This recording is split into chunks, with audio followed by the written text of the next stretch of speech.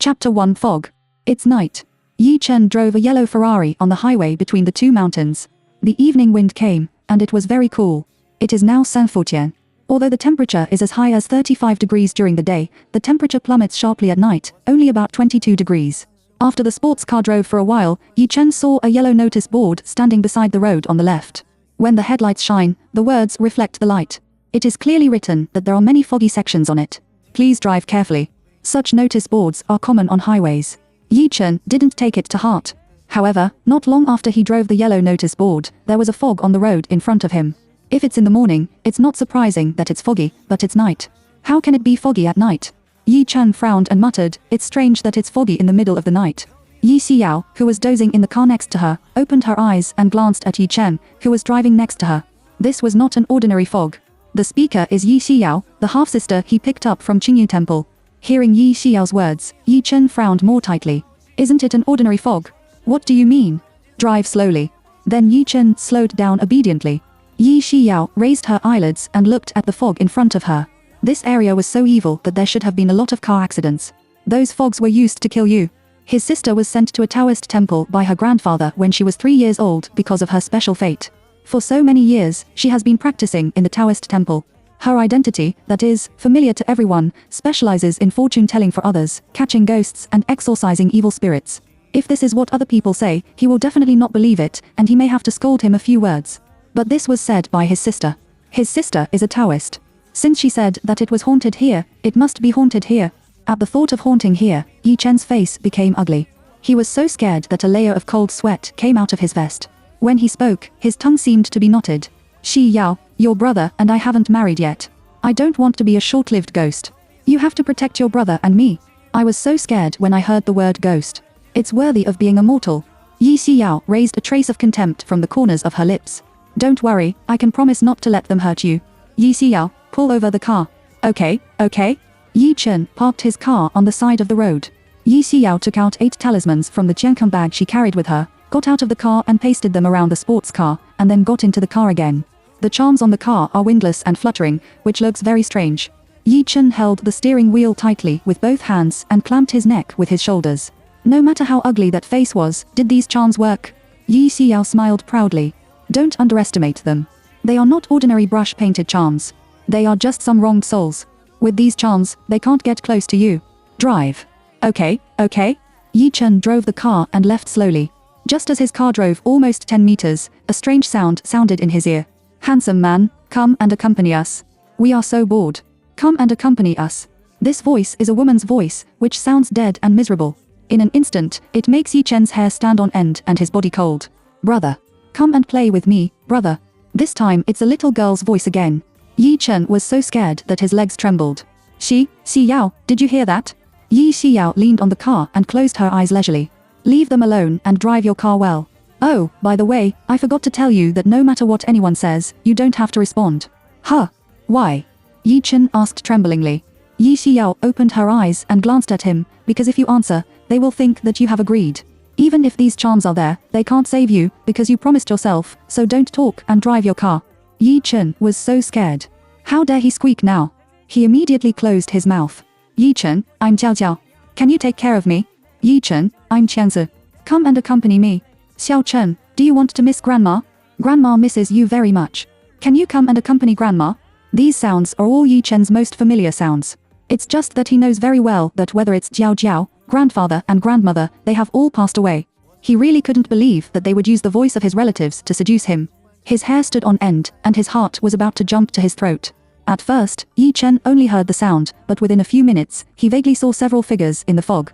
Normal people must be standing on the ground, but those figures are floating in the air. What's more strange is that his car is obviously driving, but those figures are always in the same position. Yi Chen was terrified. Xiao, look over there."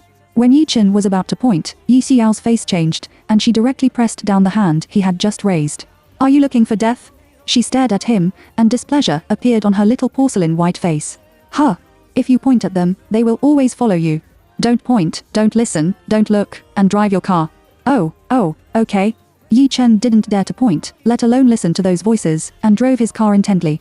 His vest was covered with a lot of sweat, and his t-shirt was wet. The car drove for 2 minutes. I don't know if those ghosts were in a hurry.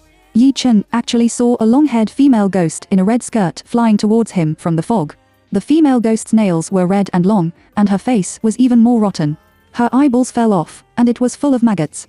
Seeing the ghost, Yi Chen screamed in fright, and the steering wheel subconsciously hit the right. Although his car is not fast, after all, this is a highway. If you drive randomly, in case you hit other cars, the grave grass will grow 2 meters in the coming year. Yi Xiao hurriedly straightened the steering wheel, and the car successfully returned to the middle of the road. She was really convinced. She didn't have been killed by ghosts at that time. She had a car accident. The female ghost was unforgiving.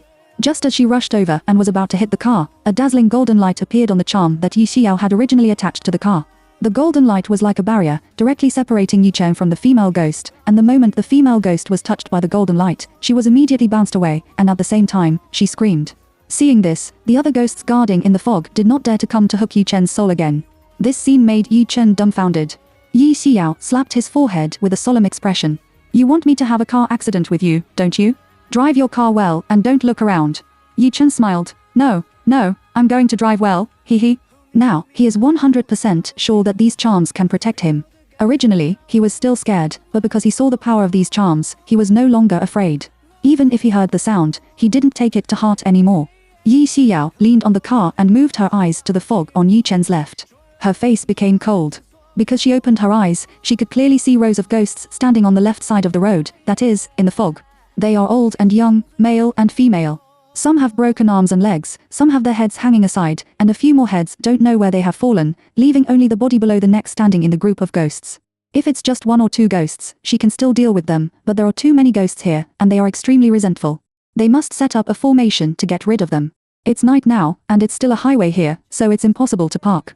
We can only solve this problem when we are free for a while. Chapter 2. I don't know how much they will spoil her in the future. The sports car was surrounded by Yi Xiao's charms, because these charms protected them, and nothing happened along the way. 2 hours later, the car was parked in the yard of Yi's villa. At this time, it was already 12 o'clock at night. Yi Xiao followed Yi Chen and entered the villa. Yi Zhengguo, Bai Junyi, and Yi Chen's 3 brothers are all waiting for them to come back in the living room. When they saw Yi Chen coming back with Yi Xiao, they all greeted her happily. Yi Xiao looked at Yi Zhengguo and Bai Junyi with a bright smile on her face. "Dad, Aunt Bai, I've made you wait for a long time." Yi Zhengguo smiled and said, "Xiao, you're finally back, which makes us wait for a while." Ha, but as long as you are willing to come back, it's worth it for us to wait." Bai Junyi came to Yi Xiao, hugged her, let her go, and said in a gentle voice, "Xiao, we are all really happy that you can come back. Let's live here with peace of mind in the future." "Okay, Aunt Bai." Yi Xiao nodded obediently. Yi Zhengguo, "Xiao, let me introduce you. This is your eldest brother Yi Jinghuai, this is your second brother Yi Zishen, this is your third brother Yi Zhengyang, and this is your brother Yi Shuo, who is the youngest in the family." Yi Zhengguo's little wife is quite capable of giving birth to 5 sons for him. Besides, her brothers are so handsome. However, what Yi Xiao didn't know was that it was because Bai Junyi gave birth to too many sons to Yi Zhengguo, and there was no daughter in the family, so their whole family was looking forward to her return. Now there is only one girl in the Yi family, Yi Xiao. I don't know how much they will spoil her in the future. Yi Jinghuai and Xiao, welcome back. Yi Zishen, Xiao, I will definitely protect you in the future and never let anyone bully you. Yi Chengyan, I'm the chef of a Michelin restaurant. Tell me what you want to eat in the future, and I'll cook it for you. Yi Shuo, sister, my parents said that you are practicing in Xingyu Temple. Can you get me 2 charms? I will put them on the head of the bed at night to avoid evil. Yi Xiao. Yi Jinghuai's 4 brothers. Yi Zhengguo laughed out loud. Yi Shuo, there are no ghosts in this world, you know? Bai Junyi, that is, don't scare yourself there. Yi Xiao curled the corners of her mouth and smiled clearly. Yi Shuo, Dad and Aunt are right. There are no ghosts in the world. Don't scare yourself. Yi Chen. No ghosts? So what are the horrors things he saw on the highway before? Yi Zhengguo looked at Yi Xiao gently. "Xiao, are you hungry? I'll ask the chef to cook something for you." Yi Xiao shook her head. "Dad, I'm not hungry. I had a meal when I went down the mountain." "That's okay." Yi Zhengguo nodded. Seeing that his daughter came back and was still so beautiful, Yi Zhengguo smiled happily. Bai Junyi smiled gently. "Xiao, it's not early now. I'll take you back to your room to rest. If you have anything, we'll talk tomorrow." "Okay, Aunt Bai." Yi Xiao responded. Yi Jinghuai and others still have a lot to say to Yi Xiao, but it's really late now. If you have anything to say, let's talk about it tomorrow. Bai Junyi took Yi Xiao to the room she had carefully prepared for her. This room is decorated by Bai Junyi herself, and all the ornaments and furniture are almost pink. Even the rabbit pillow on the bed is pink with white lace. Yi Xiao was shocked to see that the room was so pink. How much does her stepmother like pink? That's just a pink pin. Xi Yao, this is the room I prepared for you. I think girls should like pink, so I prepared all the pink for you. You like it or not? If you don't like it, I can change it to another color. Aunt Bai, this room is very beautiful. I like it very much. Thank you for your hard work. What's so hard work? You are Jinhuai's sister, that is, a family, and you don't say anything about hard work. Come on, come here. After Bai Jinyi took Yi Xiao to the cloakroom, she saw that the wardrobe on 3 sides was full of new clothes bought for her, not only clothes, but also all kinds of big-name bags, shoes, etc. Yi Xiao was dumbfounded. She looked at Bai Junyi in surprise. Auntie, did you prepare all this for me? Bai Junyi nodded with a smile. Well, I really wanted to have a daughter before, but I didn't have that blessing, so I didn't have the opportunity to buy beautiful clothes for my daughter to wear. Now that you are here, I have bought you a lot of beautiful clothes. You can wear these clothes first, and I will take you around another day, and then buy a few sets of your favorite styles. Yi Xiaoshe is a person who has revenge and gratitude. If he is so kind to her, she will be twice as good to her in the future. Yi Xiao hugged Bai Jinyi. Aunt Bai, thank you for being so kind to me. Bai Jinyi smiled. She patted Yi Xiao on the shoulder, and her voice was still gentle.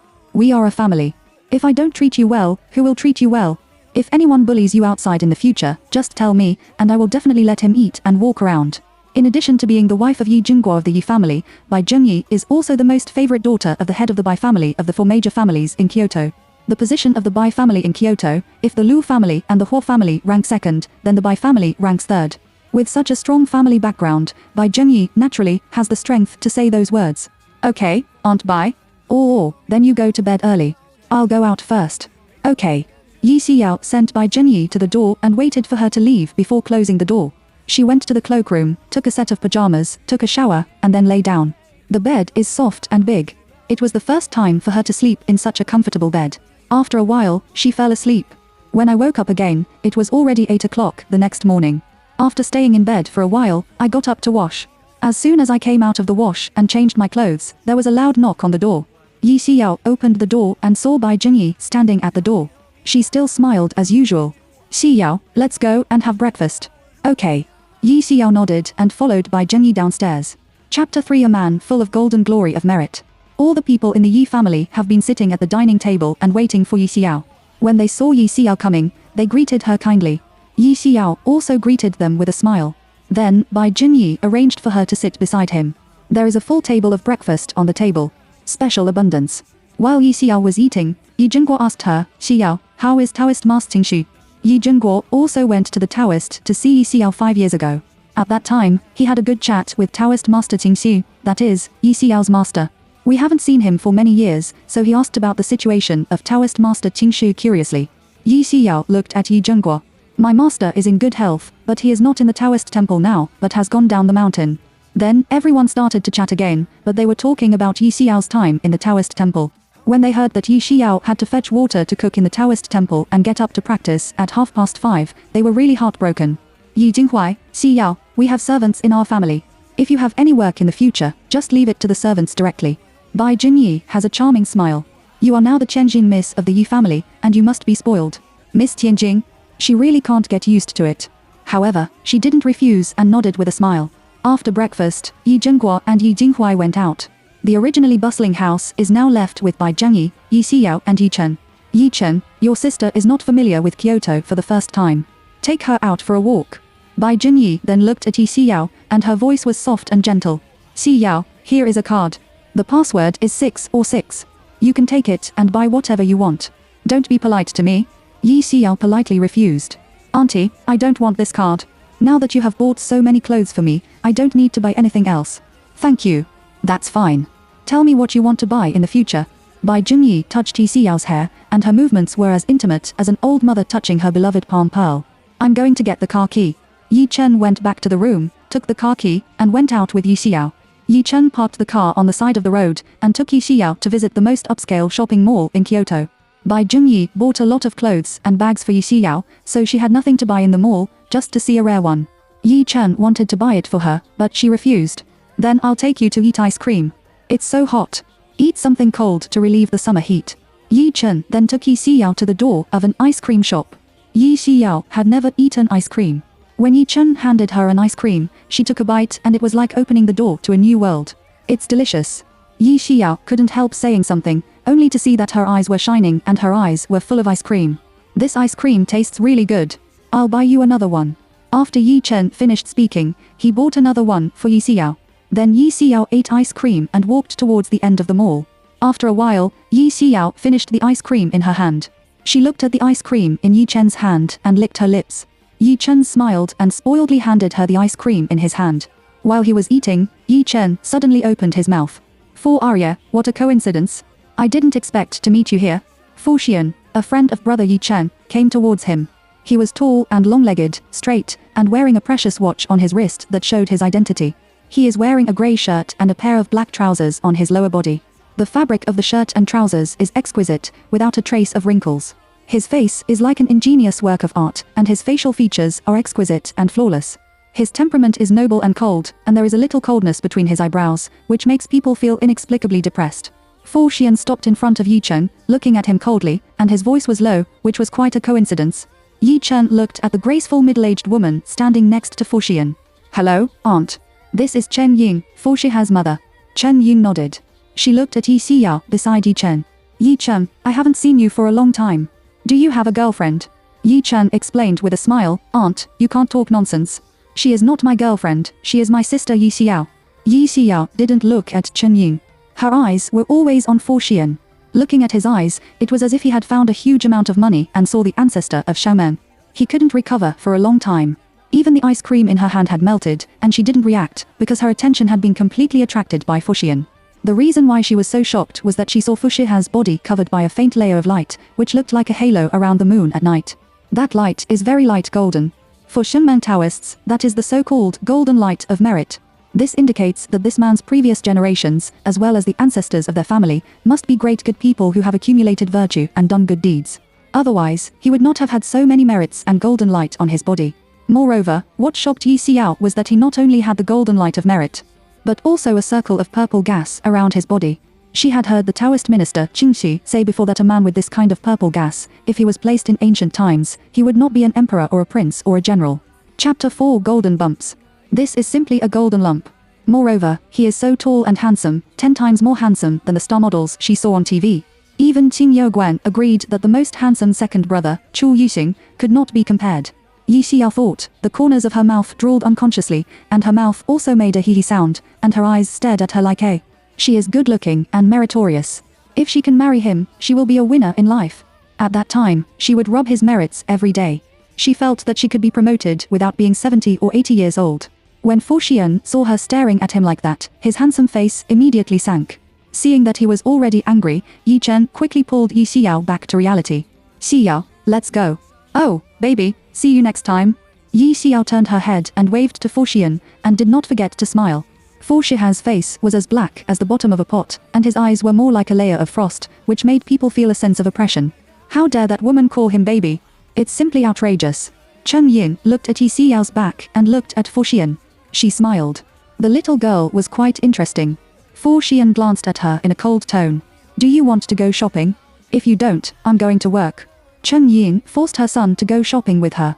Although she said she was shopping, her intention was to let him come to see her friend's daughter. Because Fu Xian is 29 years old this year and still has no girlfriend. Not to mention that she is anxious, the old lady and the old man at home are even more anxious to talk. Whether the other party is disabled or stupid, as long as it is a living woman, Fu Xian is willing to marry, and they are willing to admit it. But Fu Xian is her son after all. How can she let him marry a fool? So he was forced to meet his friend's daughter. "Let's go. Let's go." Chan Ying pulled Fu Shiha's sleeve and went to an appointment with her friend. Yi Xiao went far away and didn't forget to look back at Fu Xian. The golden light of merit around him is really so dazzling that it blinds her titanium dog eyes. And his appearance is really eye-catching. Because Yi Xiao didn't buy anything, they went back to the car. Yi Chen sighed, "Xiao, if you like other men, we have to snatch your brother back even if we grab him. But Fu Xian is definitely not something you can provoke, understand?" He knew that Fu Xian was excellent, that Fu Xian was powerful, that Fu Xian was rich, and that his sister had never seen any handsome men in the Taoist temple. It was normal for him to be fascinated by a super handsome man when he suddenly went down the mountain, but that man was really not what she should covet. Why can't it be provoked? Yi Xiao didn't understand Yi Chen's meaning very much. She is a person who is not even afraid of fierce ghosts. Is she still afraid of being alone? Yi Chen, do you know the identity of Fu Xian? Yi Xiao touched her chin and nodded thoughtfully. Judging from his appearance, he was a very unusual person. Well, you're right. His identity is indeed extraordinary. He is the person in power of the first Chibol family in Kyoto and the president of the RS Consortium. The proud son of heaven, a dragon and phoenix among people, dominated the business world at the age of 29. Looking at the whole Kyoto, no one can compare with him. The most important thing is his character. He is decisive and ruthless.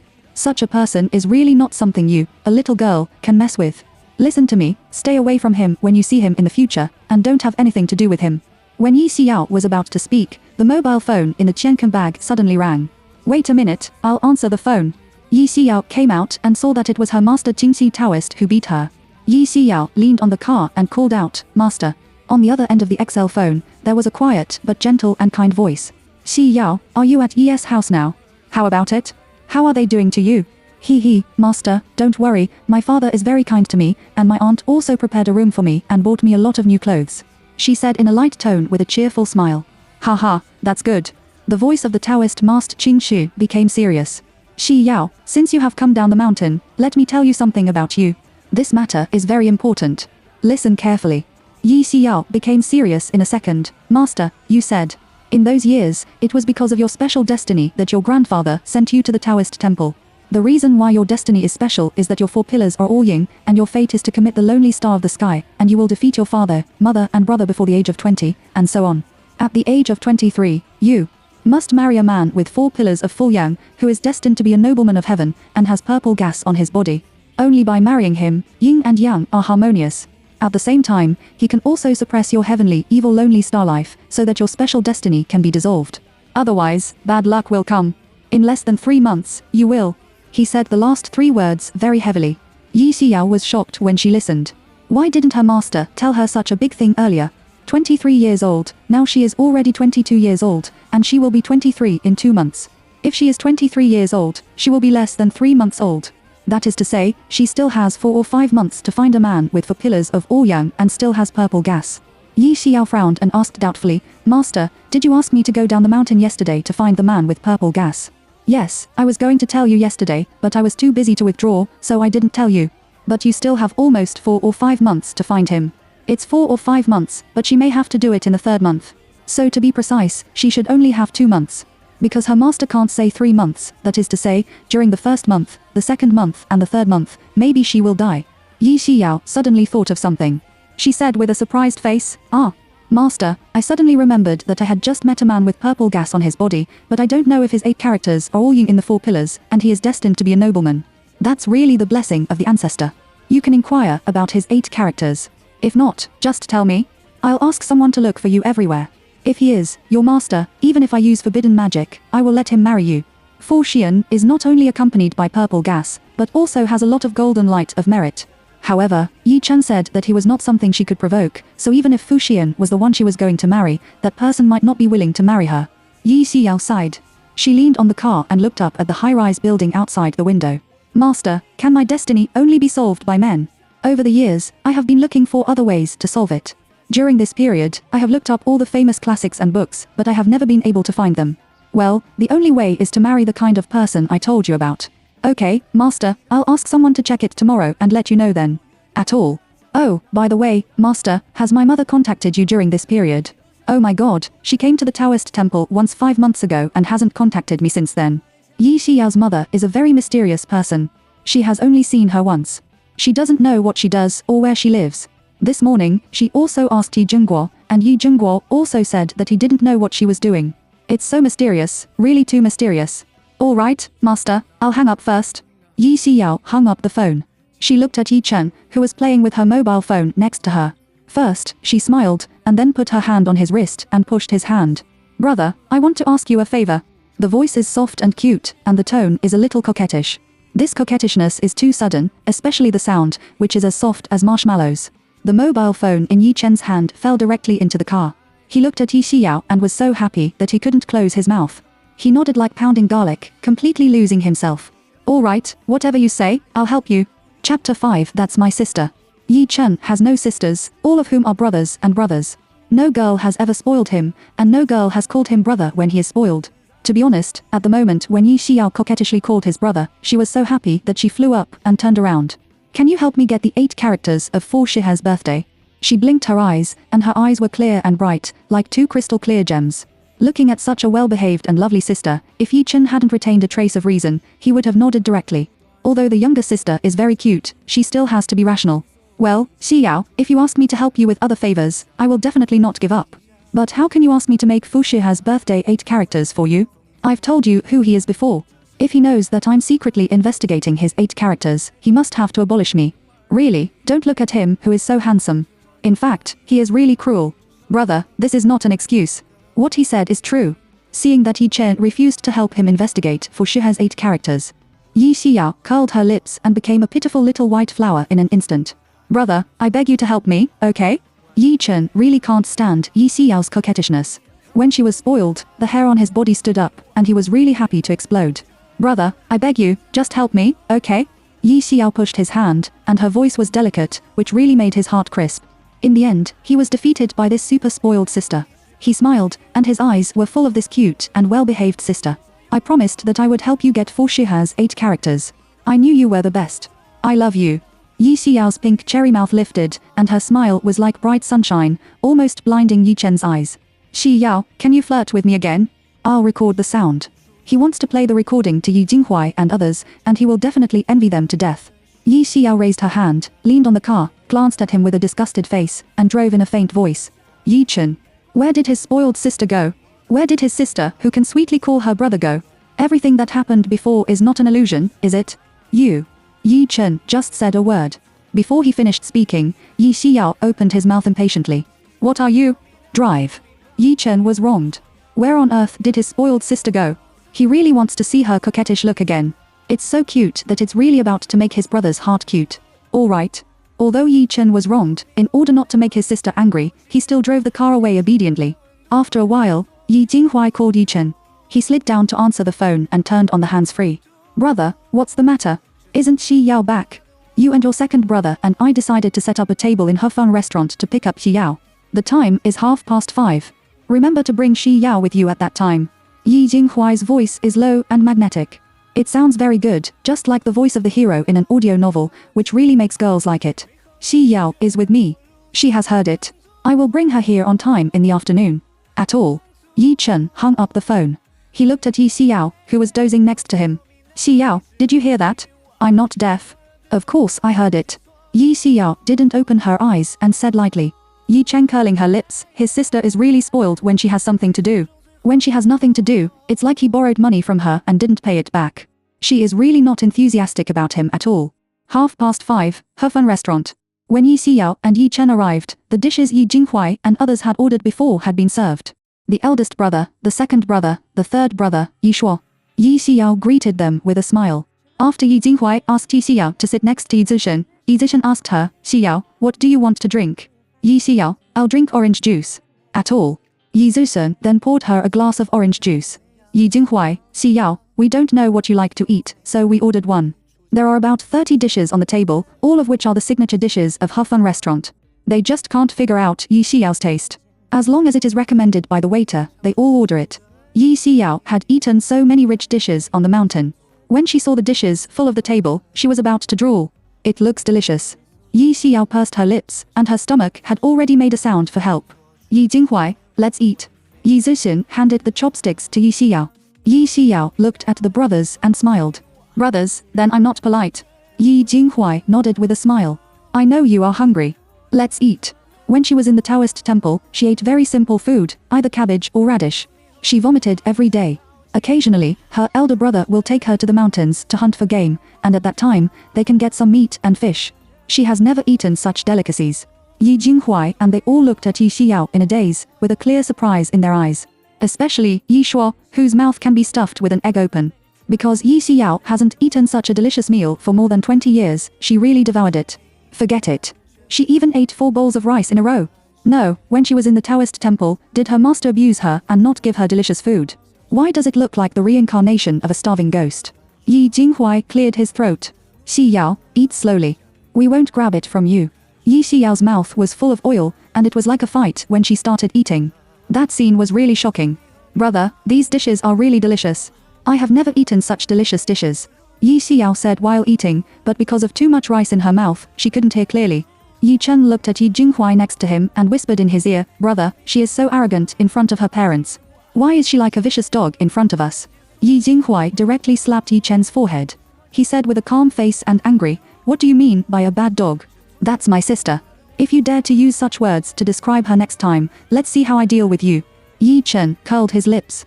He rubbed his forehead, which had been beaten by Yi Jinghuai, and muttered with a depressed face, "I'm still your own brother. He is too cruel to me." Chapter 6 Blocking. Yi Xiao finished 5 bowls of rice, but finally she couldn't do it anymore. After burping, she leaned on the chair. She touched her slightly bulging belly with a satisfied face. Finally, she was full. "Guys, I'm sorry to make you spless money.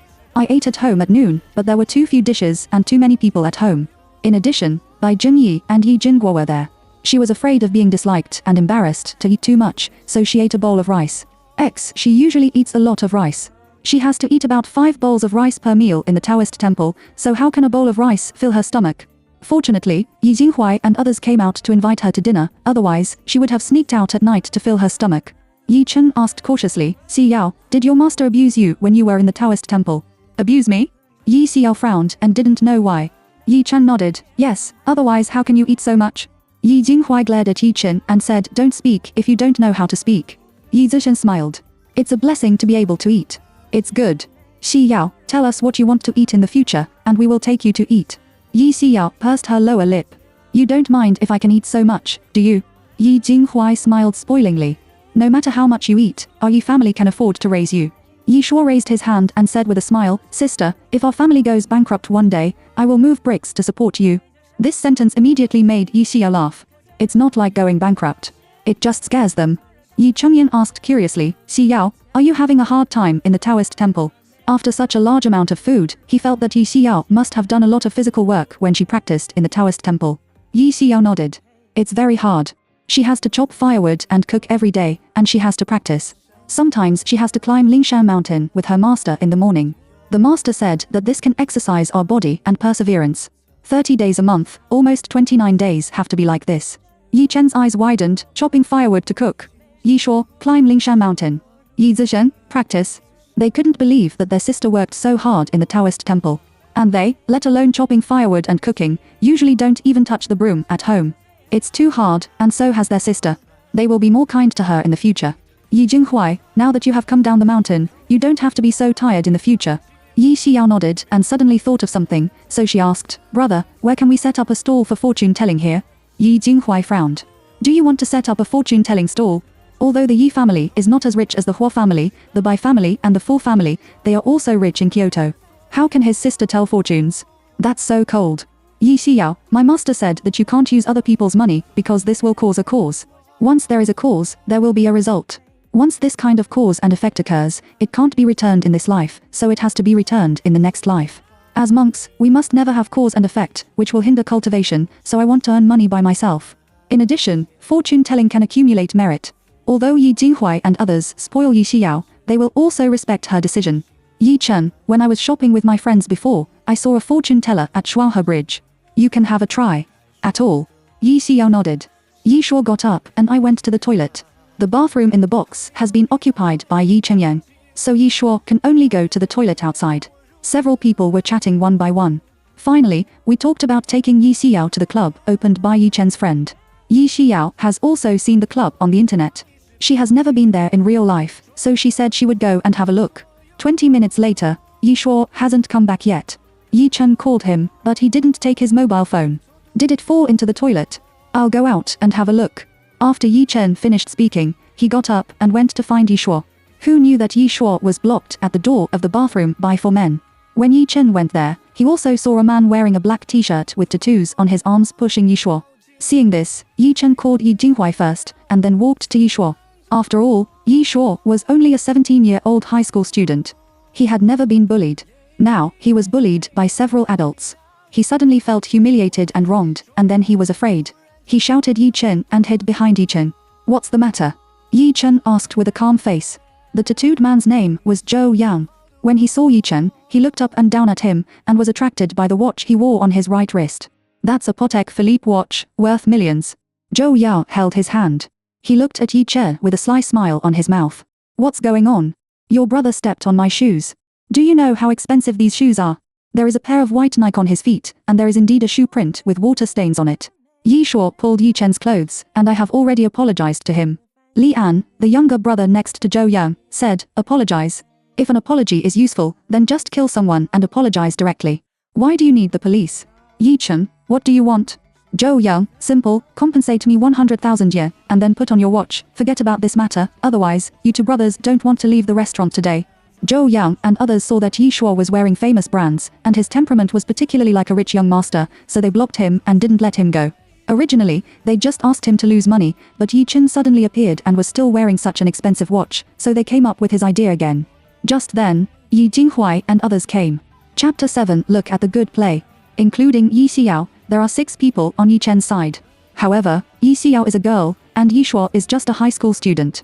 If you really want to talk about combat effectiveness, Zhou Yang is stronger. Because Zhou Yang and others are all adults, and there is a younger brother who is very thick, so if they really fight, they will definitely have the upper hand. Yi Xiao and others came, and Yi Chen told the reason for this matter. Hearing the words, Yi Jinghuai's face was cold. He stared at Zhou Yang with cold eyes. Your shoes are imitations at first glance, and you still want a compensation of 100,000 ye. You are too cheeky. Lian, brother Yao's shoes are fake? No way, how can he wear fake clothes?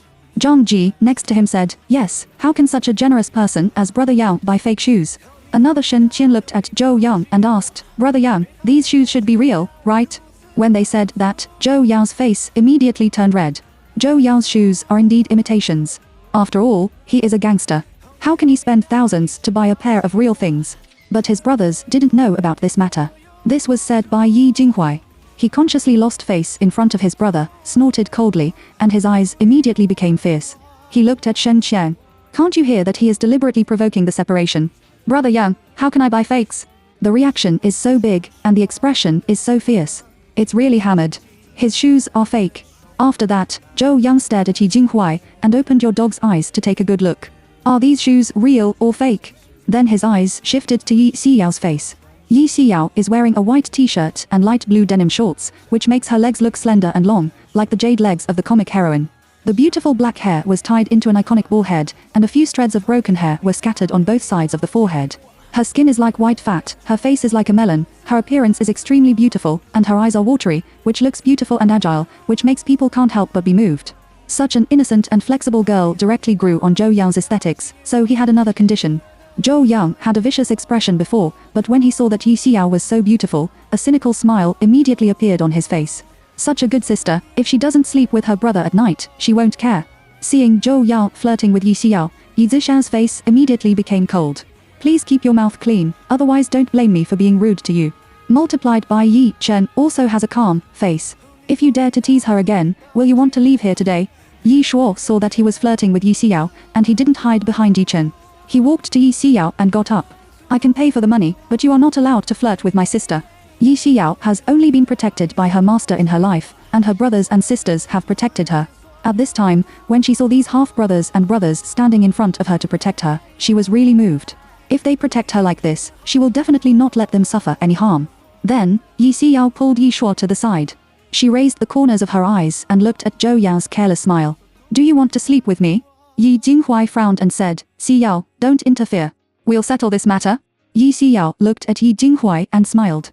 Brother, leave it alone. I'll take care of this matter. If they protect her like this, of course she will also protect them. Zhou Yang looked at Yi Xiao with a smile, raised his hand to touch his chin, and said with a bad smile, this sister is quite open-minded, okay, so I don't have to waste my saliva. Let's go and open a room with me. For the sake of your cheerfulness, I don't want the watch and money. However, do you think you deserve to sleep with me? Yi Xiao smiled, and the curved corners of her mouth were like a half-moon, exuding infinite charm, which made people unable to extricate themselves. Seeing her smile, Zhou Yao's heart seemed to be brushed by feathers, which made him scratch his heart and liver. He was so excited that he couldn't wait to lift her legs on his shoulders immediately. I'm the only one who deserves to sleep with you, little sister. Don't worry, I will serve you comfortably.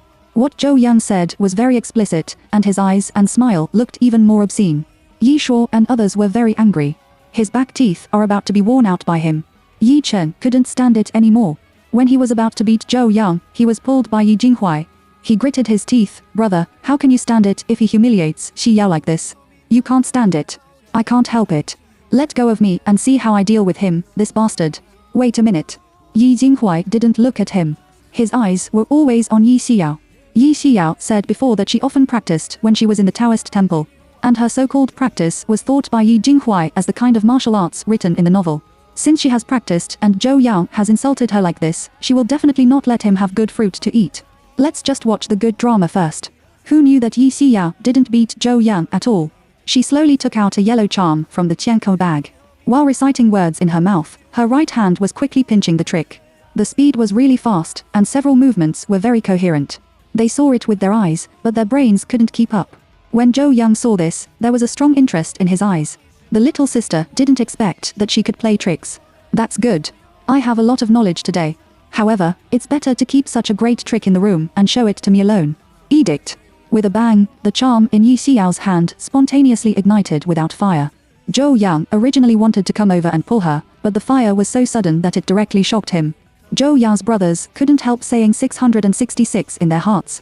The charm in her hand burned out in just 5 seconds. Suddenly, a gloomy wind blew, and everyone around Yi Xiao couldn't help shivering. Li An looked puzzled. What's going on? Why is it suddenly so cold? As soon as this sentence was said, they felt that the surrounding temperature suddenly dropped by at least 10 degrees. That feeling was like entering a cold cave, and it was cold all over the body in an instant. Shen Qian, it was fine just now. Why did it suddenly get cold? Zhou Yang looked at Yi Xiao with a little anger in his eyes. What have you done? Say, what on earth did you do? I just invited a few friends to play with you. Well, please enjoy yourself. Yi Xiao smiled brightly and innocently. Then she took out a white porcelain bottle from the Jiankang bag. After smearing some water in it, she bounced it on the faces of Zhou Yang and others. They closed their eyes reflexively. But the moment they opened their eyes, they saw an extremely scary picture. Chapter 8. Damn it. More than a dozen ghosts surrounded Zhou Yang and others, and the surroundings were gloomy and very horrifying. There were more than a dozen ghosts, some of whom lacked arms and legs, some of whom had 2 eyes hanging on their faces, and an even more terrifying ghost. He saw that half of his head was gone, and he only saw a white brain inside. It looked like he had been rolled by a car. It was really terrible. They exude a strong resentment all over their bodies. Those who can see their faces are shining green, which is really frightening. Ah, what a ghost. When Shen Qian and Lian saw this scene, they screamed and roared, their eyes turned black, and they fell straight to the ground. Zhou Yang and Zhang Ji had never seen ghosts at all. When they saw more than a dozen ghosts, they were so scared that their legs were weak, they sat on the ground with their buttocks, and immediately peed their pants. The smell of urine is stronger than the surrounding yin gas. Zhou Yang and the others were all ordered with potion made of cow tears, so they could see ghosts. But Yi Jinghui didn't touch the potion, so he didn't know what was going on at all. Why 2 of Zhou Yang's people fainted, while Zhou Yang and Zhang Ji were so scared that they sat on the ground and wet their pants. Yi Shuo, sister. What on earth happened? Why can't we see anything? Yi Xiao turned her head to look at Yi Shuo and said with a smile, brother, you'd better not see it, lest you have nightmares at night. Yi Chen came to his ear and explained in a low voice, didn't she just burn a charm? That charm should be a ghost charm. They were scared like a bird. I think they should have seen a ghost. Hearing the name ghost, Yi Shuo's back began to feel cold.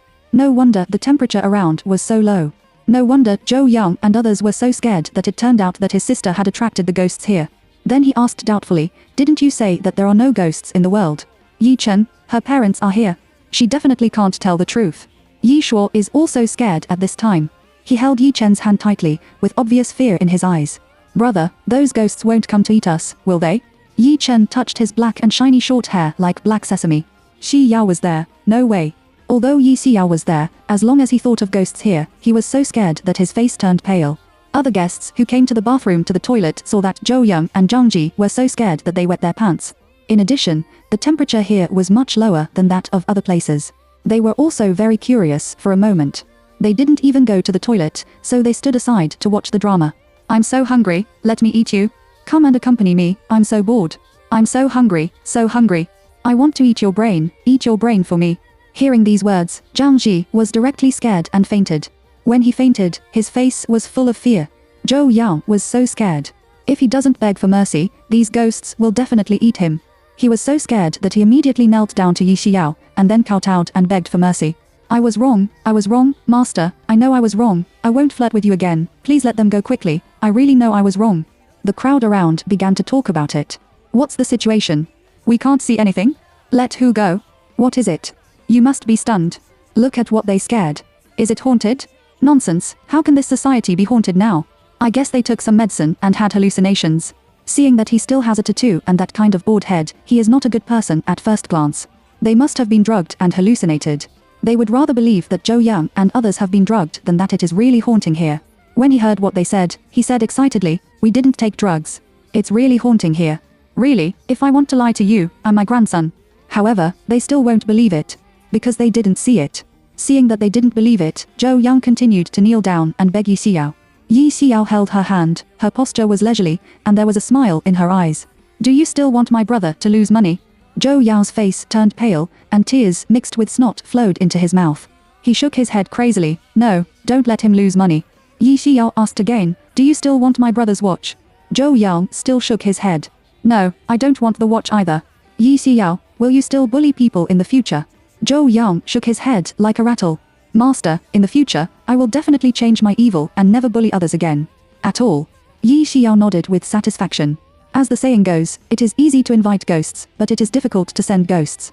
After attracting ghosts, ordinary people want to send them away. Unless they leave voluntarily, they can leave if you don't want to send them away. Yi Xiao took out a 20-centimeter long soul-sending incense from the universe bag, as thick as an adult's little finger, and casually took out a charm. At the moment when the charm turned into fire, those melon-eating masses who watched the excitement made an uproar. After the soul incense was lit, those ghosts immediately floated to Yi Xiao. More than a dozen ghosts scrambled to suck the wisp of smoke that fascinated them madly. Generally speaking, such a thick fragrance should be burned for at least half an hour or an hour. To everyone's shock, the half of the thick fragrance burned out in less than a minute. Those ghosts were obviously not full yet. Then they looked at Yi Xiao and all showed greedy expressions. Yi Xiao's face changed, and her eyes suddenly became sharp. "It's almost over, otherwise don't blame me for turning my face." They are very afraid of Yi Xiao. Because they all know Yi Xiao's identity, they are afraid that she will directly make their souls fly away. Then he left with interest. As soon as they left, the temperature at the door of the bathroom immediately became warmer. Zhou Yang saw them disappear with his own eyes. After all the ghosts disappeared, his ups and downs of heart calmed down. Yi Xiao looked at Zhou Yang coldly. "People are doing it, and God is watching. If you want to have a good end and want your children and grandchildren to be safe, then do more good deeds and don't do evil anymore. Otherwise, people like you, let alone have a good end, I'm afraid they won't even have an heir in the future." Zhou Yangshi's face is very bad, and his eyebrows are very dark. If such a person doesn't change, it won't take long for him to be retribution. Zhou Yang nodded hurriedly. "What the master said was that I would definitely change my mind and be a new person in the future." Yi Xiao didn't bother to talk nonsense with him. She looked at Yi Jinghuai and others beside her.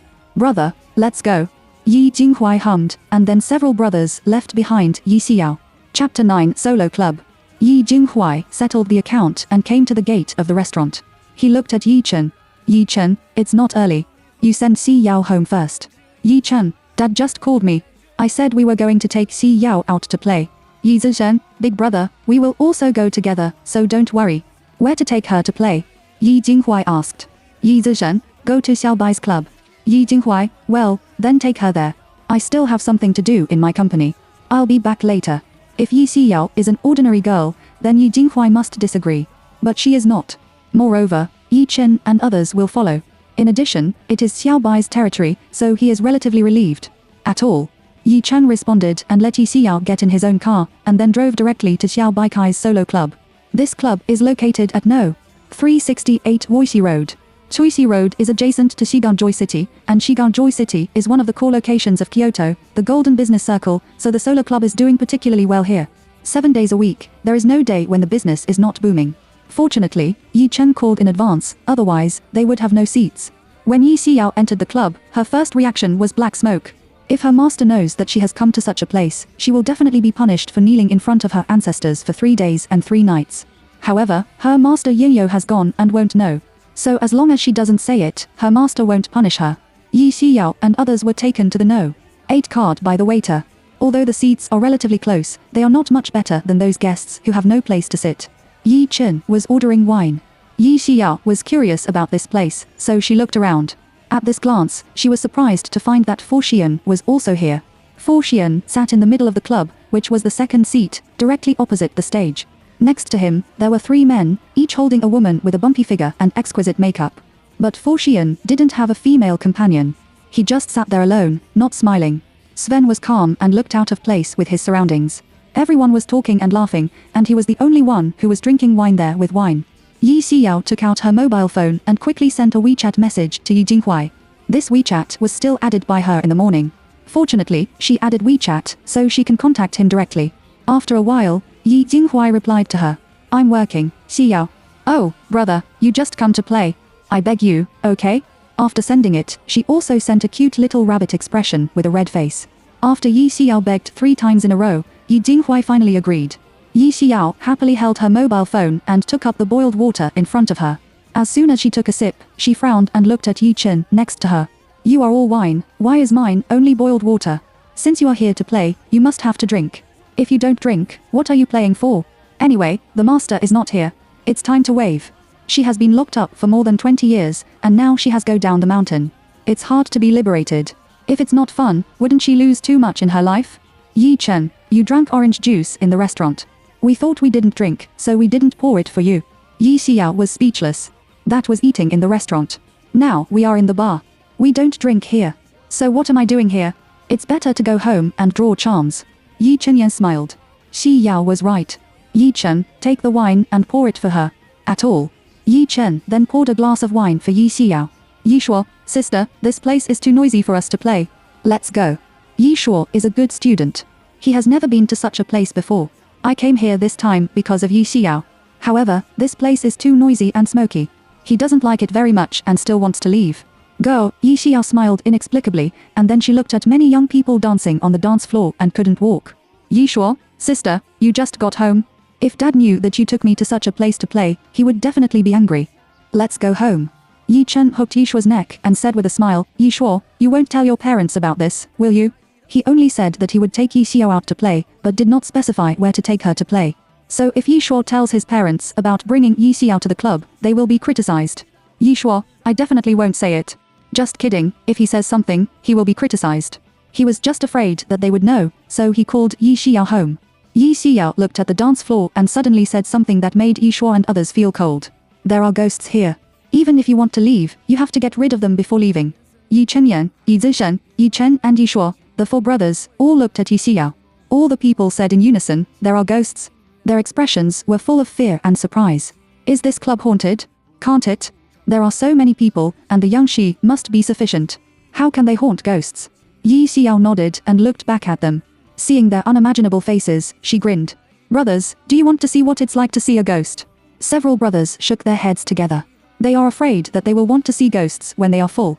What if there is a romantic, very charming, and even very little dressed female ghost? Do you want to meet? Yi Xiao raised her eyebrows, and a pair of watery eyes had a bad smile. As soon as they heard this, the brothers felt like they had beaten chicken blood. Yi Chen covered Yi Shuo's eyes and looked at Yi Xiao with a smile. We can see it, but Yi Shuo can't. Yi Shuo broke Yi Chen's hand hard and stared at him dissatisfiedly. Why can you see me but I can't? Yi Chenbai glanced at him. You are still a child. How can you see that kind of beauty? Listen to me, close your eyes, or, Xiao, don't let him go to hell. A trace of sly flashed in Yi Xiao's eyes, and then she took out the porcelain bottle and closed her eyes first. The 3 brothers closed their eyes obediently. Yi Xiao put some potion on her fingers and applied it to Yi Chen's eyelids respectively. Yi Shuo was immediately not happy. He looked at Yi Xiao with an aggrieved face. Sister, give me some, I also want to see it. Yi Xiao touched Yi Shuo's head, and her smile was like a spring breeze. Good boy, don't look at it. I'm for your good. Then she looked at Yi Chen and others and could open her eyes. They opened their eyes and looked in the direction of Yi Xiao's finger. It doesn't matter if you don't watch it. They were so scared that they immediately soared. Chapter 10. Breathe in the essence. The screams of one person may not attract too much attention, but the screams of 3 people are different. All the people around who heard them screamed looked at them. Some people's eyes were disgusted, and some people cursed psychopaths. Because the sound was too loud, more than a dozen ghosts floating on the dance floor all looked at them. They were so scared that they immediately covered their mouths and looked at Yi Xiao. Yi Chen lowered his voice. Where is the female ghost? Where are the romantic female ghosts? Why didn't I see it? Yi Xiao smiled and lied to you. Yi Chenyan, Xiao, how can you deceive people? Yi Xiao, isn't it good to let you see the devil? In this way, you will have a new understanding of the world, so that you will also understand what it means to have a god. They want to see female ghosts, and they are also romantic female ghosts. I didn't know that the female ghost didn't see her, but she saw a bunch of scary apiao. Those Apiao stood on the dance floor, some white gas they floated out of their bodies like smoke, and those floats, they were sucking on the mist. That scene was really terrifying. They have seen a cheating father, but they have never seen such a cheating brother. Yi Shuo asked curiously, brother, what on earth did you see? Yi Chen looked at the dance floor. Those ghosts are no longer looking at them. You'd better not watch it. Yi Chen glanced at Yi Shuo and asked Yi Xiao, what was the thing they were sucking? Yi Xiao said lightly, that's called essence, which is what everyone often calls yang. They did not directly absorb people's yangji, but everyone only sucked a little, but they only looked at a little, but anyone who was sucked by ghosts would be sluggish and tired the next day, as tired as climbing a mountain for a day. Yi Chengyan, why did they smoke that thing? Yi Xiao can help them practice. Although they don't smoke much, they are harming people after all. If they have Taoism and creation, it will definitely harm their lives in the future, so they can't stay, they have to get rid of them. Yi Chen asked worriedly, can you get rid of it by yourself? Yi Xiao glanced at him and asked you to remove the word. She entered Xiumen at the age of 3. Since she was literate, the Taoist of Qingxu began to carefully cultivate her. Under his years of careful cultivation, Yi Xiao, who is only 22 years old, is already the bearer of Xiumen. Her achievements have long surpassed those of her brothers and sisters. So there are only more than a dozen ghosts. It's as easy as the back of the hand to get rid of them. Just then, Yi Jinghuai came. Yi Chen was sitting in the direction of the gate. Yi Jinghuai was the first to see it. He stood up and waved to Yi Jinghuai, brother, here. Yi Chenyan, Xiyao, didn't the eldest brother say he can't come? Why are you here again? Did you ask him to come? They already have a very thorough understanding of this big brother. As long as he refuses, no matter who asks, the result is the same. Therefore, he thought it must be Yi Xiao calling Yi Jinghuai. Yi Xiao, yes, I sent him a WeChat message to call him here. Yi Jinghuai didn't come at the beginning. She was spoiled and begged him to come. Men, what I can't stand most is spoiled girls. Yi Xiao had already practiced this method when she was in Xingyuguan, so no one could stand it. Well, Yi Jinghuai, who has always been iron-hearted, couldn't stand her coquettishness and was called here by her. Yi Jinyan gave Yi Xiao a thumbs up. You are really good. Yi Jinghuai came over and sat down. Yi Chen asked him, brother, aren't you coming? Why are you here again? Yi Jinghuai's slender finger pointed to Yi Xiao opposite, and Xiao called me. His sister is really good at spoiling. Her coquettishness, even an iron tree that has not bloomed for thousands of years will bloom once. After he finished talking, he picked up the wine and took a sip. He glanced at the position of the stage on the right and saw Fu Xian sitting in the second seat. He and Fu Xian often came to this place before. There is nothing strange about it. Yi Xiao took Yi Jinghuai's arm with a sweet smile on her face. Brother, I heard from the fourth brother that Fu Xian is your friend. Since you are here, would you like to go and say hello to him? Yi Chen, Yi Zishan, Yi Chenyan. Their sister actually smiled so sweetly at their elder brother. Forget it, she still holds their elder brother's arm. So, the faces of the three brothers immediately darkened. Looking at Yi Jinghuai's eyes, he was immediately full of hostility. Yi Jinghuai was so stared at by them that he felt that his vest was sweating coldly. Why? Yi Chen, Yi Zishan and Yi Chenyan looked at each other and walked directly behind Yi Xiao and Yi Jinghuai. After taking away Yi Xiao's hands holding Yi Jinghuai, the three brothers pulled Yi Xiao to sit in the middle of them. Yi Xiao. Yi Jinghuai. Is it necessary? Is it really necessary? Yi Zishan looked at Yi Xiao and smiled flatteringly. Xiao, don't get so close to the eldest brother. He is sometimes very fierce. If you get too close, he will scare you. Yi Chenyan, yes, it's not good to get too close to the eldest brother. The corners of Yi Jinghuai's mouth twitched a few times. You don't have to do this. Yi Xiao cleared her throat and smiled awkwardly. Don't do this. The reason why she got closer to Yi Jinghuai was that she wanted to get closer to Fu Xian through his relationship. But now, her plan has been ruined by her three sister control brothers. I'm going to talk to Shi Han. Yi Jinghuai didn't bother to talk to them, so he got up and walked towards the No. 2 card. Hey, big brother, wait for me. As soon as Yi Xiao got up, she was pulled by Yi Qin and others to sit on the sofa again. Yi Jinyan, don't go, Xiao. Fu Xian is not a good person. Don't provoke him with the eldest brother. Yi Zishan, we can give you whatever you want. Don't go with the eldest brother.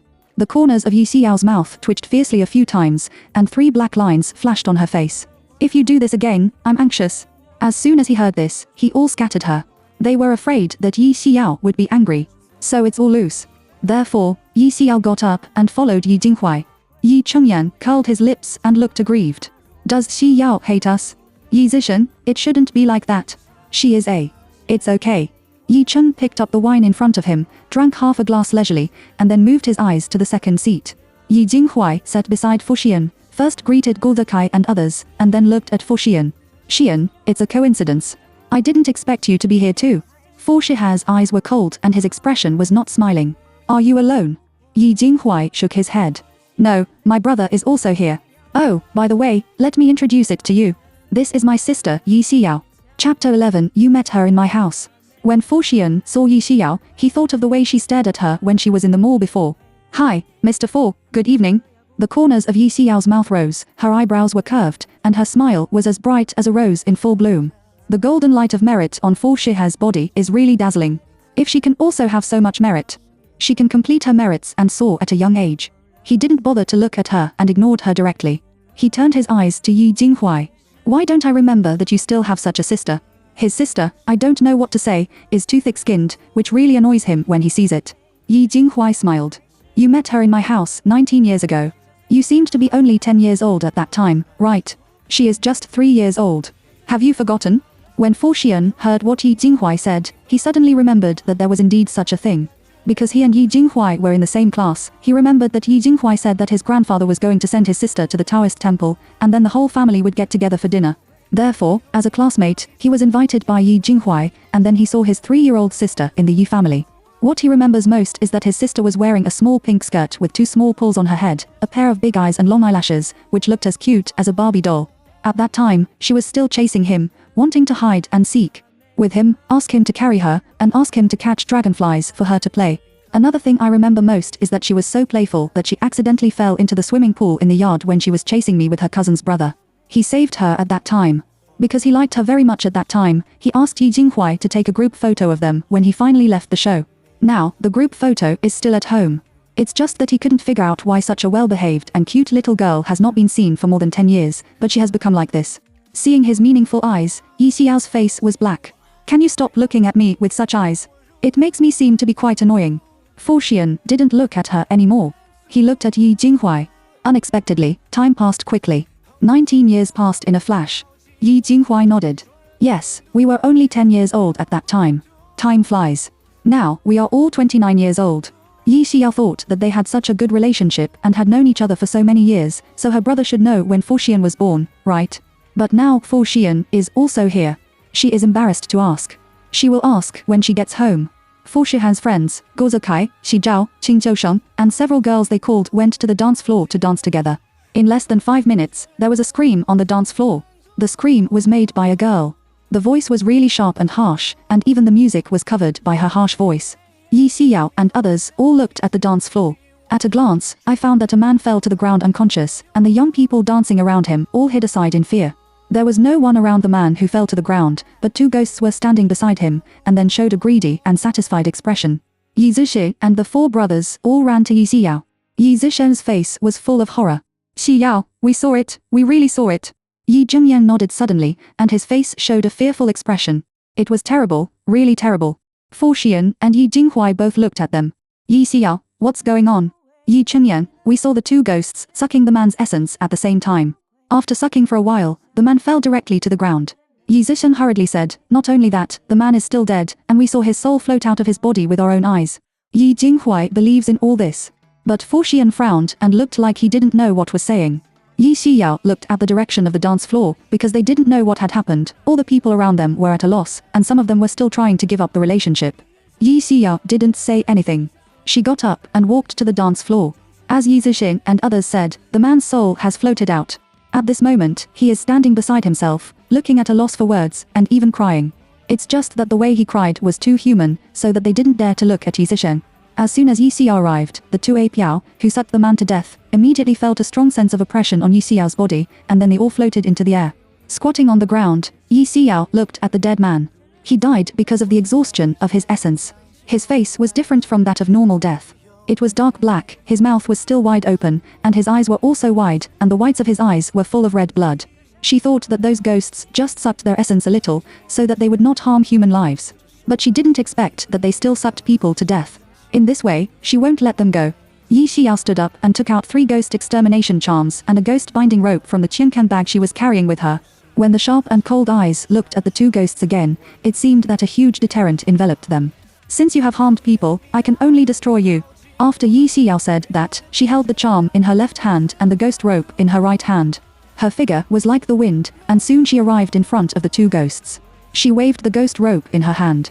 When the ghost rope hit one of the ghost seemed to be electrocuted, and his whole body began to twitch. Because the ghost was hit by a magic weapon, his figure suddenly appeared. At first, those people around just saw Yi Xiao talking to the air like a convulsion, waving the rope in her hand to the air. But when the ghost's figure appeared in front of everyone, they knew that she was dealing with a ghost. What makes them even more incredible is that there are ghosts in this club. Now, they don't dare to be a melon-eating mass. They are all running away, hiding and hiding. The whole club turned into a pot of porridge for a moment. Even the beautiful DJ on the stage turned off the music and hid under the table trembling. Yi Xiao didn't care about them and waved the ghost rope in his hand again. After the ghost rope tied the ghost's neck, he was like an electric shock again, and his whole body began to twitch. The ghost extermination charm in the left hand hit the ghost directly. A golden light appeared out of thin air, and only a scream was heard. The ghost immediately turned into a wisp of black smoke and disappeared from everyone's sight. This scene stunned those people. Even Yi Zisha's brothers were scared into a cold sweat. Their sister solved the ghost in 3 or 2 steps, which seems to be really powerful. But Fu Xian, who was sitting on the sofa, looked calm, and there was no trace of wave in his black eyes. This method is still well learned in Taoism, but I just don't know whether it is a real method or a fake there. Chapter 12. It's all her tricks. There were originally more than a dozen ghosts in the club, but the other ghosts were scared away when they saw a Taoist land, and the Taoist land was so high. At this moment, there are 2 ghosts left in the club. One is just dead, and the other is one of the 2 ghosts that harmed people before. Under the strong deterrence of Yi Xiao's aura, the harmful ghost panicked and directly possessed Guo Zikai's body. After Guo Zikai's body trembled for a while, when he looked at Yi Xiao, his eyes immediately became fearless. He twisted his neck. The neck turned around in an extremely abnormal movement, and then when the neck was tilted, the neck was directly attached to the left shoulder. How can a normal person do such an action? So all the people who saw this scene screamed in fright. Guo Zikai let out a sinister smile. Hee too, if you kill me, this person will also die. Guo Zikai's friends had no idea what had happened. They saw that Guo Zikai had suddenly changed. And the actions he did were really shocking. In this scene, even Fu Xian, who was not confused by the collapse of Mount Tai, raised ripples in his eyes. Yi Xiao looked at Guo Zikai and sneered. Do you think I can't do anything about you if you are possessed by him? If you think so, then you look down on me too much. Without waiting for Guo Zikai to speak, Yi Xiao jumped up. She waved the ghost rope in her hand and pulled it fiercely at Guo Zikai. However, the ghost has been possessed by Guo Zikai, which means that he has now become a person. The ghost-abusing thing can't help him at all. And even if the ghost rope was pulled on Guo Zikai, he didn't feel any pain. Do you think Yi Xiao used the ghost rope to pull Guo Zikai? It's not. She waved the ghost rope in her hand, covered Guo Zikai, who was standing still in place, with a ghost rope, and then took out a gossip mirror from the universe bag. When the gossip mirror shone on Guo Zikai, he also looked at Yi Xiao and smiled with pleasure. You are just like that. He didn't even bother to move, so he was sure that Yi Xiao couldn't help him. That gossip mirror is just to let Guo Zikai relax his vigilance. Really? Yi Xiao took out 6 copper coins from the Tiankan bag, and the corners of her lips curled. Only that smile made Guo Zikai feel a little bad. Are you afraid of this? These 6 copper coins are not ordinary copper coins. They mixed cinnabar, black dog blood, and incense ash in front of the statue of the ancestor, and soaked copper coins in it for 981 days. There are also runes engraved on it, which is a great magic weapon for exorcising ghosts in Shangmeng. Yi Xiao hid 6 copper coins on Guo Zikai in turn. When the copper coin touched Guo Zikai, the ghost possessed in his body felt like it was pulled out by some huge force. He can still afford a copper coin. When all the 6 copper coins were hit on Guo Zikai, the ghosts possessed on him were immediately expelled. Guo Zikai's body fell heavily to the ground with a sound. The ghost felt unprecedented fear. He didn't have time to think, so he turned around and ran towards the gate of the club. The ghost-killing charm in Yi Xiao's hand seemed to be manipulated, and it was directly attached to the ghost's back. A dazzling golden light appeared, and the ghost immediately turned into a wisp of black smoke and disappeared. Everyone is still shocked. Yi Xiao didn't rest. After she walked to Guo Zikai, who fell to the ground and was unconscious, Shi Zhao and Qing Jiusheng also rushed over. Xu Zhao hurriedly asked, how is he? Will he die? Yi Xiao didn't say anything. She took out a small black box from the Qiankan bag. After opening, there is a mass of black things inside. The smell floats out, very pungent, and it also smells bad, just like moldy tofu and rotten bean curd. She put the box in front of Guo Zikai's nose. After the smell floated in, Guo Zikai woke up. He looked at Xu Zhao and others blankly. What's wrong with me? Xu Zhao, I don't know. It looks like a ghost. It's really hard for Qing Jiusheng to imagine that those incredible actions would be done by him. He thought, he must be possessed by a ghost, otherwise, how could he do that? Yi Xiao unscrewed the lid of the box and put the box into the Qiankan bag. The moment Gu Zikai sat up from the ground, he immediately took a breath of cold air. He felt that the bones of his whole body were about to fall at her. It's really uncomfortable. Why does it hurt so much when you didn't do anything? Especially the neck, when it moves slightly, it clicks, and it also hurts abnormally. Xu Zhao, Qin Jiusheng and Gu Zikai all looked at Yi Xiao. Yi Xiao said lightly, "Your friend guessed right. You were possessed by a ghost." You said I was possessed by a ghost." Gu Zikai was shocked, looked at her incredulously, and looked around again. I saw all the people standing in the distance, and their expressions looked quite scared. Gu Zikai looked at Yi Xiao again. "My body hurts so much now. What's the matter? The ghost is the Ying body, and you are a living person. If the Ying body enters your body, it will definitely affect your body. This affects. Some people will have a high fever, some will have severe pain all over the body, and some will be unconscious. In short, the situation is very complicated."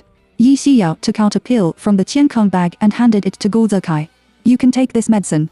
You will be fine after taking it. Are there really ghosts in the world? Isn't she lying to him? But if it's not true, why do those people look so scared? But if there really is a ghost, how can he not see it? Or is it all her trick?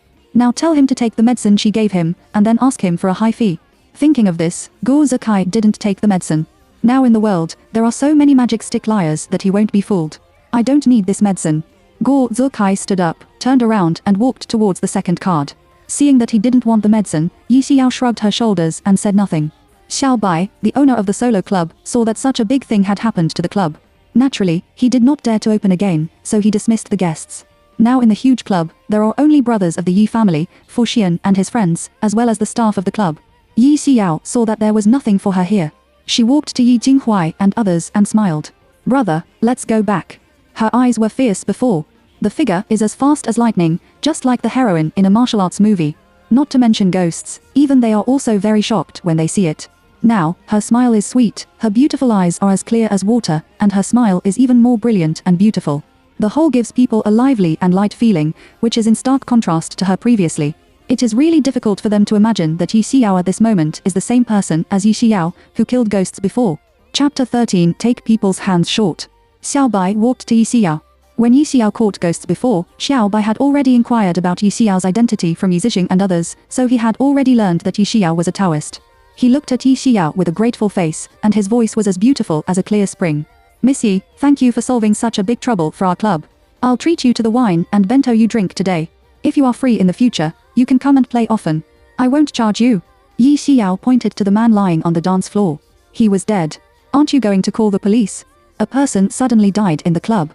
Although it was not because of the club, the person died here and caused people's lives. As soon as the police came over, the club had to close down, and all the people would be taken to the police station for questioning. However, whether you report to the police or not, the club's business will not be able to do in the future. Because the club is haunted, those guests who come to play will definitely spread this matter. When everyone knows that the club has killed people and even haunted, there will be no one to play again. "Xiao Bai, I have called the police. Our club is also monitored. When the police see it, they won't embarrass us. It's just the club's business, and I'm afraid it will be difficult to do in the future." Yi Xiao, that's not necessarily true. As long as Boss Xiao is smart, the club's business will definitely be better than before in the future. Gu Zikai, don't make fun of me. There have been people here. Who will come here to play if they have a twitch? It's so bad. Fuarie, Xi Zhao, let's go. Xu Zhao said oh and left with Gu Zikai. Fu Xian said hello to Yi Jinghuai and left the club. Xiao Bai asked Yi Xiao curiously, "What did you mean by what you just said?" "Boss Xiao, take your time to explore, brother, let's go." Yi Xiao left without waiting for Xiao Bai to speak. "Xiao Bai, let's go first." Yi Chen greeted Xiao Bai and followed Yi Xiao. Xiao Bai also asked Yi Xiao a few more words. It could be seen that she had left and couldn't say anything, so she had to think about it. At 7:30 the next morning, Yi Xiao, who had finished washing up, came to the table and sat down. Then she opened the space ring and took out various tools for painting charms. This space ring was given to her by Taoist master Qing Shu. He said that it was passed down by his ancestor and had a history of 400 or 500 years. This space can put everything, and even grow vegetables, and raise all kinds of animals, etc.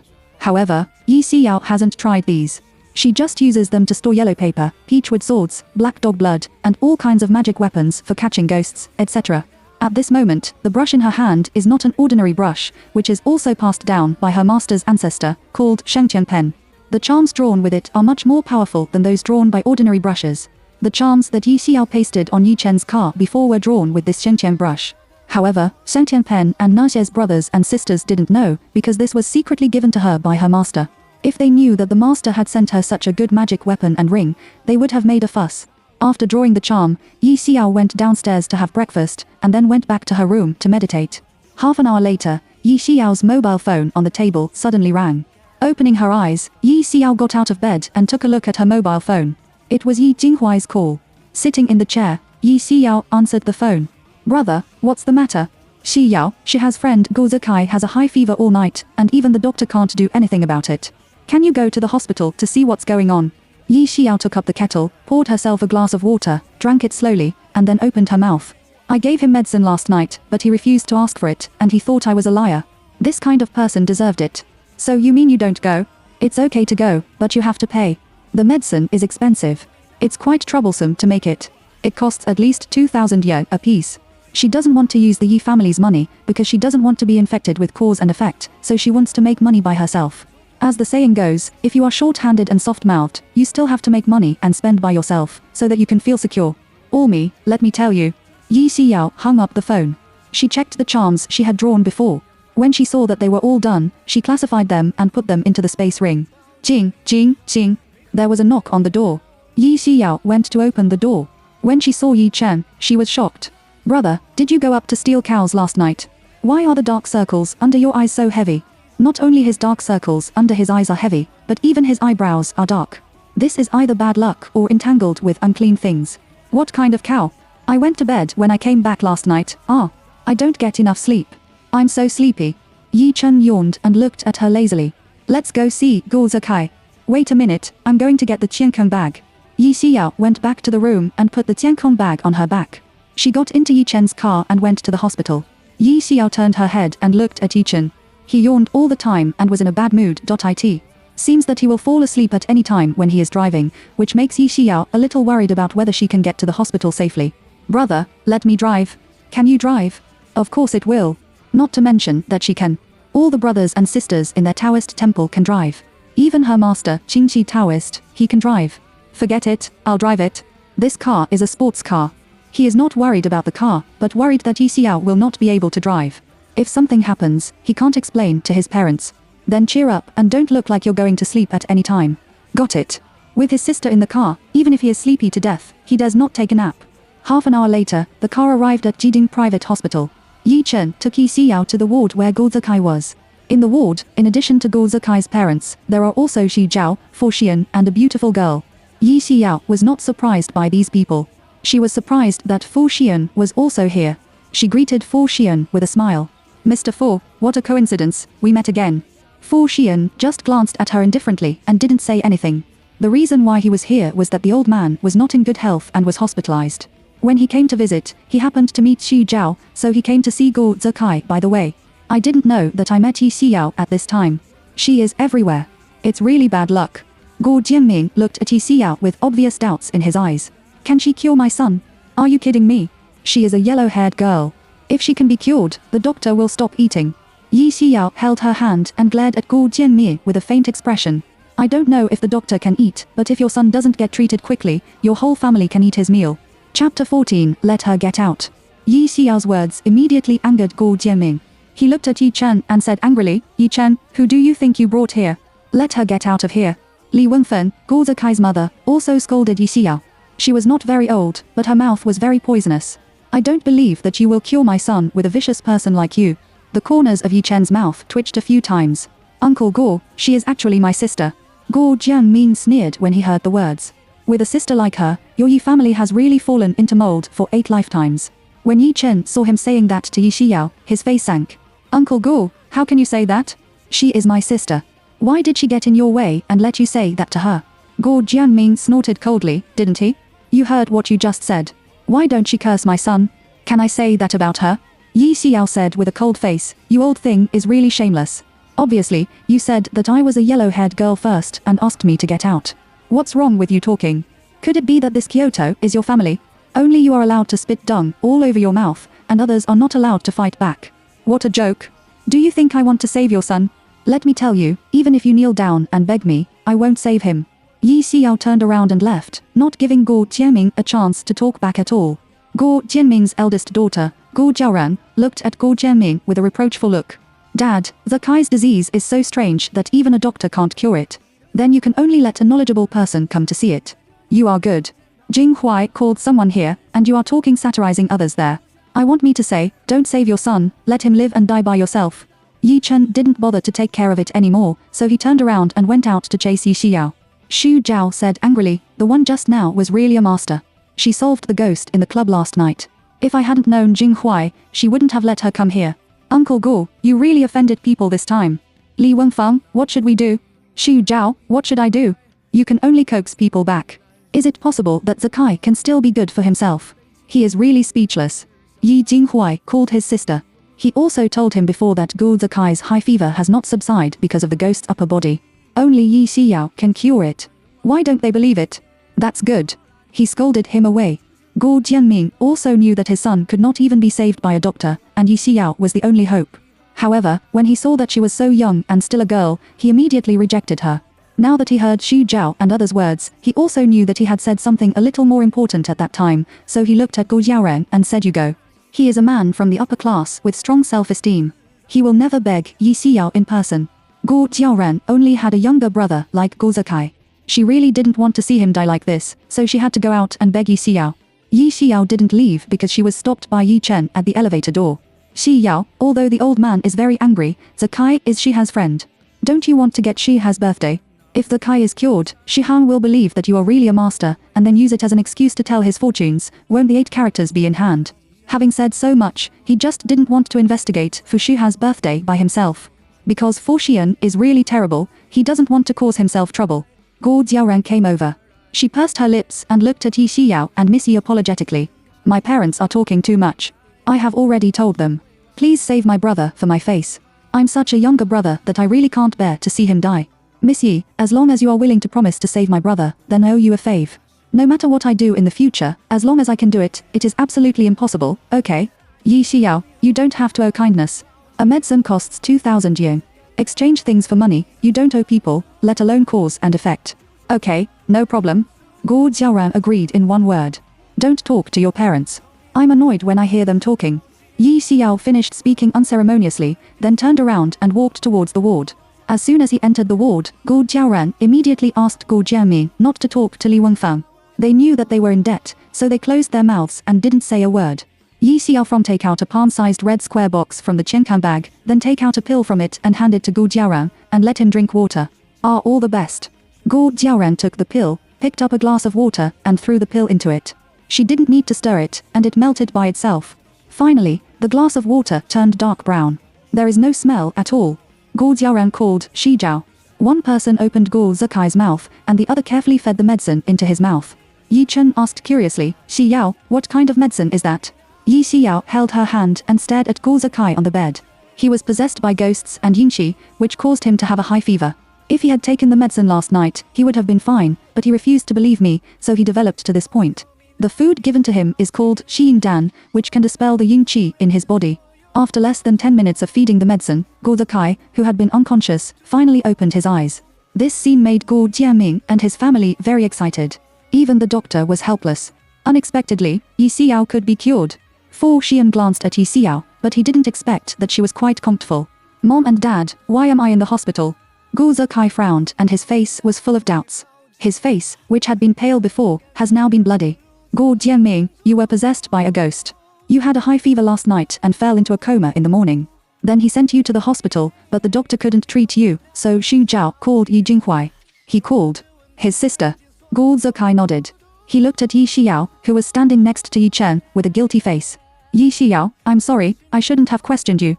Yi Xiao waved her hand, but it didn't matter. It doesn't matter if others don't question her. Anyway, it's not her who suffered. Why do you care about so much? Guo Jiaoran took out 2,000 cash from her bag and handed it to Yi Xiao. Miss Yi, thank you. Please count the money. I can't trust your parents, but I can still trust you. No need to count, so goodbye. Yi Xiao took the money. She walked to Fu Xian, changed her previous sharpness, and said with a smile, Mr. Fu, I can also tell fortunes. Are you interested in letting me calculate your 8 characters for you? It doesn't matter if it's not 8 characters. I can also look at the divination and so on. There is always one you are interested in. Chapter 15 Diaphragm responds to people. Fu Xian knew that Yi Xiao had 2 brushes, but no matter what she said, he would not be interested. Not only is he not interested, but as long as he hears her talking and sees her smiling at him, he can feel resistance. In the end, it was because Yi Xiao called him a big baby when she first saw him. He has grown up so much that no woman has ever dared to flirt with him in front of him. Therefore, he was very bored with Yi Xiao. He didn't even bother to pay attention to Yi Xiao, and he didn't even want to look at her more. He greeted Gu Zikai and asked him to have a good rest, then left. Yi Xiao's heels and heels. He has long legs. Take 1 step, and Yi Xiao will take 2 steps. He tried to keep up with him, but he seemed to be deliberately avoiding her and quickened his pace again. Oh, wait for me. Don't walk so fast. If you don't wait for me, I'm going to call you baby. Fu Shiha's feet stopped. He turned around and looked at Yi Xiao gloomily. Every word was as cold as ice. If you dare to scream, I will tear your mouth. Yi Xiao came to him and smiled innocently. If you dare to tear my mouth, I will say you will touch me. My eldest brother said that if a man touches a girl, he must marry her. Fu Xian. This woman is not only bold and cheeky, but even very shameless. Her brother's brains are quite normal. Why is her sister's brain so abnormal? He didn't bother to talk nonsense with her, so he turned around and continued to walk. This time he walked very fast, like running. Yi Xiao smeared oil on the soles of her feet and couldn't catch up with him. Finally, she gave up. Yi Chen followed and sighed. Xi Yao, don't waste your efforts. You are not the type he likes. Yi Xiao took a look at Yi Chen. What kind of genre does he like? He used to have a favorite woman, Shan Gawei, who is a senshi superstar. She is not only beautiful, but also has a very good personality. You can search on the internet. Yi Xiao understood in a second. No wonder he resisted me so much. It turned out that he had someone he liked. I don't know whether he likes it now or not. Anyway, he used to like it, so if I want to ask him what type he likes, it should be Shan Gawei's. How did you know? The eldest brother said that he is Fu Shiha's friend. We have been friends for more than 20 years. What he said must be true. All right, since he doesn't believe me, his birthday depends on you. Yi Xiao patted him on the shoulder, looking like she was on a heavy responsibility. Before Yi Chen could react, Yi Xiao left. The corners of Yi Chen's mouth twitched a few times. He thought he had dodged, but he didn't expect that he didn't dodge at all. Damn it. With a secret curse, Yi Chen immediately followed. After getting on Yi Chen's car, Yi Xiao asked him to take me to Shuanghe Bridge. I'm going to start making money seriously. It's not as expensive as a Taoist temple here. Now she is poor and doesn't make money, so she can only beg for food. At all. Yi Chen nodded, started the car, and went straight to Shuanghe Bridge. Shuanghe Bridge is a little far from the hospital, and it takes an hour's drive to get there. In order not to let Yi Chen affect her business, she let Yi Chen go home. The place where fortune telling is set up is on the overpass. After she walked up the overpass, she saw more than a dozen uncles and aunts sitting on both sides of the road for fortune telling for others. Yi Xiao strolled around in front of them. She found that these people were very good at fortune telling for others by drawing lots.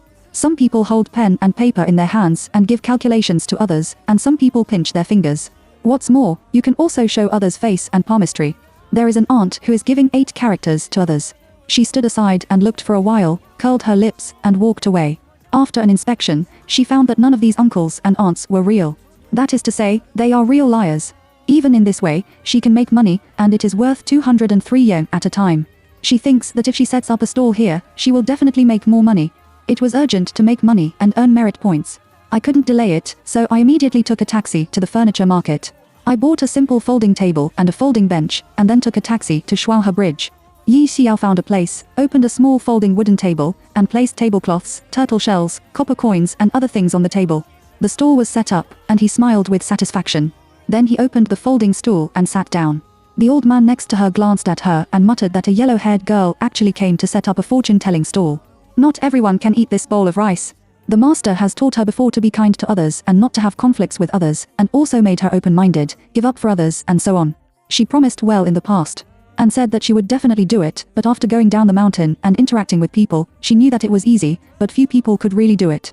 Especially a little girl like Yi Xiao in her early 20s, others respect her, and she can also respect others, but if someone slanders, scolds her, and insults her, I'm sorry, she is not angry, absolutely can't stand it. Yi Xiao held her chin in her hand, looked at him contemptuously, and said sarcastically, you liars can eat this bowl of rice, how can't I eat it? When the old man heard Yi Xiao scold him as a liar, he immediately got angry. You dumb girl, who do you scold as a liar? Yi Xiao didn't look at him. She held her chin and looked ahead with a hippie smile. Whoever answered the phone was scolded. At this moment, a young man came to the old man and asked, is it accurate? Nowadays, people generally think that the older they are, the more they have. Because people like this look at the old way of experience. It is precisely because of such an idea that they go to those uncles and aunts for fortune telling. The old man was already very angry with Yi Xiao. When he saw the business, he immediately smiled flatteringly and said, "You can't ask for money. What are you?" Yi Xiao turned her head and looked at the old man, smiling. "Old man, well, let's compare. If you win, I will kneel down for you directly and call you grandpa. But if you lose, how about standing on the overpass and shouting that I'm a liar?" The old man glared at her and said angrily, "Go, go, didn't you see my guests? Don't make trouble there. Stay where it's cool." Yi Xiao smiled slyly. So the old man was guilty and didn't dare to gamble with me as a junior. That little young man stirs up trouble. Uncle, I think you are a person with real ability. Don't be afraid, let's bet with her. Yi Xiao is a little girl. Those things on the store are still new. At first glance, they have just eaten this bowl of rice. People like this are 100% liars. And the old man who told his fortune, he has seen him here many times. Several times when he told others fortunes, he secretly listened to him. The employer repeatedly said that he was right, and so on. So this time he directly asked the old man to foretell his fortune. Chapter 16, Open the Eye of Heaven. Hearing the young man's words, the old man stood up at once. He straightened his waist and snorted coldly. He gambled. Could it be that I'm afraid that you, a junior, won't succeed? All right, how do you bet? Yi Xiao is so young that no matter how you look at it, she is not a real person. He dares to be so sure that it is because there are some old people who have never seen any little girl do this job. It was because of his determination that he gambled with Yi Xiao. Yi Xiao copied his hand and smiled. It was simple. He wrote one of the numbers in the 8 characters of his birthday, and then we counted as the 8 characters of his birthday. Whoever calculates correctly will win. Isn't it simple? The old man was directly stunned. How the fuck is this simple? Even if it is an immortal, you can't accurately tell the 8 characters of other people's birthday just by looking at a number, right? This dead girl, it's clear that you're going to open his stall. Seeing the uncle's embarrassment, Yi Xiao blinked her eyes twice, and a youthful and lovely smile filled her face. Uncle, what's wrong? Don't you dare to gamble. The aunts and uncles around, as well as the melon-eating masses passing by, all stood in front of them to watch the show. The old man didn't want to gamble. He retreated, but everyone was watching. There were still a few of his friends. If he refused, he would lose face. That's it. Anyway, he just got up, and it's not his character to retreat. He gritted his teeth and nodded stubbornly. Okay, you are a junior, just bet as you say. Yi Xiao looked at the young man and asked you to write down a number related to the 8 characters of your birthday. The young man nodded, took the pen handed over by the uncle, and wrote the number 9 on a piece of paper. Just then, a familiar figure appeared in front of Yi Xiao. He is Fu Xian. Fu Xian was also followed by his special assistant, Liu Kan. Liu Kan was leaving. When he saw that Mr. Fu suddenly didn't leave, he asked, "Mr. Fu?" He didn't say anything and looked at Yi Xiao with disgust. Really, why is she everywhere you go? It's really a toad. It crawls on its lap and doesn't bite people, but it responds to people. He listened carefully to the voices of people around him talking. When he heard that Yi Xiao was betting with that old man, and the content of the bet was that someone else wrote a number, even if it was someone else's birthday, wouldn't he be looking for death? Fu Xian had a trace of interest. He really wants to see Yi Xiao's embarrassing appearance after his failure now. Liu Kan saw that Mr. Fu was interested in fortune telling, so he stood aside. However, he is not interested in fortune telling. He just wants to wait to see Yi Xiao's jokes. Yi Xiao raised her hand and greeted Fu Xian with a hippie smile. "Baby, I'll go to work first. I'll take care of you later." Fu Xian's face suddenly sank, and his eyes were covered with a layer of frost, as if they would freeze people at any time. He was even more full of aura, which scared the people beside him to walk away. Liu Kan looked at Yi Xiao and was shocked to see that she was calling her president baby.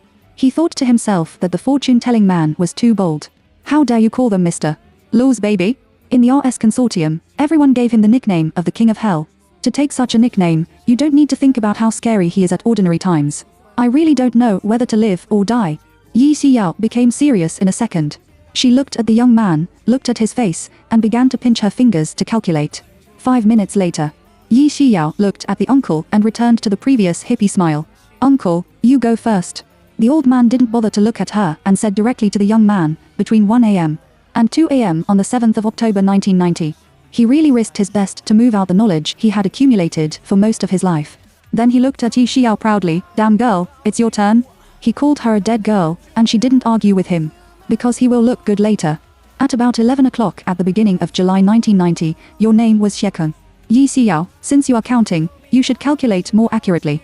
Your parents died early, and there is an older sister who got married far away and a younger brother who has just entered the society. As for you, you have just been married for about half a year, because you are married. The fetus died in the womb a month ago. When you come to tell fortunes, it should not be you, but whether your wife can give birth to you in the future, right? The young man named Xie Ken immediately stared wide-eyed, with a shocked expression. At that moment, it was like a thunderbolt directly on his forehead. He couldn't recover for a long time. Those people around are waiting for the answer. Fu Xian saw Xie Ken's expression, and the answer was obvious. Yi Xiao won. So, he waited for a long time and didn't wait for the opportunity to humiliate Yi Xiao. He snorted coldly and left. Just 2 steps away, Yi Xiao called him, afraid that he didn't hear it, so she said loudly, Mr. Fu, in less than a week, you will have a bloody disaster.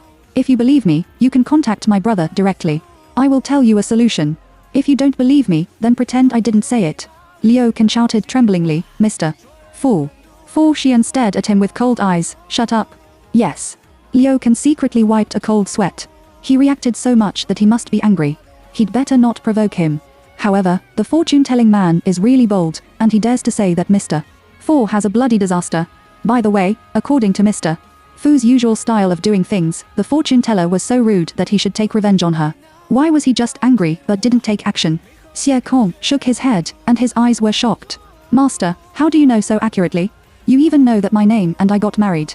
You are simply an immortal in the world. When the old man heard Xie Ke's words, he knew that he had lost. However, Yi Xiao calculated so accurately that he even calculated his name, his wife's pregnancy, and the death of his parents. He was convinced of losing. Yi Xiao, but all those who have real ability will have a pair of heavenly eyes, which can see everything in the world, so some A characters not only rely on calculation, but also have to be seen with the heavenly eye, understand? The old man was shocked. Did you open your eyes? Not everyone can open the heavenly eye.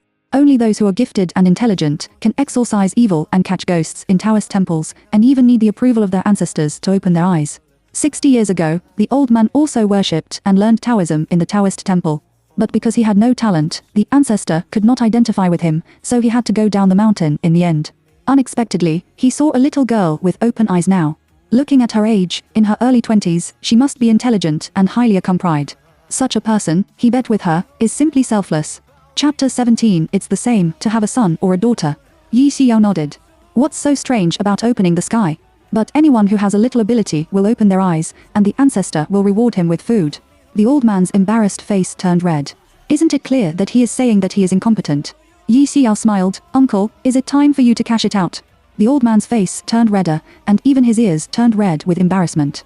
I miss him in his 70s, but I didn't expect that today he would become a loser under a little girl. Moreover, he actually said that he was a liar in front of his friends and those around him.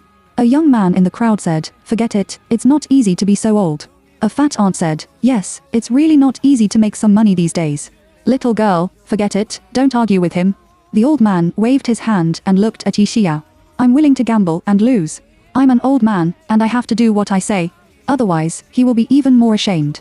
Yi Xiao didn't care about those virgins. She held her hands and looked at the uncle. The old man got up, took a deep breath, looked at the crowd and said, I'm a liar. The moment he said it, he felt that it didn't seem to be a big deal. But the people around said that Yi Xiao was not. She said that she was young, an old man, and said that she was aggressive. Yi Xiao was deaf.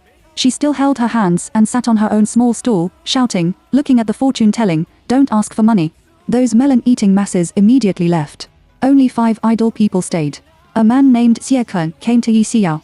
He had learned how powerful Yi Xiao was, so the first sentence he said was, Master, can my wife still give birth to a baby for me? Yi Xiao, 50. Huh. Xie Ken was a little confused. Yi Xiao, count 50 at a time. Only then did Xie Ken understand.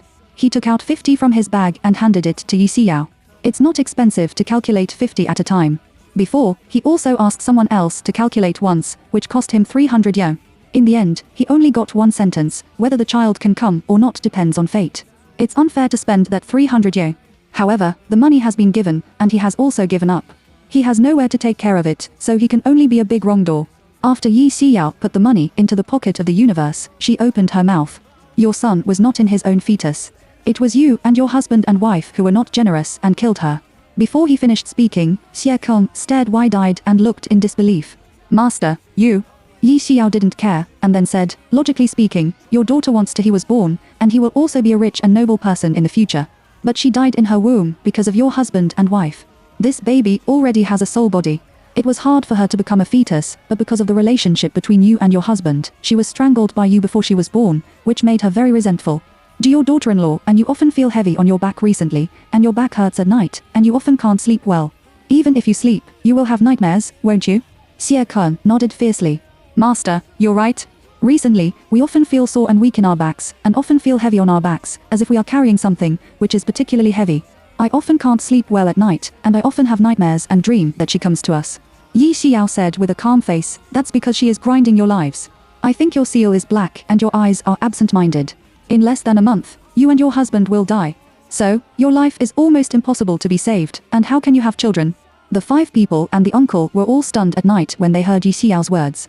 They really didn't expect that Yi Xiao would let her say so much HRYING information with a number he wrote alone.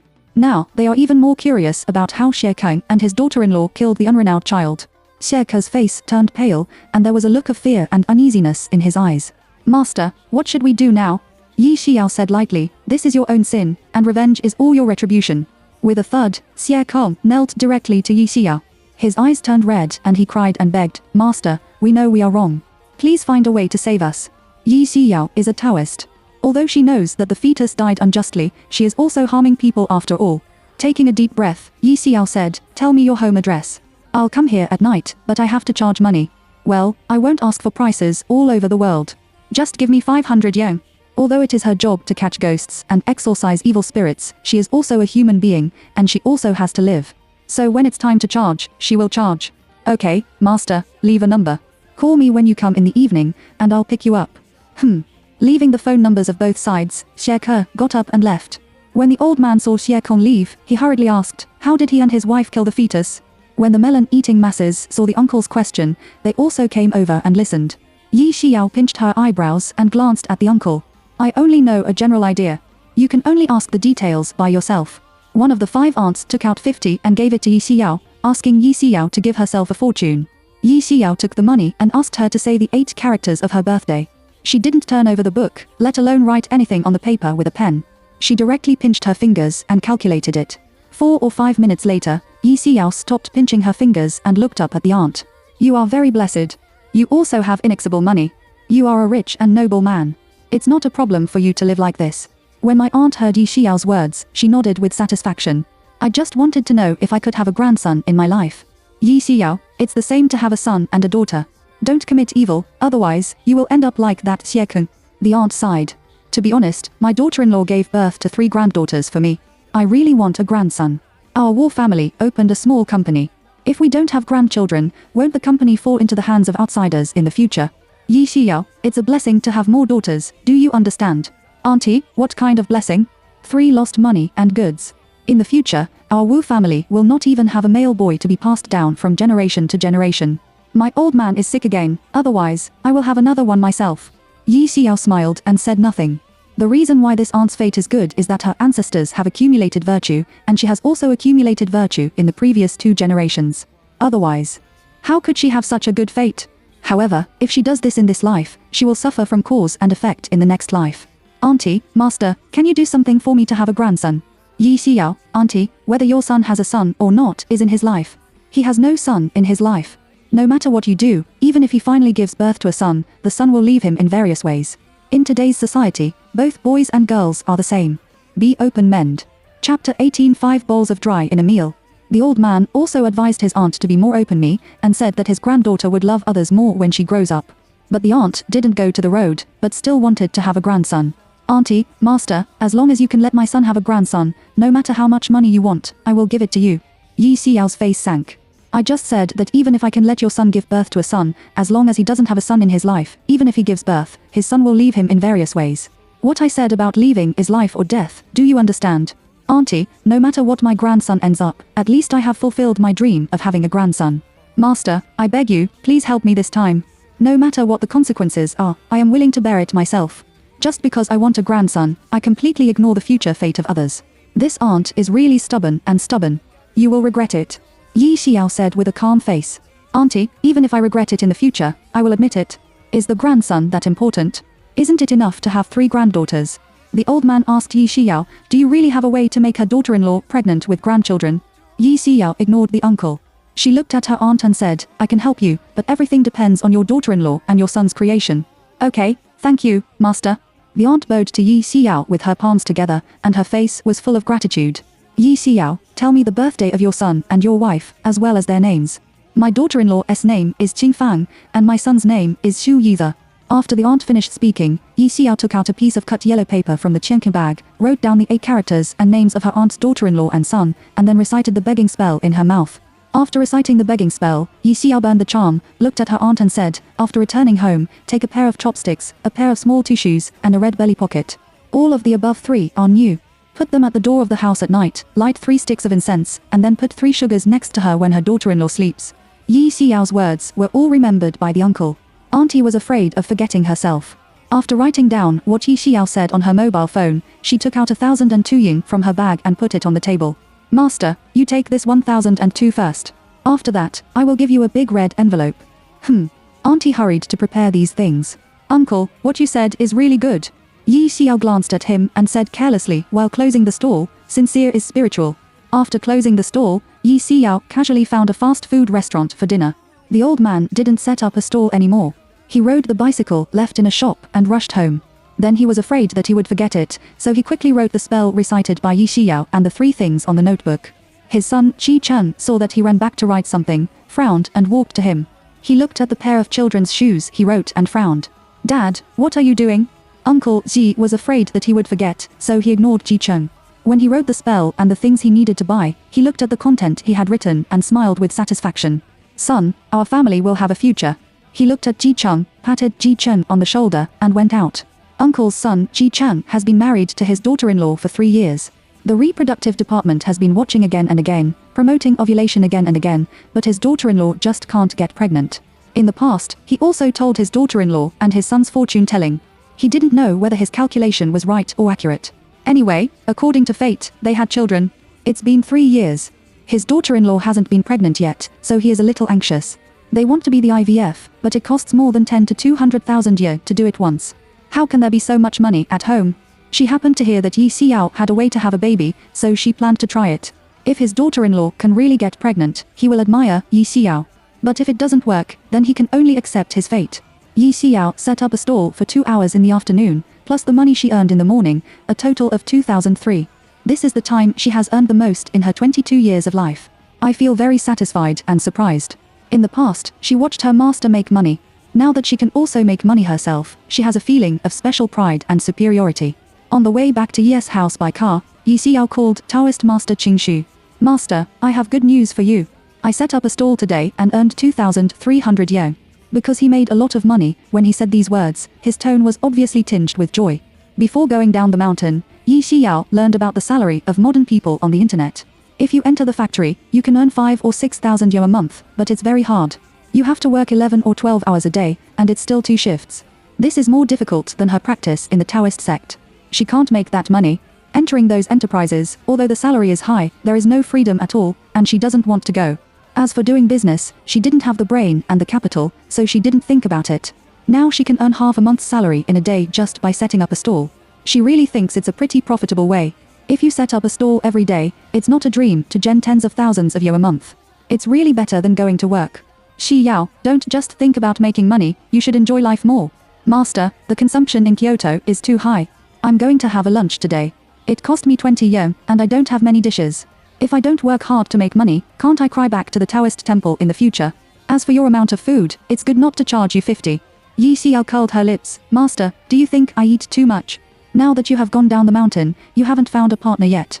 You said you can eat so well. If the partner you are looking for one day knows, won't you be scared away? What kind of family can support you? If no one wants it, I will go back to the Taoist temple to accompany you every day. Don't. They can't afford to support you. Your father can definitely afford to support you. You can go back and ask your father to raise you at that time. The corners of Yi Xiao's mouth twitched fiercely. Master, didn't you often say that you can't ask for other people's money and accept other people's gifts casually? Do you think that will cause an effect, or do you dislike me, Master, and don't want me to go back to the Taoist temple to cause you trouble in the future? Chapter 19 Ghost Baby. The incense in Qingyu Temple is not very strong, and there are no incense guests donating money, so more than 30 people in Qingyu Temple are all raised by the Jingxi Taoist. In the past, when Yi Xiao was young, he often went down the mountain to show others feng shui, solved some big troubles and so on, and could easily feed everyone. Anyway, it was not a problem to have meat in every meal. But since Yi Xiao grew up, her amount of food has been amazing. A person has to eat 5 bowls of rice at a time, while her brothers and sisters only have 1 bowl at a time. The amount of her meal is the amount of her 5 brothers and sisters. Therefore, the frequency of Qingxi Taoist Chang's downhill has greatly increased. He took on all kinds of work, even doing dojos for the dead and begging people. He began to take on. During that time, he was really tired. Even so, the life in the Taoist temple has not improved much. It was either cabbage or radish or chili with rice. Those days were really bitter. But what can he do? Yi Xiao was entrusted to him by his best friend. Is it possible for him to let others take him back? The apprentices you accept should kneel down and take care of them. Now that Yi Xiao has come down the mountain, his hard days are finally over. So, he began to wander in the clouds. And those apprentices in the Taoist temple will also leave one after another and live their own lives. Therefore, Yi Xiao can't go back to the Taoist temple, so that he can also save a lot of trouble. He is old, but he still wants to live his own life. Well, let's not talk about it. Xi Yao, is there anything else you want to say? If not, I'll hang up. Her master is avoiding that question. It seems that her master really dislikes her. Fortunately, she is not a rice bucket. Otherwise, her master would have expelled her from the master's door long ago. Master, when will you come to Kyoto? I'm in Yunyang City now and I'm in trouble. After this problem is solved, I have to go to other places, Kyoto, and I will come here if I have a chance in the future. Oh, didn't you say before that you had found a man with purple gas? How about it? Did you get the 8 characters of his birthday? Not yet. He is a little difficult to get along with. It may be a little difficult to get his birthday, but I will get it. Master, you don't have to worry. Well, then you can hurry up. I'm still busy, so I won't tell you. Hang up. Yi Xiao put down her mobile phone and turned her eyes. She looked at the driver. Uncle, do you think a girl eats very little at every meal? The driver has been driving for more than 10 years, and it is the first time that someone has asked him such a question. Normal people eat only 1 bowl at a time, and there are also 2 bowls. As for those men who work, 2 or 3 bowls a meal is a must. What about a girl who eats 5 bowls in a meal? That's not a girl, that's just a pig. Yi Xiao. She is simply humiliating herself. It seems that she has to control the amount of food in the future.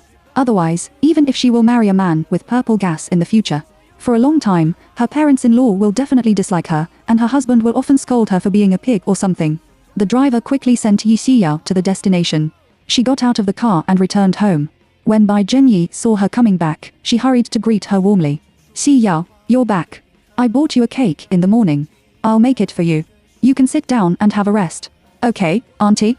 Bai Zhenyi went into the kitchen and personally cut a cake for Yi Xiao. Thank you, auntie. Yi Xiao, who was sitting on the sofa, took the cake and ate it. When she took the first bite, it really seemed to open the door to a new world. The taste is so refreshing. Even if the ice cream is delicious, even the cake is so delicious. Bai Zhenyi sat beside her and was very happy to see that she liked the cake she bought for her so much. Xi Yao, there is still some in the kitchen. I'll get it for you after eating. Thank you, auntie. Although Yi Xiao still wants to eat, it's better to forget it after thinking about it. She has to control her diet to avoid being disliked in the future. But on the other hand, she can also earn a lot of money. In this way, you will not be annoyed by what you want to eat and buy as much as you want in the future. Even her master thought she ate too much. Sure enough, she still had to be self-reliant. Auntie, where is the 4th brother? The 4th brother in Yi Xiao's mouth is Yi Chen. He went to bed as soon as he came back in the morning. He slept until noon and I called someone to ask him to eat, but he didn't come down to eat. I guess he was still sleeping. I can sleep like this. I really don't know what I did last night. Oh, Yi Xiao thought of the face she saw Yi Chen in the morning. He was in very bad condition at that time, and he felt entangled in dirty things. However, when they came back last night, nothing happened to him, let alone see the dirty thing following them home. As for this family, she didn't feel a trace of gloom. She didn't know when he was entangled. After eating the cake, when Yi Xiao was about to go to the kitchen to wash the dishes, Bai Zhenyi took the plate in her hand and looked at her with a smile. Xiao, give it to me and you go to rest. Auntie, I'm going to wash the dishes. Which one do you want to wash? If there is a servant at home, just let the maid wash. All right, auntie. Go back to your room and have a rest. Okay.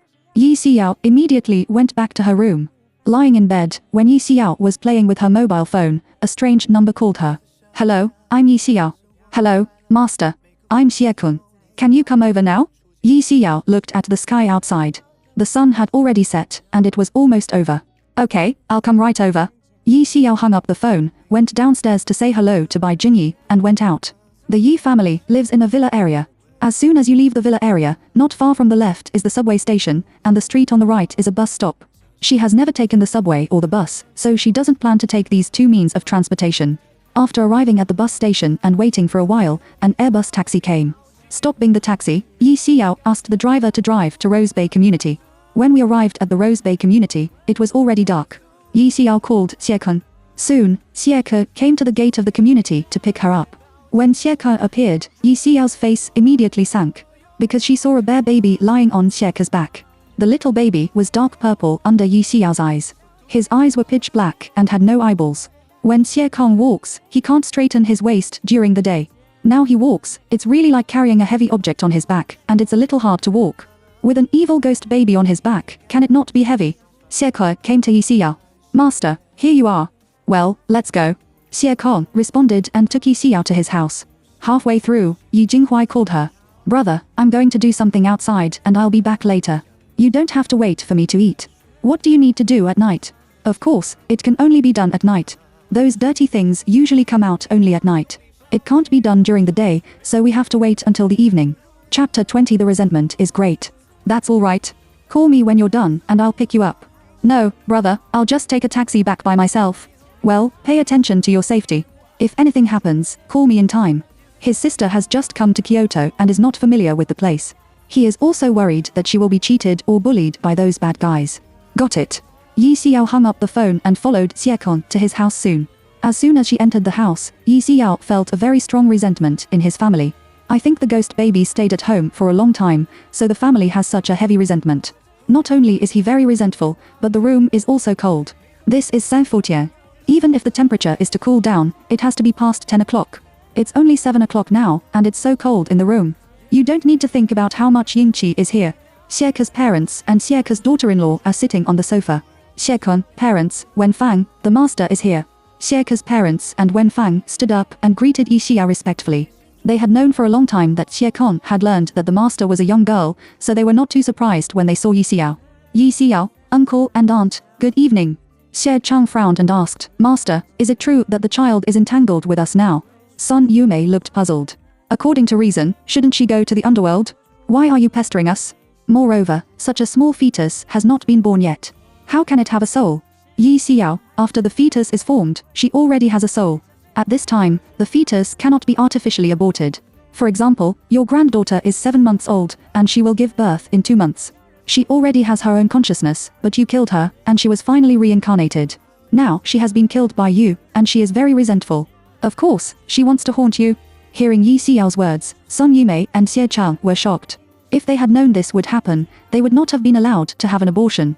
Wenfang, Master, what should we do now? Yi Xiao, there are 2 choices. First, send her away.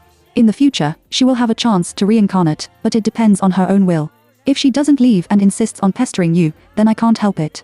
Second, let her be reincarnated directly in your belly, but she is still a baby girl, because you are wrong first.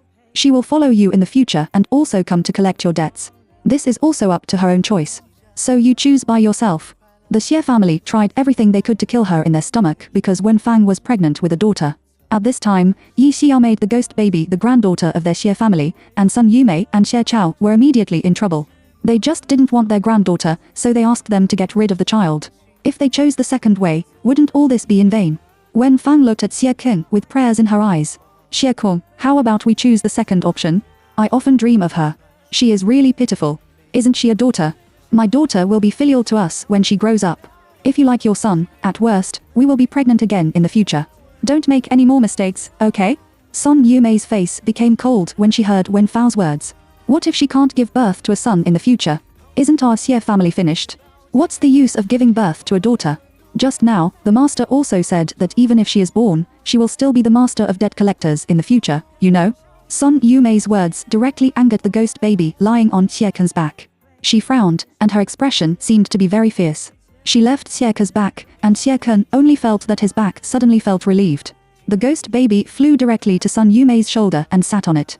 Sun Yumei only felt that her shoulder suddenly seemed to be pressed by a heavy object, and her center of gravity was unstable. She knelt on the ground.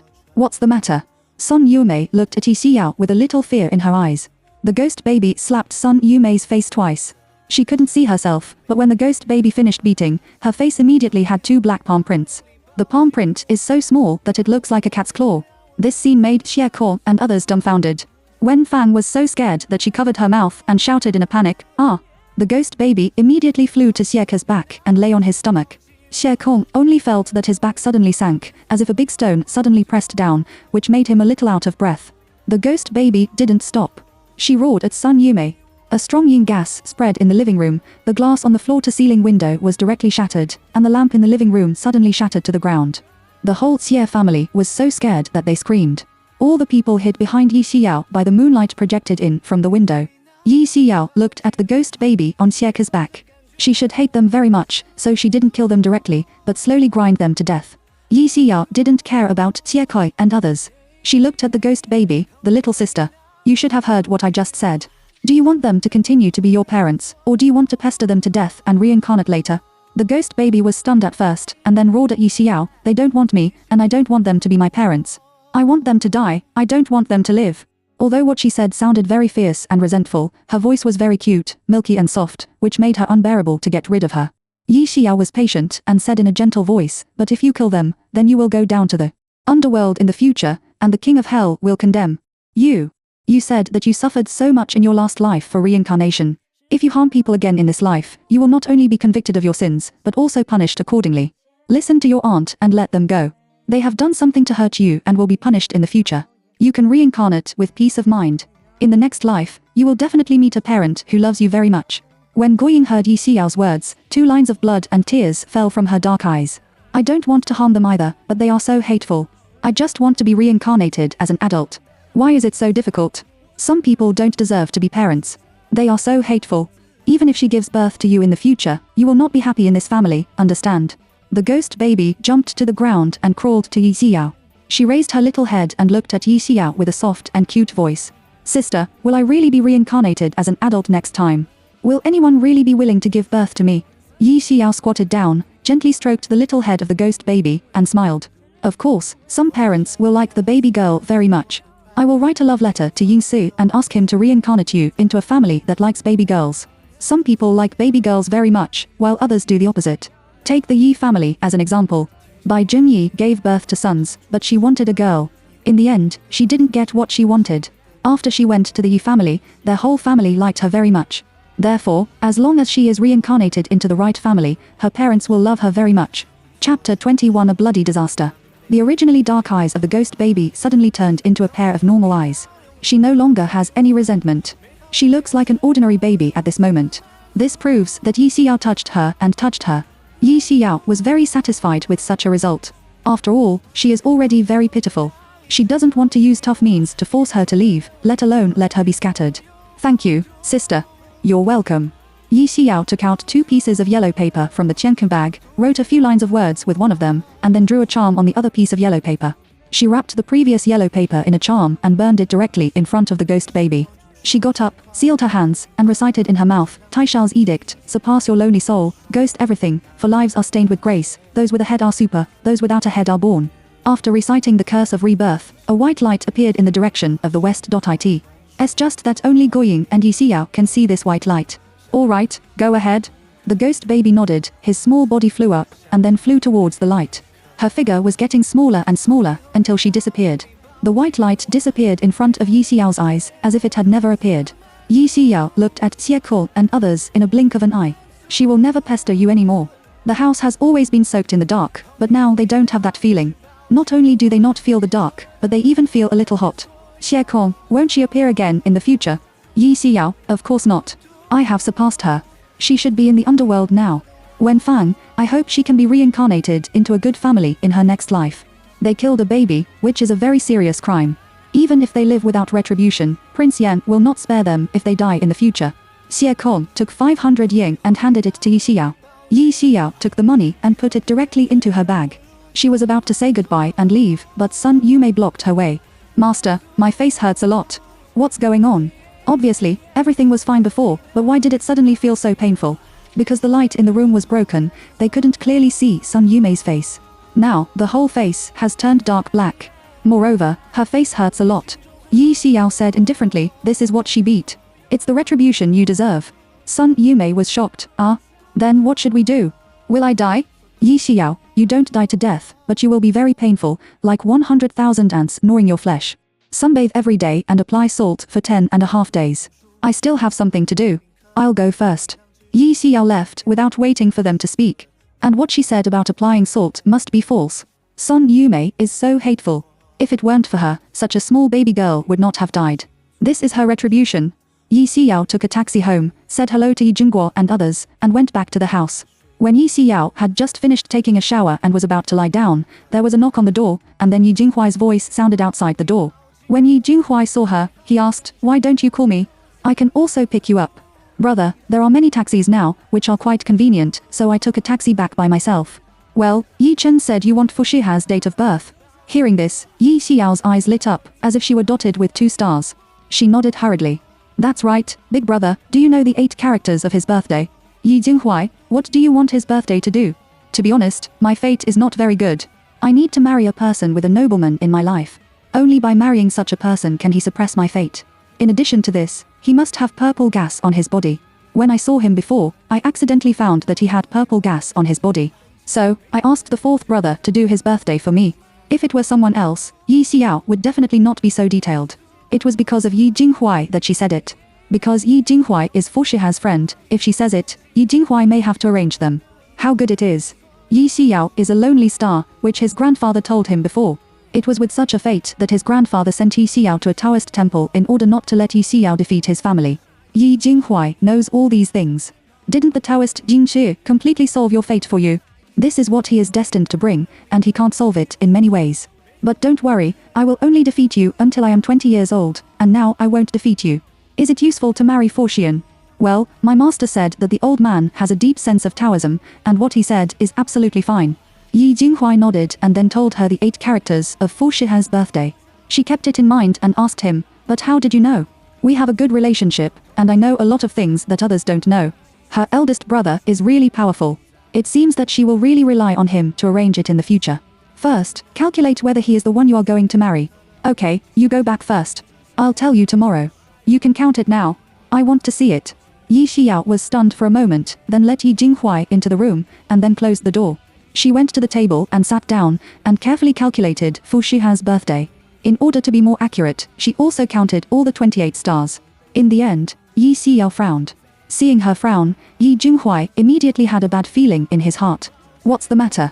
According to the 8 characters of the birthday you gave, he has 4 pillars and full of yao, and he is indeed a nobleman with Tianyi in his life. His fate will not have any disaster in his life. He will be blessed and healthy, turn bad luck into good luck, and live a long life. However, when I looked at his face during the day, he had a bloody disaster in less than a week. Hearing Yi Xiao's words, Yi Jinghuai frowned as if he could kill a fly, and there was obvious worry in his eyes. How could it be like this? Since he is in trouble from his face, it proves that his life will not be smooth in the future. Yi Xiao lowered her eyes, thought for a moment, and asked Yi Jinghuai how his company was doing recently. Billions of yen were lost half a month ago, and 5 people died inexplicably at the construction site, and then nearly 10 million were lost. Hearing this, Yi Xiao's face became more ugly. Her heart suddenly throbbed, which was a very bad feeling. Chapter 22 Being Entangled. Brother, bring him home tomorrow. I want to give him a more accurate calculation. This matter is a matter of life. You must bring him here. Fu Shiha's body was full of purple gas, and his whole body exuded the golden light of merit. According to the 8 characters of his birthday given by Yi Jinghuai, a person like him is the person Yi Xiao is going to marry. In addition, his 8 characters, the merits accumulated in his previous life, coupled with the blessings accumulated by his ancestors, will not have any accidents in his life, and he will always be safe, healthy, and sleep at the end of his life. However, Fu Shiha's face reflects his disaster, coupled with the heavy loss of the OS consortium that Yi Jinghuai just said, and the death of a person on the construction site. These signs show that there are more terrible things waiting for Fu Xian. He is going to marry her, because only he can suppress her lonely fate. Only by marrying her can yin and yang be recognized, and she be good. Therefore, he can't die. He doesn't believe in ghosts and gods, let alone the so-called fortune-telling, so even if you tell him these, he won't believe it. Not only will he not believe it, but he may have to say that he is depraved, and he has to say that he listens to the wind or rain and so on. Yi Xiao thought for a moment and said in a low voice, then he will take the initiative to contact me in a week. What do you mean? I told him before that he would have a bloody disaster in less than a week. After this happens, you tell him about these things. If he still wants his life, he will take the initiative to contact me. For Xian is not a fool. Moreover, he is also the person in power of the OS Consortium. If he dies, the OS Consortium will fall into the hands of others. His self-esteem is so high that it's hard to develop the OS Consortium to what it is today. How can he give it away? That's all right. If something really goes wrong, can you solve it? Yes, but I have to know what's wrong. Well, let's wait a week later. I hope nothing will endanger his life this week. For Xian is his friend. They grew up together and have a good relationship like Tai. Anyway, he doesn't want to see something happen to him. The next day, Yi Xiao came to the dining table and sat down. She saw that all the 4 brothers of the Yi family had arrived, but did not see Yi Chen. She asked Bai Junyi, "Auntie, why didn't the 4th brother come down? Doesn't he have breakfast?" Bai Junyi, he said he was not feeling well, so he stopped eating. "Let's eat." Oh, Yi Xiao nodded and said nothing. After breakfast, Yi Shuo went to school, and Yi Jinghuai and others also went to work. Yi Xiao went directly to Yi Chen to see what was going on with him. I came to the door of his room and knocked on the door. Yi Chen's weak voice came from inside. "Who is it?" "Brother, it's me." Hearing Yi Xiao's voice, Yi Chen said, "Come in, I didn't lock the door." After Yi Xiao pushed the door open, the room was pitch black and there was no light at all. No matter how uncomfortable it is in the morning, we have to open the curtains, right? "Brother, what's wrong with you? Auntie said you didn't feel well. What's wrong with you? Do you want to see a doctor?" Yi Xiao said and walked towards the window. Fortunately, she opened her eyes. Even if the room was dark, she could walk to the window with the help of her eyes. Just as she was about to reach out and open the curtains, Yi Chen on the bed suddenly sat up like chicken blood. "Xi Yao, don't open the curtains." His tone was particularly excited, as if Yi Xiao would hurt him if he pulled open the curtains. Yi Xiao put down her hand. She looked at Yi Chen on the bed. It was so dark. "Can you stand it? Anyway, just don't pull it away. I like the feeling of being dark." After Yi Chen finished speaking, he continued to lie down. Anyway, she has a good eye, so it's okay if she doesn't draw the curtains. When she walked to the bedside, she saw that Yi Chen's face was particularly pale. There was a circle of blackness around his eyes, and there was red blood in his eyes. In this way, it's like staying up all night for 2 nights. People look decadent and have no spirit. Why do you look like you have been seduced? Then she looked at Yi Chen's soul again. Although his 3 souls and 7 souls are still there, 1 soul is already a sign of separation. The soul of life is the center of the 7 souls, and the soul of human life is attached to the 7 souls. If the soul of life leaves the body, the other 7 souls will also disappear one after another, and the other 2 souls will also leave, which is the meaning of death. Therefore, one of the 3 souls and 7 souls is indispensable. But now, Yi Chen's soul has 3-dimensional signs. If he is left alone, it won't take long for him to die. It's just that it was fine before, wasn't it? Why did he become like this in just 2 nights? "Brother, what happened to you these 2 days? You must tell me one by one, or you will die," Yi Xiao said worriedly. Hearing the word death, Yi Chen's eyes showed fear. He doesn't want to die. He hasn't married a daughter-in-law yet, hasn't seen his children and grandchildren, and hasn't seen his beloved sister get married. How can he die? He stopped talking. How could he say that kind of words in front of her? Yi Xiao said anxiously, "Oh, don't swallow it. Say it quickly, otherwise if it's too late, the immortals of Daluo can't save you even if they come." Yi Chen clenched his fists, plucked up his courage, and said stubbornly, "I dreamed of a woman in a red skirt these 2 nights. She seduced me in the dream, and then I had sex with her, and the number of times added up to almost a dozen times." His face turned red with embarrassment. If it weren't for his life, he would never say this kind of thing. Hearing Yi Chen's words, Yi Xiao understood what had happened to him. And the woman in red in his dream should be a female ghost. It's just that how did the female ghost entangle him? Do you still remember her appearance? Or have you seen her anywhere? Judging from her clothes and hair, she looks like the female ghost we met on the highway that night. It's just that her face was different from what I saw at that time. In the dream, she was very beautiful and attractive. Then your brother, I was single for more than 20 years. I couldn't hold back, so I was with her. Yi Xiao didn't expect that the female ghost to be entangled with Yi Chen, and what she didn't expect was that she did that kind of thing with him in his dream. No wonder she didn't feel a little gloom on Yi Chen's body and at home. It turned out that the female ghost had entered his dream. She can freely enter your dream, which proves that her cultivation is not low, so if she wants something to happen to you, then you can't help it. Since she appeared on the Yufeng Bridge of Liangbing Expressway, she should have had a car accident at that location.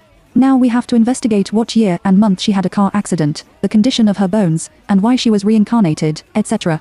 Only by knowing the specific situation can we deal with her. Chapter 23, Like a Zombie.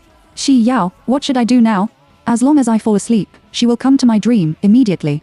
I'm very scared. Do you have any way to solve it? Yi Chen didn't know that the consequences of having sex with the female ghost in his dream were so serious. If he had known, he should have told Yi Xiao about it yesterday morning. But it should not be too late to say it now. It's okay. I'll draw a charm on you, and the female ghost can't hurt you. But your charm is also painted on me. The female ghost seduced me in her dream. Is that useful? If you don't use it, just wait for death. Yi Xiao held her hand and said carelessly. Hearing Yi Xiao's words, Yi Chen sat up on the ground. You have to believe me. Although we are half brothers and sisters, saving lives is better than building a 7-level floating slaughter. This is a matter of accumulating great merits. I won't let you die. Don't worry. Yi Xiao stretched out her hand and patted Yi Chen on the shoulder. Yi Chen was relieved at this time. He grinned. Fortunately, I have a sister like you, otherwise, I would really burp. Yi Xiao wanted to say that if she was not his sister, he would not have picked her up that night, and if he hadn't picked her up, he would not have met the female ghost on the highway. This is the cause. All right, don't stay in this room without light all day long.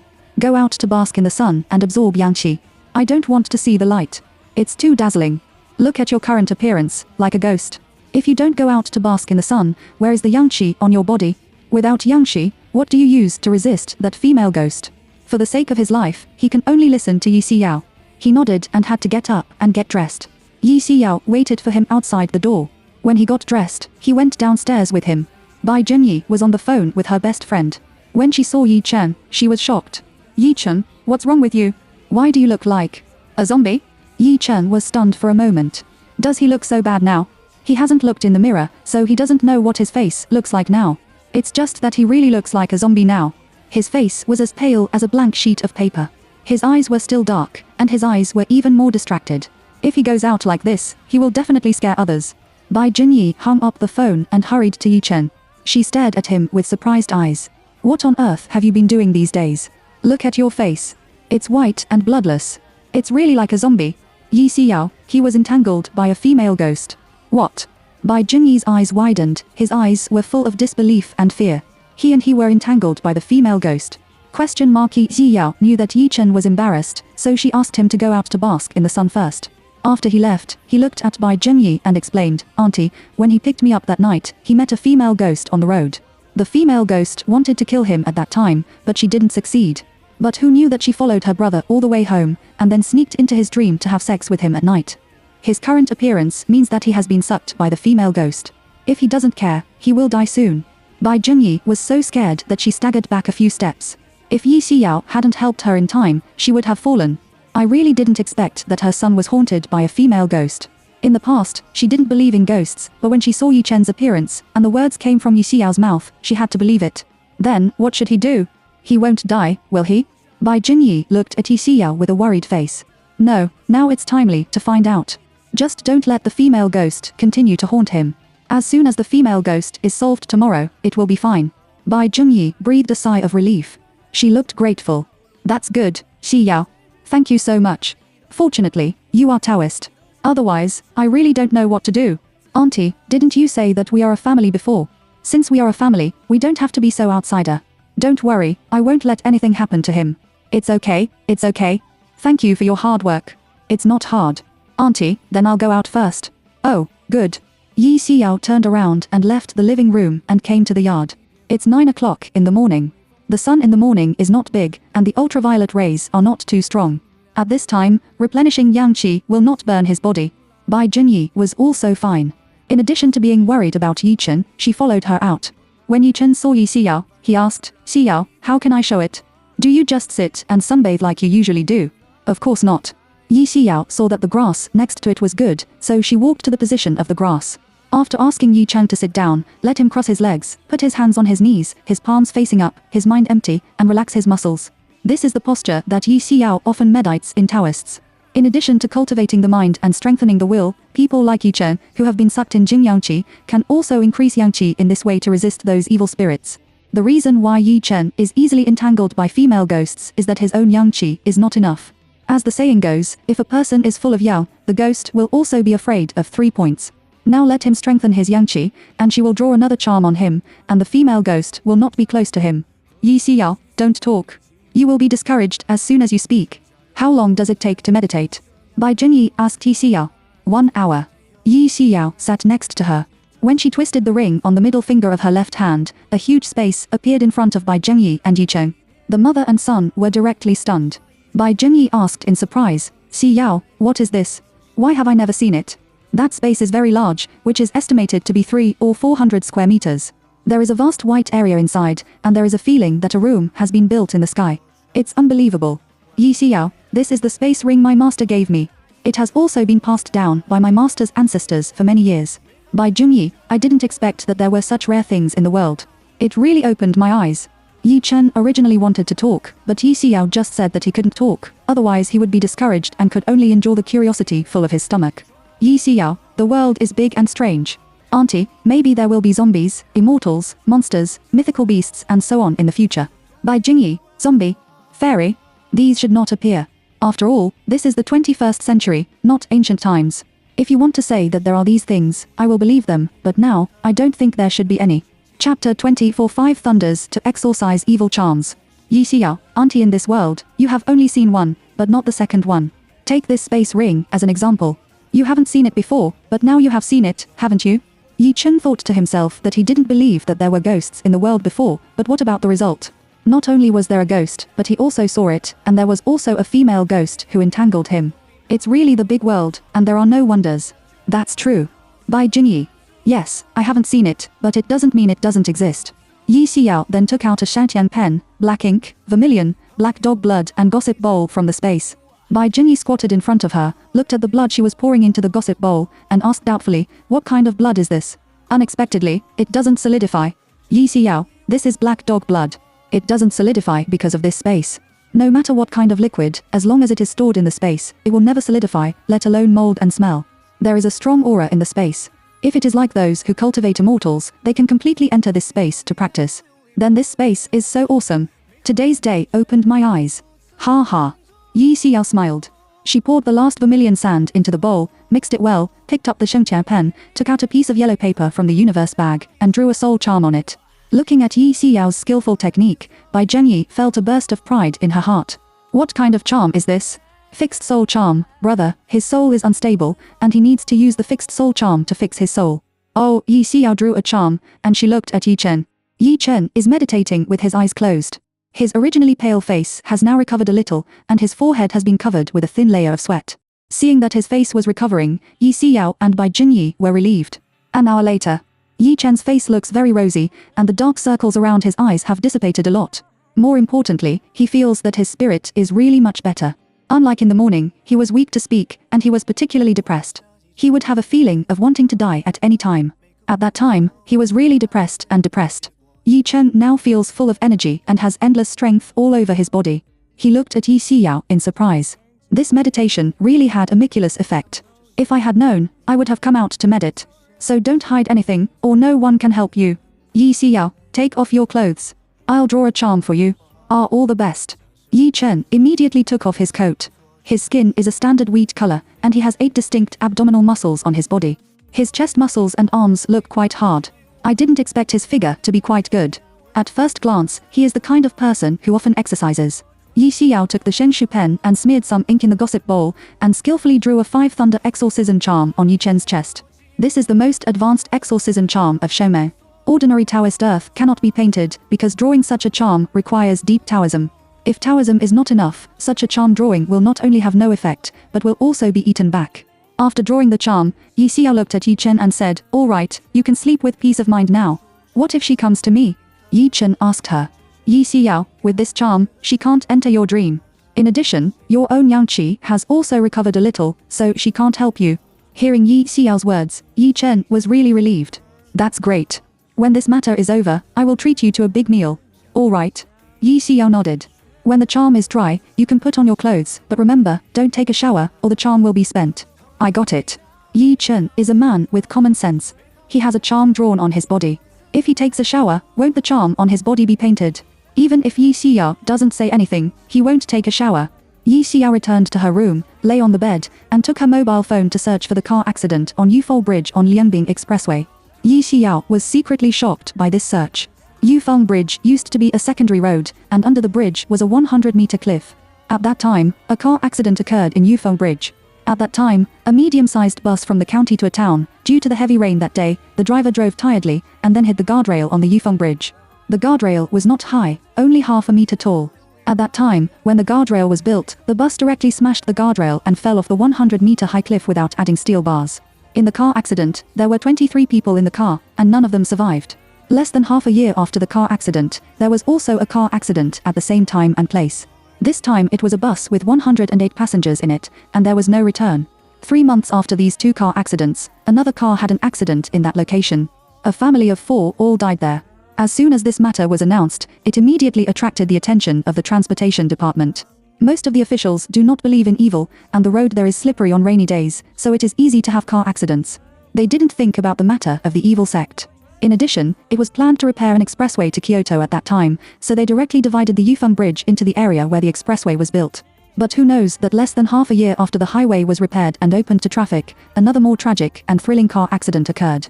This time, a large truck crashed into a bus on a rainy day, and then 7 or 8 cars collided into the 2 cars inexplicably. The serial car accident at Yufengqia caused the death of 270 people. That's right, in that car accident, all the people died, and no one was alive. There were 4 car accidents in the same location, resulting in a total of 405 deaths. This matter has touched the hearts of thousands of netizens. They asked the transportation department to ask a master to have a look. Because too many people said this, I couldn't stand the pressure on my head, so I had to invite a master to see it. The master just said that it was very evil there and asked people to erect a stone tablet of Amitabha Buddha there. After the stone tablet was erected, it did not play any role, and then there were many car accidents, one after another. Since the first car accident, nearly thousands of people have died there. This matter was so big that everyone knew it, so Yi Xiao knew the specific situation as soon as she checked it. Thousands of people died there. No wonder when they passed through that section of the road at that time, the evil spirit was so heavy there. It turned out that so many people died in that position. Chapter 25: The Combination of Angels and Devils. Thousands of people, and some of them have been dead for 10 or 20 years, and there is no way to find out the identity of the female ghost who entangled Yi Chen. It seems that she can only go to Yufeng Bridge once. Just then, Yi Xiao's mobile phone rang. It was fought by the Taoist man of Qingxi. Sliding down to answer, Yi Xiao said, "Master, you just called me. My eldest brother told me the 8 characters of that person's birthday. He had 4 pillars and all yang, and he was a nobleman with Tianyi. Master, he is the one I'm going to marry." On the other end of the mobile phone, there was the laughter of Taoist head Qingxi. "That's really great, Xi Yao, you must let him marry you. When she marries you, you will be in trouble." Yi Xiao curled her lips and lay on her side on the bed. "Master, he will definitely not marry me. Fu Xian is the president of the RS Consortium. He is the proud son of heaven and the dragon and phoenix among people. His status is so noble that only those rich people can marry him. And she, Yi Xiao, a disciple of Shengmen, compared with him, is from heaven to earth. In addition, it is basically impossible for him to look down on her and let him marry her. You are the apprentice of my Jingxi Taoist. If you marry him, no matter how powerful he is, he will climb high." Hearing the master's words, Yi Xiao sneered and said, "Master, you really know to put gold on your face. Xi Yao, you are so smart and beautiful. As a teacher, I believe you, and you will definitely win him. Oh, by the way, what's his name? What do you do?" After talking for most of the day, he didn't even know his name or job. His name is Fu Xian, and he is the president of the RS Consortium. Taoist Master Qingxi. He really didn't expect that the man his apprentice said would be Fu Xian. Fu Shiha's great name was known by the Taoist Master Qingxi. He also heard a comment on Fu Xian on the internet before. One by one, Bodhisattva's heart, the devil's means. It means that he often does charity work. He not only builds Hope Primary School in the mountains of the country, but also donates a huge amount of money to the Red Cross every year. He also pays money to treat those who are seriously ill. In the hearts of those people he saved, Fu Xian is like the reincarnation of a Bodhisattva. But he still has one side. One by one devil's means. It means that he is ruthless and ruthless, leaving no room, like a devil. This is simply a combination of angels and devils. He didn't expect that the person his apprentice was going to marry would be Fu Xian. Well, Fu Xian is really not easy to deal with. How about? Let's look for it again. It's true that he dislikes Yi Xiao's ability to eat, but he also loves this apprentice very much. Because she is talented and extremely talented, she is a rare genius in Shengmen in 100 years. Such an apprentice is the pride of his life. He will definitely not let Yi Xiao jump into the fire pit. There are so many people in the world that he doesn't believe that he can't find the second person with purple gas, 4 pillars of Fuyang, and the fate of Qianyu nobleman. Master, have you also heard of Fu Xian? Well, people like him are only suitable for doing business with him, not for being his wife. But I still have 2 months left. Master, can you find anyone else? The master will try his best to help you find it. You are my most beloved apprentice. No matter what, I can't watch you die. If he really reaches that point, he will not hesitate to use forbidden skills to let his apprentice live well. And the so-called forbidden art is to change one's destiny against the sky. Unless it is a last resort, he will not use such a forbidden spell to change Yi Xiao's life. Wait a little longer. If he can't find that person at that time, he can only use such a forbidden technique to help Yi Xiao change his life. Thank you, master. I know that you are the best to me, Yi Xiao said with a smile. She is good-looking, with big and bright eyes. When she smiles, there are silkworms on her lower eyelids. No matter how she smiles, her smile is particularly sunny and sweet. Oh, I almost forgot the business. At 12 noon yesterday, there was another car accident in Yufeng Bridge, killing 183 people. The people of the Transportation Bureau asked me to contact me and ask them to have a look, but I am in Yungyao City now and can't come, so I can only let you check the situation first. This is the purpose of Jingxi Taoist Chan to call Yi Xiao. Fortunately, he suddenly remembered, otherwise, he would have really forgotten such an important thing. What? Yi Xiao exclaimed and sat up suddenly. There was another car accident there at noon yesterday. And so many people died? Yes, it was at 12 noon yesterday. At that time, the Yingxi was the heaviest. There was a car accident at that time. I think there should be a big problem in that place. It is said that the Yangqi is the most active in the afternoon, but the extreme of things must be reversed. Yingqi is born at this time. If this trace of Yingqi dares to appear at the peak of Yangqi at noon, it must be extremely fierce. The dangerous things that dare to appear during this period are absolutely very powerful, so noon is the time when Yangqi is the most prosperous, but Yingqi is the most fierce. Yi Xiao then told Taoist Jingxi Taoist that she had previously found on the internet about the multiple car accidents in Yufeng Bridge, which caused thousands of deaths. When the Taoist man Xingxi heard the words, he was also shocked. That place is a dangerous place. Well, don't go there first. When I come back, I'll go and have a look with you. But aren't you in Yingyao now? How long will it take when you come back? Moreover, my brother is now entangled by a female ghost. This matter has to be dealt with first, otherwise I am worried that the female ghost will be angry and spread to the rest of the Yi family. But if you are alone, can you solve that problem? That's a fierce place, with thousands of wronged souls. I'm afraid you can't cope with it. Master, I'm your apprentice. I got your true biography. What kind of trouble can't I solve? Send my number to the person who contacted you and ask him to contact me directly. That's all right. Taoist priest Xingxi still knows Yi Xiao's ability. He dares not talk about other apprentices, but she will definitely not let him down with Yi Xiao's words. Yi Xiao hung up the phone, and soon, her mobile phone rang. It was a strange number that called her. After answering the phone, the other party said that his name was Xing Zhenjin, the secretary of the deputy director of the transportation department. Yi Xiao talked to him for a few words and set the time to go to Yufeng Bridge to solve the problem at 9 o'clock tomorrow morning. Yi Chen was determined to deal with the female ghost who entangled him. After sunbathing once in the morning, he sunbathed 3 times in the afternoon, for an hour each time. So, in the evening, Yi Chen felt a burning pain in his back. He really underestimated the penetration and ultraviolet rays of the sun. When Yi Xiao heard that he was exposed to the sun and his back hurt, she was speechless. Chapter 26 There Will Be Ghosts at Home. Yi Chen's brothers opened the door for his mother speechlessly and came home speechlessly. Yi Shuo, brother, have you slept too much recently and your brain has been pinched by the door? Knowing that the weather is so hot and the sun is so big, you still run out to bask in the sun, and it takes an hour to bask in the sun. I'm really impressed with you. I don't want to add more yang qi. Yi Chen sat on the sofa. The moment his back leaned on the sofa, he immediately took a breath of cold air from his mouth. Hiss to it hurts? Yi Xiao held her forehead. This supplement of yang qi is the same as your meal. You can only eat 2 meals a day, 1 meal and 2 bowls. This is the nutrition that people need to supplement every day. And if you eat 4 or 5 meals a day, 4 or 5 bowls at a time, you can't eat. Even if you force yourself to eat, your body won't be able to absorb so much nutrition. Supplementing yang qi needs to be gradual, and you can't be greedy. Yi Chen has now experienced the consequences of greed. Yi Jinghuai was speechless. I have never seen such a stupid person as you. The corners of Yi Chen's mouth twitched fiercely a few times. Brother, you are too much. By Jingyi, okay, don't talk about him. He is also for his own good. Yi Chen, go back to your room and have a rest first. I'll get some medicine to wipe it for you. It's still my mother who treats me well. Yi Chen rolled his eyes at those brothers. Unlike them, he had no sympathy at all. After saying that, Yi Chen got up and went upstairs. Yi Jinghuai didn't say anything. Then, Yi Zishan looked at Yi Xiao. Xiao, is what Yi Chen encountered serious? In the middle of the night, he didn't dare to mention that word, so he replaced it with that thing.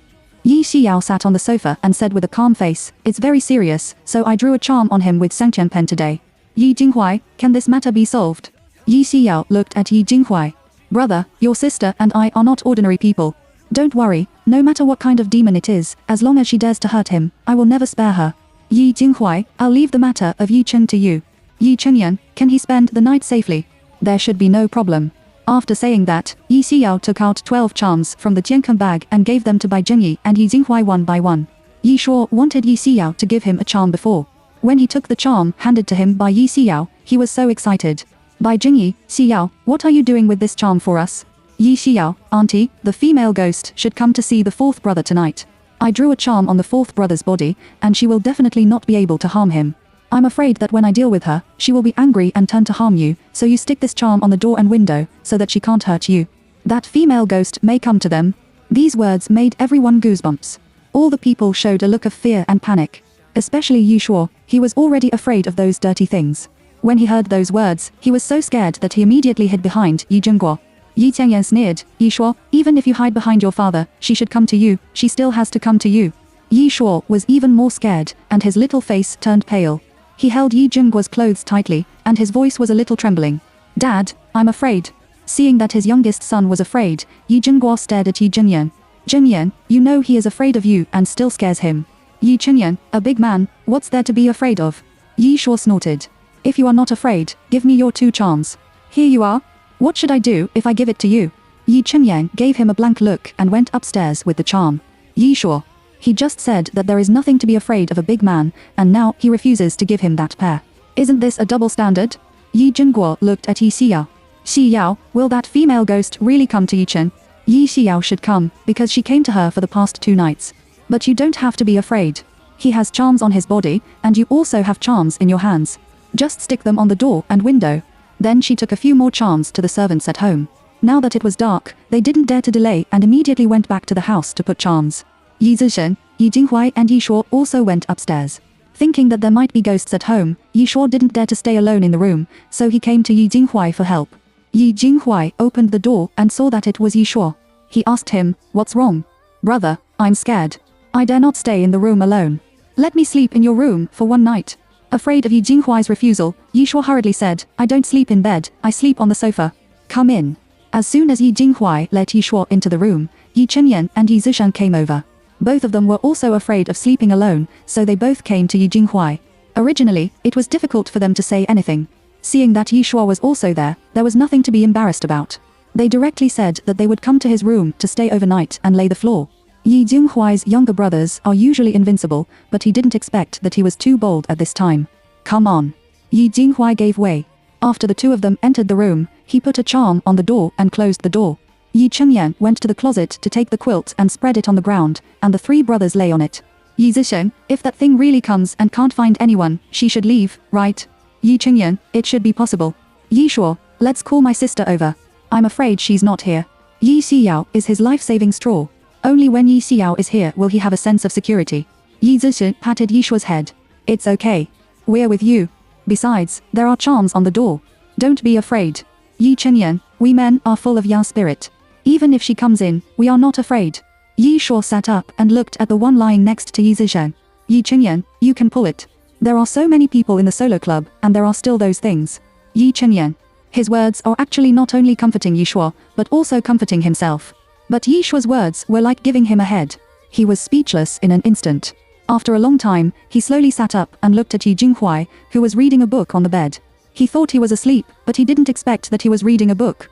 No, how did he calm down to read a book in such an atmosphere? Isn't he afraid? Brother, aren't you afraid? Yi Chenyan asked Yi Jinghuai, who was reading a book. Yi Jinghuai took off the silver-rimmed glasses he was wearing, raised his eyelids and looked at Yi Chenyan at the end of the bed. What was he afraid of? Don't ask knowingly. Yi Chenyan. What's there to be afraid of? Yi Jinghuai said lightly and put on his glasses again to read. Chapter 27 Motto Line. Yi Chenyan, big brother, let's call Xiyao over. Hearing Yi Chenyan's words, Yi Shuo, who was playing with his mobile phone next to him, laughed and mocked Yi Chenyan. It turned out that you would also be afraid, ha ha ha ha, laughing out loud. Yi Chenyan's face collapsed. He stared at Yi Shuo. Shut up. Yi Jinghuai's slender index finger pushed the silver-rimmed glasses on the bridge of his nose. He looked at Yi Chenyan at the end of the bed and said while reading a book, she is a little girl who is not suitable for living here. Besides, you big men, what are you afraid of? Yi Chenyan, what's wrong with the man? Can't men be afraid? Brother, call Xi Yao over. Without her, we will have no bottom in our hearts. He doesn't care. Let's be ashamed. Let's find a sense of security first. If you want to hit yourself. Yi Jinghuai is not used to his brother's bad habit. As soon as the words fell, the mobile phone he put next to him rang. Take a look and see that it was beaten by Fu Xian. Slipping down to answer and taking off his glasses, Yi Jinghuai said in a low voice, Shihan, what's wrong? At the moment when Yi Jinghuai's mobile phone rang, all the people sat up and looked at him. They all agreed that the phone call was made by Yi Xiao, but they didn't expect that it was Fu Xian. They curled their lips and lay back in despair. Don't you have the document of Qianli Group? I'll come and get it. His voice was so low that he couldn't hear a trace of emotion. It's my place, but it's so late now. Don't come over. I'll send someone to deliver it to you tomorrow morning. It's okay. I'm still outside now. You find the file and I'll come and get it now. Yi Jinghuai wanted to persuade him to come back tomorrow, but when he was about to persuade him, Yi Jinghuai had already hung up the phone. Fu Xian is also a fierce man. As long as it is his decision, no one can change it. He had to get out of bed, walk to the table, and take out the blue folder in the drawer. Fu Xian is coming over. Yi Zishan asked. Yi Jinghuai nodded. Well, I'll come later. Yi Chenyan, Yi Zishan and Yi Shuo looked at each other. The three brothers all had the same idea in their minds. Yi Chenyan, second brother, you speak first. Yi Zishan, Yi Shuo, you speak first. Yi Shuo was stunned for a moment before he opened his mouth. Brother Shu Han is such a terrible person, and his status is noble. People like him are probably afraid of ghosts.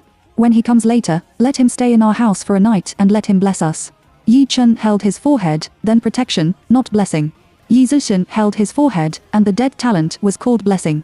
Yi Shuo scratched the back of his head embarrassedly and laughed awkwardly twice. Haha, that's right, it's protection. Yi Jinghuai lay back on the bed and looked at his three younger brothers with disgust. Don't dream, Xu Han won't stay. He has known Fu Xian for more than 20 years. Whether it's windy or rainy, Fu Xian has never lived in his house. Now there is one more Yi Xiao at home. He can see that Fu Xian hates his sister a little, so Fu Xian will not stay this time. When they heard Yi Jinghuai's words, they curled their lips. Then we can only think of another way. Yi Shuo looked at Yi Zishan. Second brother, I think I'm still reliable. Let's call you over. Yi Zishan thought so he took his mobile phone and called Yi Xiao. Yi Xiao sat at the table, holding a rag in her hand to wipe the money sword in her hand. Seeing Yi Zishan calling her, she put down the money sword and answered the phone. Second brother, what's the matter? Xi Yao, Yi Shuo and Chen Yan wanted to call you to accompany them, but they were afraid. Yi Xiao. What are they afraid of? The charm she gave them was not an ordinary charm, but a 5 thunder exorcism charm. This level of charm, not to mention the female ghost, even if it is a female ghost who has practiced for thousands of years, as long as there are 5 thunders to exorcise evil charms, you can't get close to them. That charm is very powerful. Don't be afraid. We know that 4 is powerful, but you have a sense of security when you are here. Xi Yao, come here. If you don't come here, Yi Shuo will cry. Yi Xi Yao. There are several big men here, and there are charms to protect them. I really don't know what they are afraid of. It's really not promising at all. Got it. Come back later. Yi Xiao hung up the phone, carried the universe bag on her back, put the money sword in it, took the ink thread beside her in her hand, and went out. All of their rooms are on the first floor. It's like a school dormitory. However, Yi Xiao did not go to Yi Jinghuai's room. She came to the door of Yi Chen's room. Along the way, she didn't feel a trace of Yingqi, which is normal that thing hasn't appeared yet. Jing. Yi Chen was lying in bed and playing with his mobile phone. When he heard the knock on the door, his heart suddenly trembled, and his whole body was creepy. Who? He was uneasy, afraid and nervous, afraid that the thing would come to him. Hearing that it was Yi Xiao's voice, Yi Chen was greatly relieved. He got up and opened the door. It's 9 o'clock. Why haven't you slept yet? Yi Chen asked her.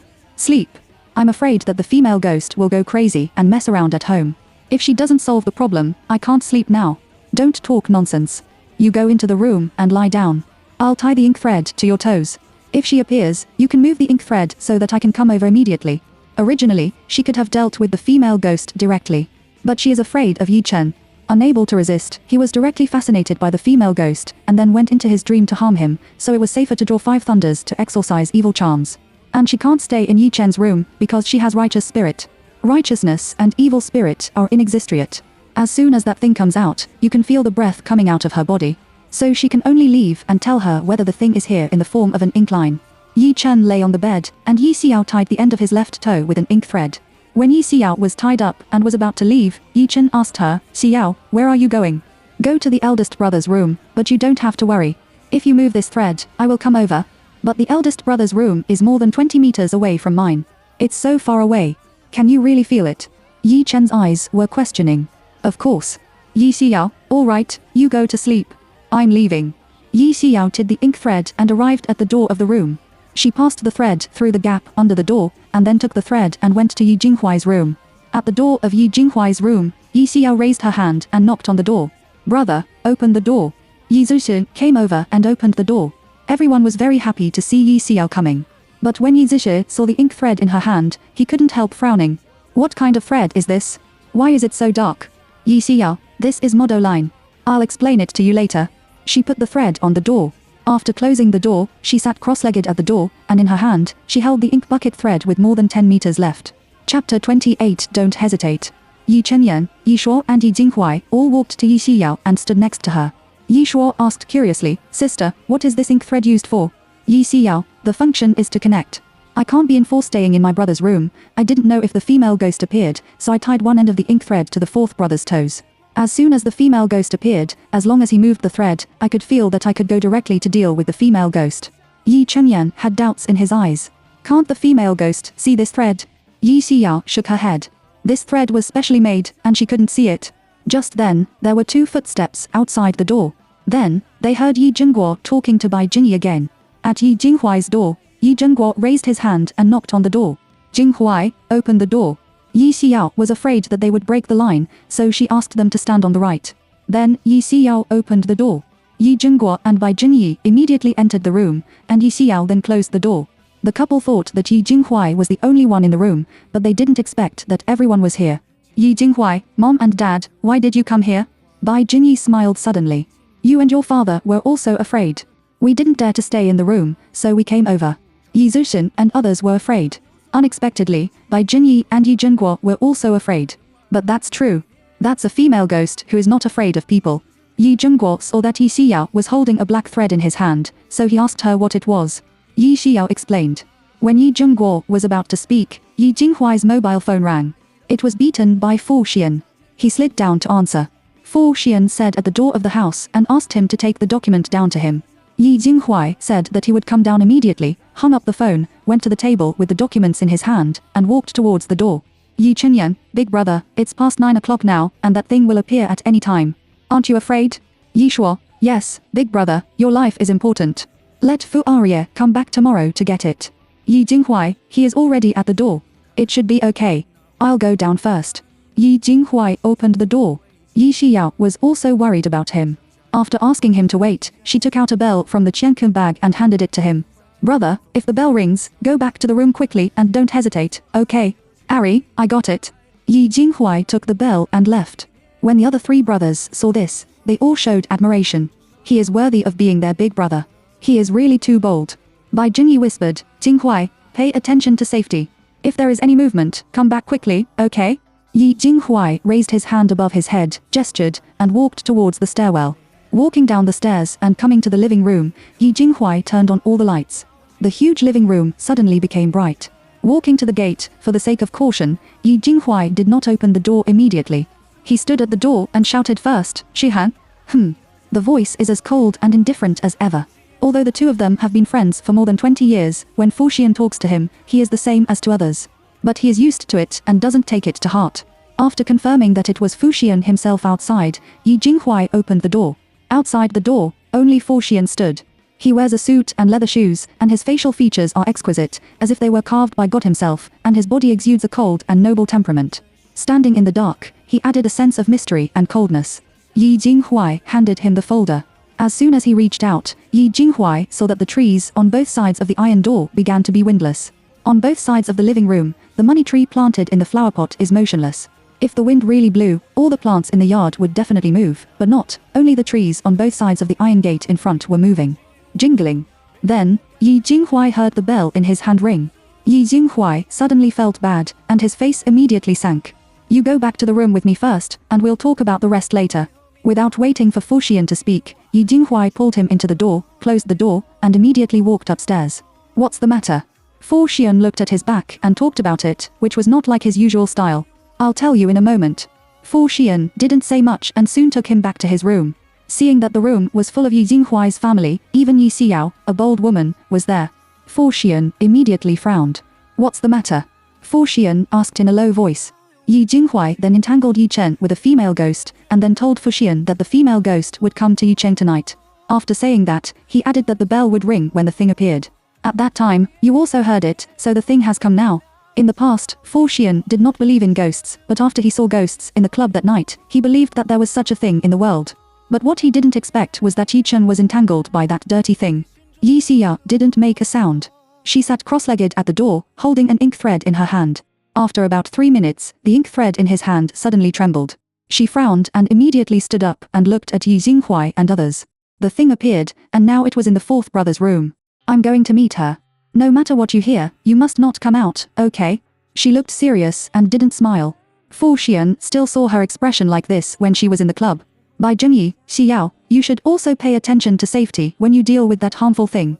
Well, auntie, I know, then I'll go first.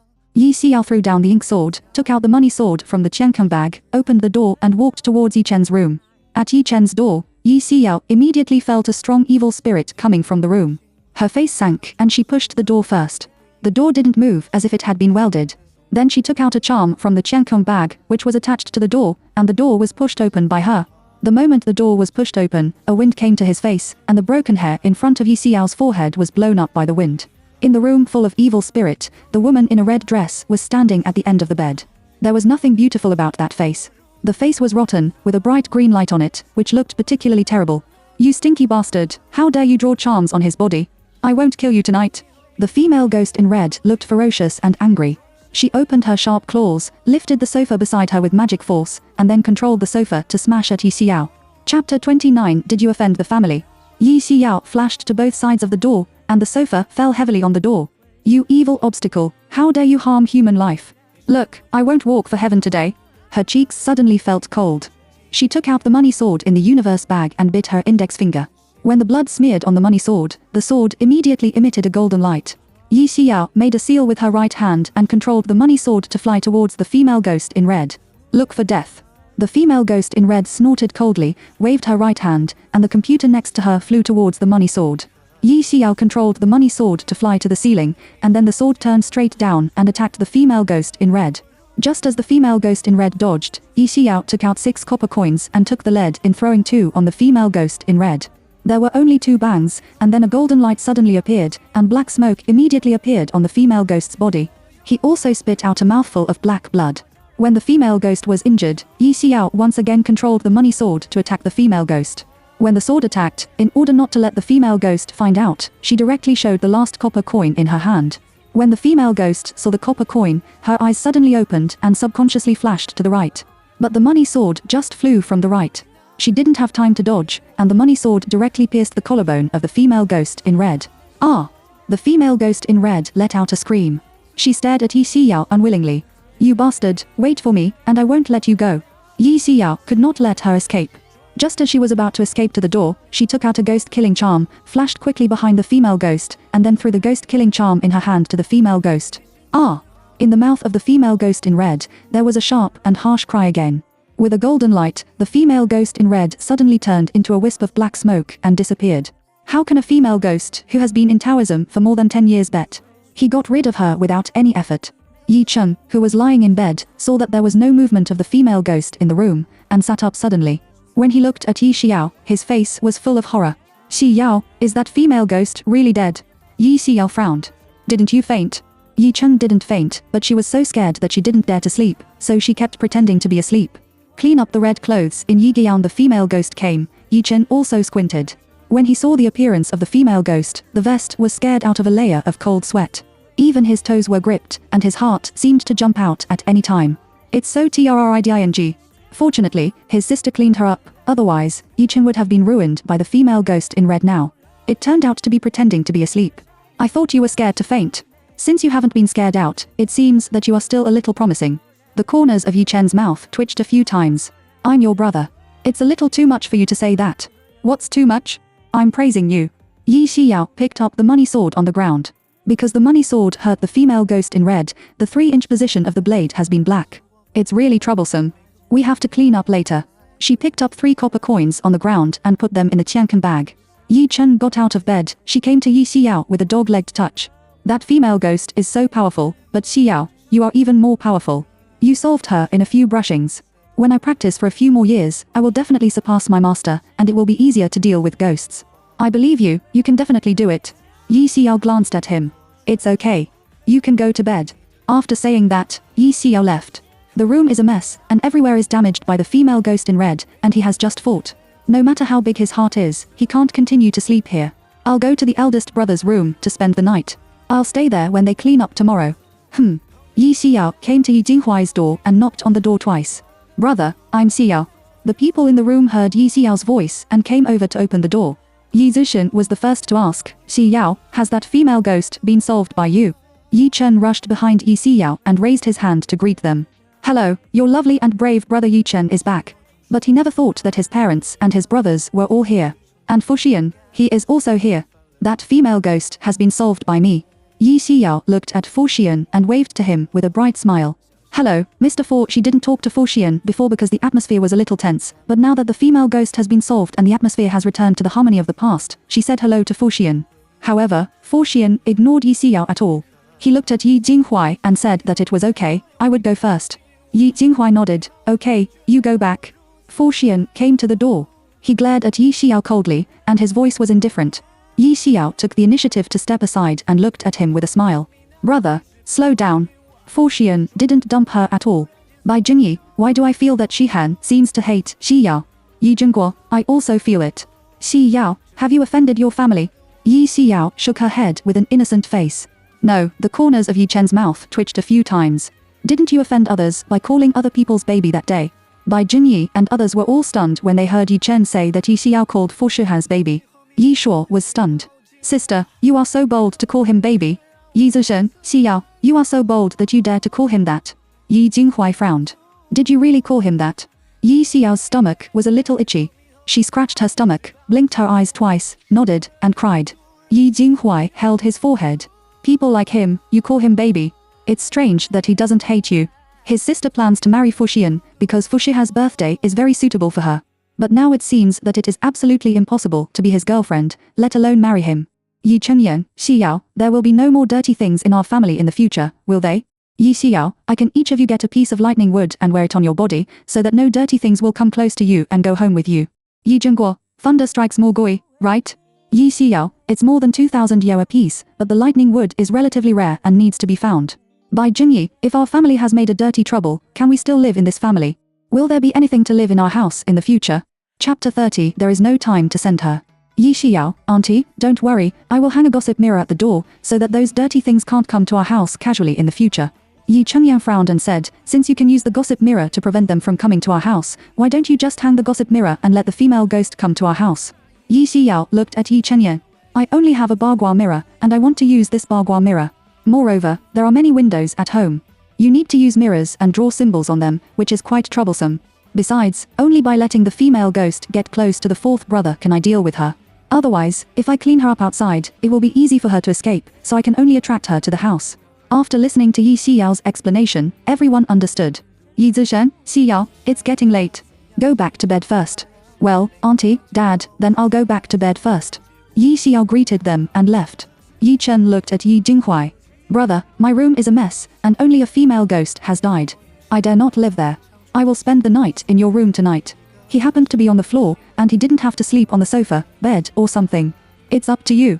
Yi Jinghuai just said one word and turned around to lie down on the bed. Yi Zishan, now that Xiao has solved the female ghost, we can go back to sleep. Alas, what a false alarm. Yi Shuo said as he walked. Fortunately, it was a false alarm, otherwise, he would probably have to eat our table tomorrow. After they all left, Bai Zhenyi looked at Yi Jinghuai. Jinghuai, can your sister drive? Yi Jinghuai was reading a book. He looked up at Bai Zhenyi. I don't know. Yi Chen next to him said, Mom, Xiao will drive. Bai Zhenyi nodded and said to Yi Jinghuai, Jinghuai, since your sister can drive, you can buy her a car another day. She often runs outside, and it is more convenient to drive by herself. I got it. Yi Jinghuai continued to read. Then Bai Jinyi and Yi Zhengguo also left. After the door closed, Yi Jinghuai suddenly thought of something. He looked at Yi Chen, who was lying at the end of the bed. Yi Chen, Xiao, do you really call me Shu Ha baby? Yi Chen sat up and looked at Yi Jinghuai on the bed. Why did I lie to you? At that time, she looked at him, just like a pig saw a pig's food, and her eyes were shining. If I hadn't called her away, she wouldn't have taken it away. The corners of Yi Jinghuai's mouth twitched a few times. She is my sister. Can you think of a nice metaphor when you describe her in the future? Yi Chen grinned. Didn't I suddenly think of anything else? So I used this metaphor. So she has been interested in Shi Han for a long time. Yes, I told him that Fu Xian is not an ordinary person. She can't provoke casually. I didn't know that she was so bold to provoke others. Not only did she provoke him, she even had to marry him. However, Yi Jinghuai also knows that Fu Xian is not easy to get along with. If Yi Xiao really marries him, there will be no benefit. But Yi Xiao's fate is relatively special. Yi Chen, but on the other hand, Fu Shiha's appearance is indeed fascinating, and his identity, he is the president of the RS consortium. Such a status, not to mention Xi Yao, even a woman who is more powerful than Xi Yao, definitely wants to marry him. Yi Jinghuai did not refute this point, because except for Fu Shihan's cruel means, he is really excellent. Yi Chen lay down and sighed. It's a pity that the fallen flowers are ruthless. Fu Xian is so excellent that he will definitely not like Yi Xiao. At 7:30 the next morning, after Yi Xiao had breakfast, she looked at Yi Chen. Fourth brother, could you please take me to Yufeng Bridge? Yi Chen was drinking soy milk. When he heard Yi Xiao's words, he was directly choked.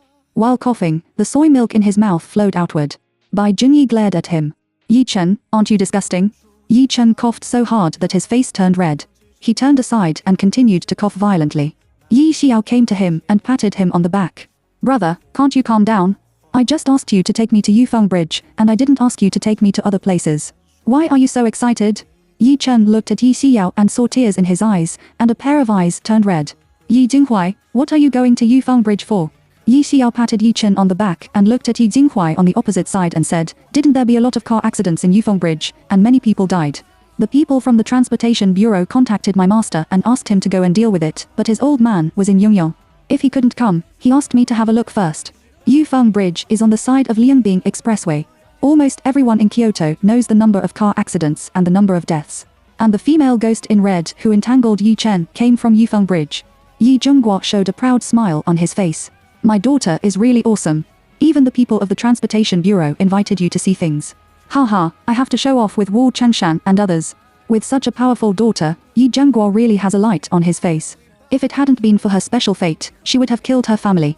He would not have agreed to Mr. Yi to send Yi Xiao to the Taoist temple. However, now it seems that Yi Xiao is also blessed by disaster, and the decision made by Mr. Yi is also very good.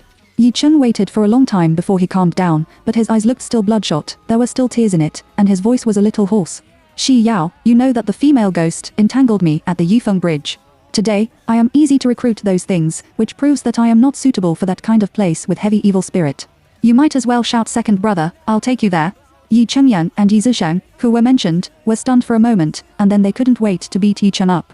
Yi Zisheng, my agent just called me and said that Director Zhang had a play suitable for me and asked me to audition, so I'd better send her to another person. That's right, Yi Zisheng is a star. And he is also a superstar. Yi Chenyan, I can't do it either. Recently, the restaurant has been so busy that there is no time to rest at noon. How can I have time to take her there? One is going to audition, and the other is busy in the restaurant. There is nothing to say. So, all the people looked at Yi Jinghuai. Yi Jinghuai was choked by their eyes. He cleared his throat and said, I have a very important meeting in the morning, so I can't go. Yi Xiao's face is black. Then give me the car key, and I'll drive by myself. That won't work. It was Bai Jinyi who said this. She said with a serious face, it's okay if you drive in the city, but it's not okay if you drive on the highway. It's too dangerous. Yi Xiao. Bai Jinyi looked at Yi Chen. Yi Chen, you drive Yao Yao. Chapter 31, The Ferocious Beast Tiger. As soon as Yi Chen heard it, he was immediately not happy. He stood up and complained, Mom, I'm your own son. Your son, I just came back from the Ghost Gate, and his soul hasn't been decided yet. How can you let me go to that kind of place? What if another female ghost haunts me? Bai Jinyi, Yao Yao is still the only girl in our family. What if something happens to her? Besides, anyway, you have been entangled by a female ghost once, and you don't mind being entangled again. Yi Chen. No, is he her biological son or not? He has just been locked out of the Ghost Gate. How can his mother let him take that risk again? Yi Zhongguo, okay, a big man shrinks, what kind of system? Hurry up and send Yao Yao there. Don't waste time. This is a matter of human life, and Yi Xiao must go there. If this happens, Yi Zhongguo's face will be more bright. In the future, when you speak in front of your friends, the wasteboard can be as straight as a steel pipe. Yi Chen was really about to cry because of his parents' ruthlessness. You two will kill me sooner or later. Yi Chen was full of resentment. He reluctantly went to get on the car key and came to Yi Xiao. When he looked at her, he became aggrieved in a second. Let's go, I'll send you. This is his only sister. His mother is right. The highway is very dangerous, and she doesn't drive often. In case something happens, she will die or be disabled. After all, it's a highway, and the speed is fast. If something really happens, the consequences will be very serious. So, how could he let his sister do such a dangerous thing? Anyway, his sister is a super powerful Taoist. If something dirty really haunts him, her sister will solve it for him. Thank you, brother. Yi Xiao thanked and left with Yi Chen. Yi Zixin looked at Bai Zhenyi and Yi Zhenghua. Dad, Mom, would it be too cruel for us to do that to Yi Chen? Bai Zhenyi's eyes slowly swept to Yi Zixin. How about you send it? Yi Zixin was stunned for a moment and smiled. He was still young. It's good to let him exercise more. Bai Zhenyi snorted and went upstairs. Yi Zhenghua went to get the fishing rod and the fishing box. When he was about to leave, Yi Jinghuai asked him, Dad, are you going fishing? Yi Zhenghua took a look at him and said with a smile, Uncle Chen said that he had found a new fishing spot. There were a lot of fish. Yesterday, he also caught a 5-pound crucian carp. I have to try it. That's right. Since their father became obsessed with fishing, as the chairman, he didn't even go to Yes Group. He went fishing with his friends every day.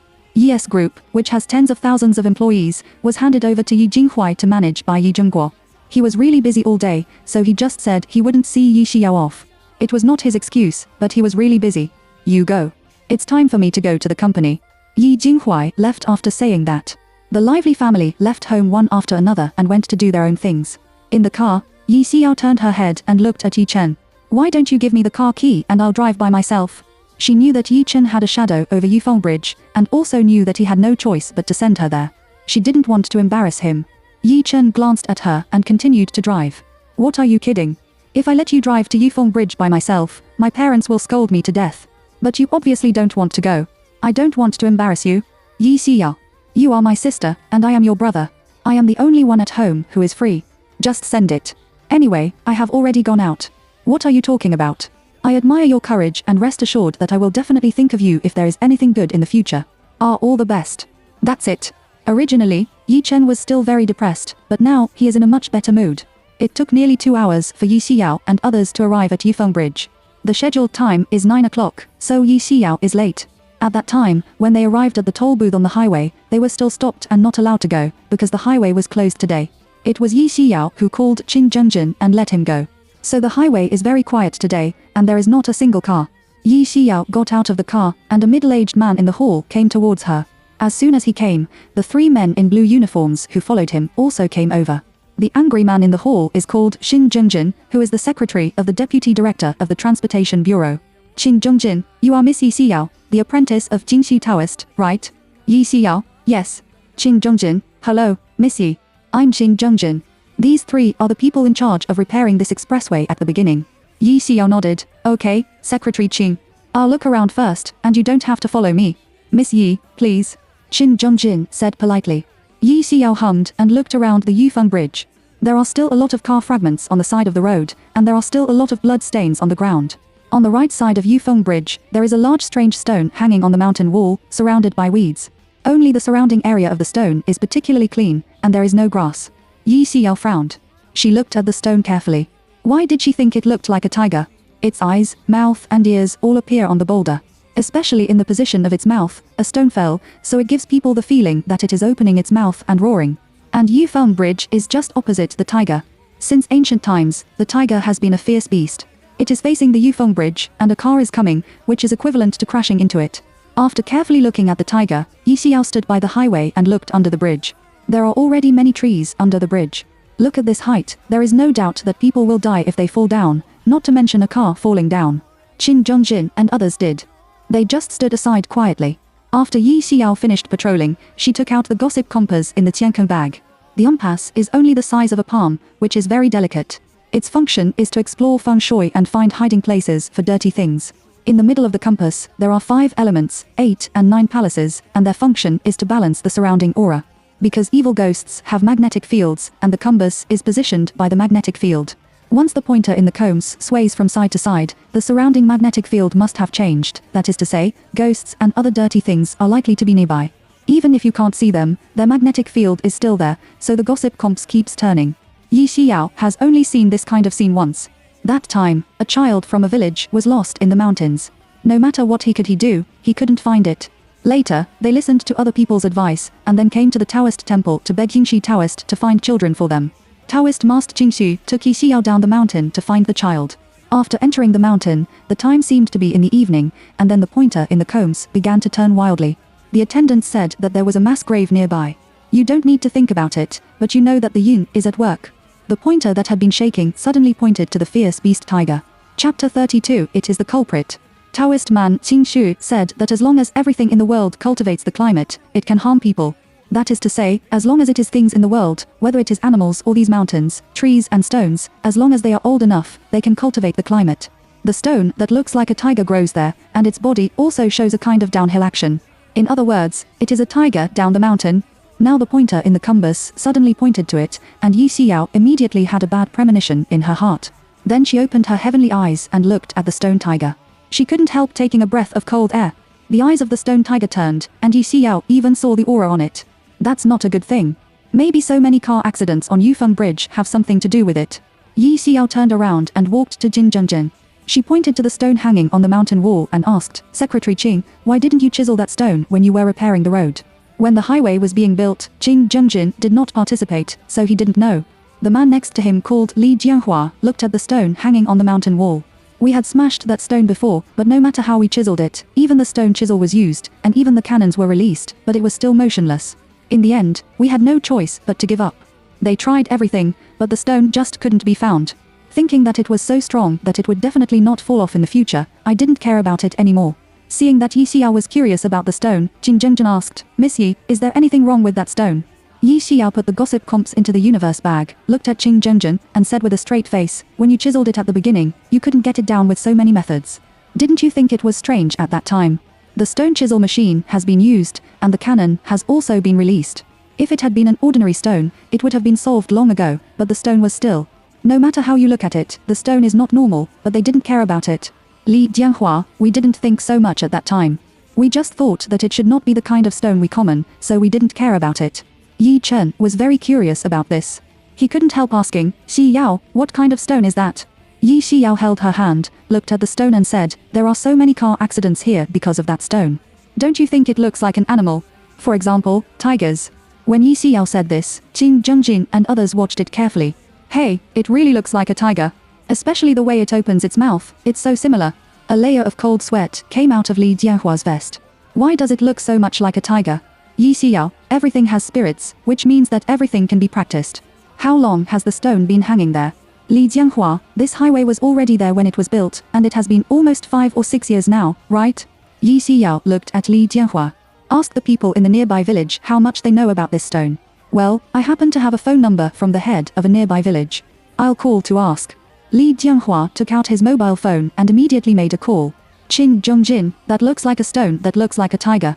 How could those car accidents be because of it? Yi Xiao turned her eyes to Qing Zhengjin and didn't smile. The stone can't be removed. Don't you think it's very mysterious? This sentence made Qing Zhengjin dumbfounded.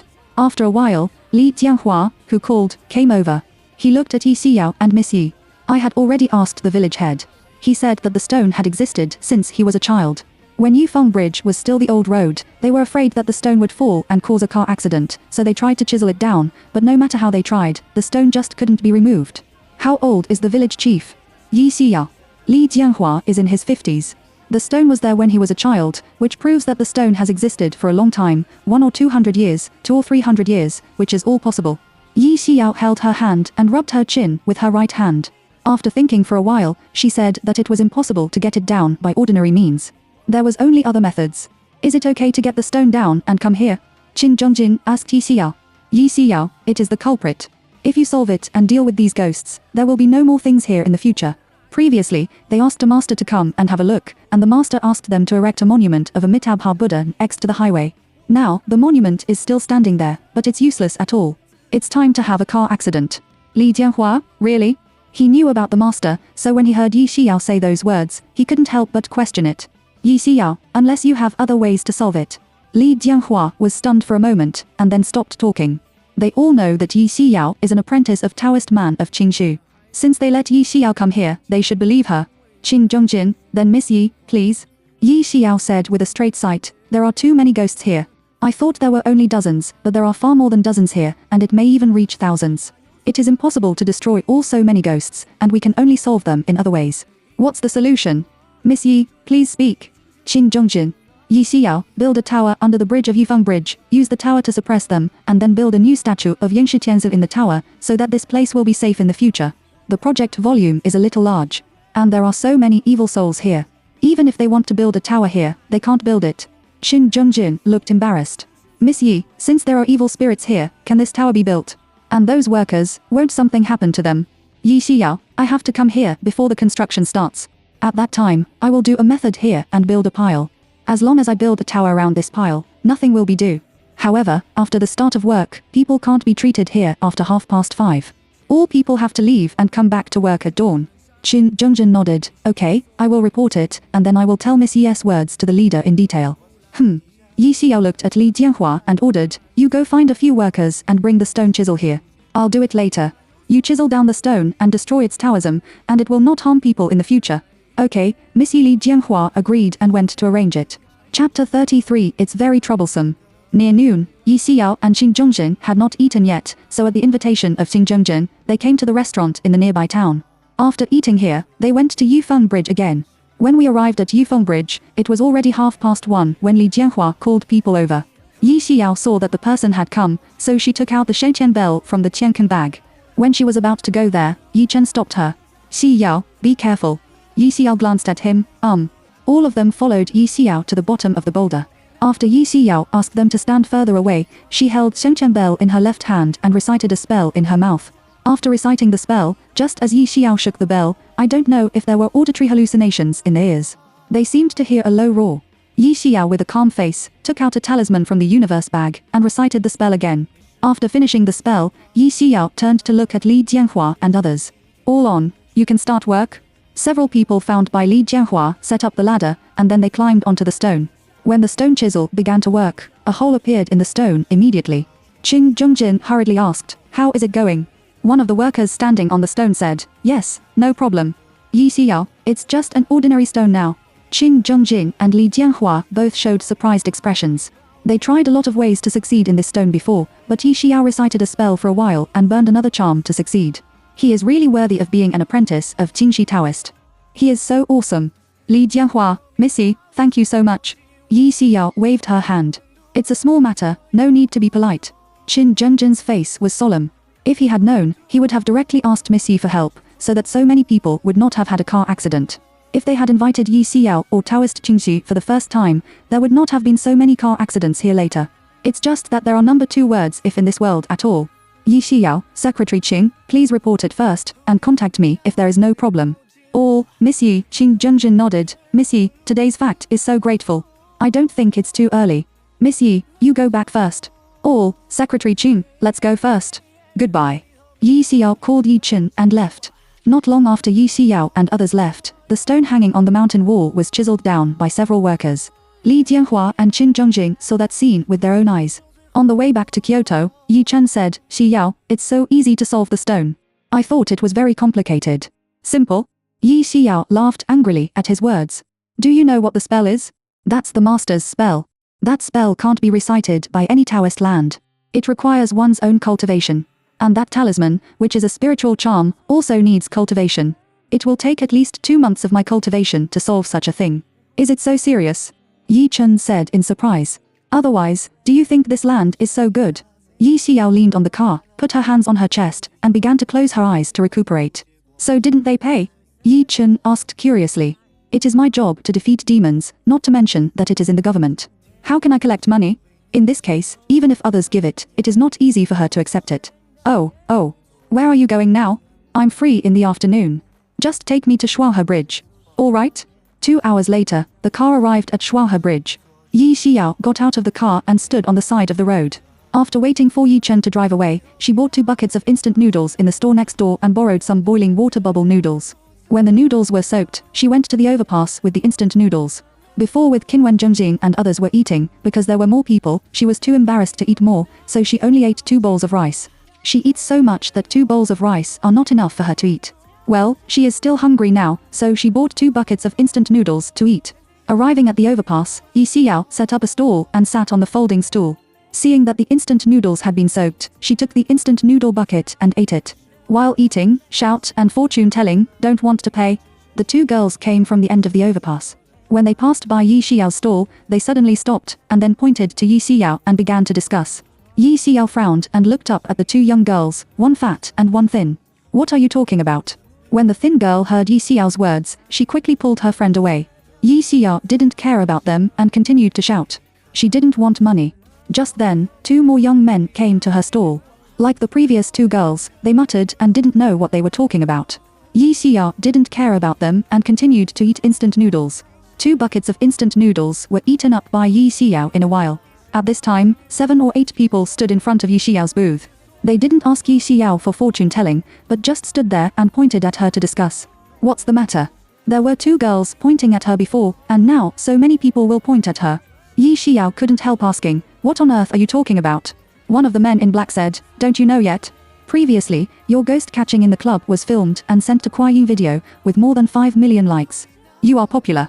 Huh? Yi Xiao looked confused. Is she angry? Why doesn't she know? Yi Chen didn't say anything either. Why did she get angry? Look. The man in black took his mobile phone, found the video he liked last night, and then showed the video to Yi Xiao. After watching the video, Yi Xiao instantly understood why they stood in front of their booth and didn't leave. It turned out that they recognized her as the Taoist who caught ghosts in the club last night. Yi Xiao really didn't expect that she could catch a ghost by herself. A girl asked curiously, Master, are there really ghosts in this world? Another slightly fat man asked, Master, is that video real? A man with black-rimmed glasses asked, Master, if there really are ghosts in the world, why can't we see them? Yi Xiao. More and more people are standing in front of Yi Xiao's stall. They are asking Yi Xiao all kinds of questions. She just wants to set up a good stall and earn some money. Why is it so difficult? Yi Xiao was annoyed by their quarrel. She took a deep breath and glanced at the crowd. Let me answer you. Chapter 34. It's better to live in a deserted grave than in an ancient temple. The people who asked the questions immediately stopped squeaking and looked at Yi Xiao quietly. Yi Xiao, the existence of ghosts depends on whether you believe it or not. If you believe it, they exist. If you don't believe it, no matter what I say, it's in vain. In a word, whether you believe it or not, you should be in awe of everything in the world. I'm done. It's all up. Don't disturb my business. Oh, I just said, how can there be ghosts in the world? Yes, what happened last night must have been done by someone under. Let's go, let's go. Maybe she and the person who took the video, it's just a group, in order to attract the audience. Now that their purpose has been achieved, this kind of person is very annoying. Isn't it good to be honest and make money here? Why do you want to play with those hearts and eyes? It's disgusting. No, I thought it was true, but I didn't expect it to be fake. Everyone counted Lawyer Xiao word by word, and then left one after another. In the end, only one young man in a white lapel short sleeve was left. Seeing that he didn't leave, Yi Xiao asked casually, why don't you leave? The man squatted in front of her and smiled at her. I have carefully studied the video and identified it with my friends. There is no fake element, so I believe that what happened to the club last night is true. So, Yi Xiao looked at him lazily, took the mineral water on the side and drank it. The man grinned and said, hello, master, my name is Wu Yang, and I want to take you as my teacher. Yi Xiao, who was drinking water, heard Wu Ya's words, and the saliva in her mouth sprayed out like a fountain. It splashed on Wu Ya's face. Wu Yan wiped a handful of water on his face and looked at Yi Xiao with a smile. Master, I'm serious, I'm not kidding. Yi Xiao took out a tissue from the tianke bag and wiped the water on the table. I won't accept apprentices. You can go. Why don't you accept apprentices? Wu Yan asked undyingly. Yi Xiao put the paper to wipe the table at her feet, raised her eyelids and looked at Wu Yan in front of the table. She said coldly, because I don't accept apprentices, I don't accept apprentices, understand? It's troublesome to accept apprentices. Yi Xiao doesn't like trouble the most, so she won't accept him. What's more, her brothers and sisters have confiscated their apprentices. How can her, the youngest sister, accept them? Wu Yanghe was not in a hurry. He looked at the words written on the table, squeezed his lips and smiled, and looked at Yi Xiao. Then can I ask you to calculate the 8 characters? The charge is 50, and the price is non-negotiable. Yi Xiao is Kategout. Okay, my birthday is the 14th of July 1991. In the evening, please calculate IT for me. Yi Xiao pinched her fingers and pondered for a long time. When she looked at Wu Yang again, Yi Xiao's eyes became very complicated. Seeing her complicated eyes, Wu Yang asked, Master, what's the matter? Have you asked someone to calculate the 8 characters of your birthday before? Yi Xiao frowned and asked. She looked very serious, and she was not as lazy as before. No, Wu Yan shook his head. Your 8 characters and 4 pillars are all yin. In addition, you were born on the day when the Ghost Gate opened on the 14th of July, and the time happened to be extremely yin. You should have died at the age of 3, and you will not live to be 5 years old at most. Why are you okay? 8 characters and 4 pillars are all yin, which is similar to her. Hearing Yi Xiao's words, Wu Yan almost knelt down to her. What she said is exactly the same as what Mr. Dao Tu, whom his grandfather once met, is really a word. Seeing his shocked expression, Yi Xiao frowned and said, What? Master, I won't lie to you, if it weren't for my grandfather, I would have really died when I was 3 years old. Can you tell me in detail? Wu Yan got up and walked to Yi Xiao's side. After sitting on the ground, he said that my grandfather met Mr. Dao Tu back then. What you just said was what Mr. Dao Tu said to my grandfather. According to my grandfather, on the night of my 3rd birthday, it was Mr. Dao Tu who helped me avoid a disaster with the Taoist Tianshi seal. That night, there was a particularly scary knock on the door. Really, if it hadn't been for Mr. Dao Tu, I would have died long ago. And when I was 5 years old, I went swimming in the river with those friends in the village. At that time, I obviously felt that someone was pulling my feet. If Mr. Dao Tu hadn't happened to pass by, I would have died at that time. Yi Xiao nodded. Are you wearing a jade pendant on your body? Wu Yan was shocked and said in surprise, Master, how do you know? Your destiny is special. According to reason, you can't live to be 3 or 5 years old. But you have lived for so many years. There must be something to protect you. In addition, although you have successfully avoided those 2 disasters, you still have a disaster on the 14th of July this year. If you avoid this disaster, you can enjoy your old age in peace. If you can't avoid it, you won't survive this year. If other people had heard these words, they would have been scared to death. But after hearing them, Wu Yang acted very calmly, as if he knew that those things would happen.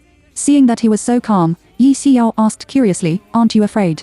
I already know this. Mr. Dao Tu said it. He also said that I can only have a chance to avoid that disaster if I worship a master. This is the reason why Wu Yang asked Yi Xiao to accept him as an apprentice at the beginning. I have to say that Mr. Dao Tu is really powerful. If it weren't for him, how could Wu Yan have lived until now? He would have died at the age of 3. Yi Xiao held her hand and looked at Wu Yan with a meaningful smile. Mr. Dao Tu seemed to be very good at Taoism. Unexpectedly, he could say that only by worshipping a teacher could avoid a disaster. Master, it's better to save a life than to build a 7-level floating slaughterhouse. I beg you, just accept me. Wu Yan looked at her sincerely, and his eyes were full of piety. Sorry, I won't take you as an apprentice. Yi Xiao then said again, but I can give you some advice. Wu Yan's eyes immediately lit up and asked the master to clarify. Yi Xiao, you go to find a deserted temple. From the night of the 13th of July to the end of the 14th of July, you should stay under the statue. No matter who calls you, you don't go out. As long as you stay there for a day and 2 nights, you will be fine. There is a good saying that Ning Su was in a hurry and didn't live in the temple, but she let him live in the deserted temple for those 2 days. Is this because he is afraid that he will not die fast enough? Master, why do you want me to live in the deserted temple? Wu Yang asked doubtfully.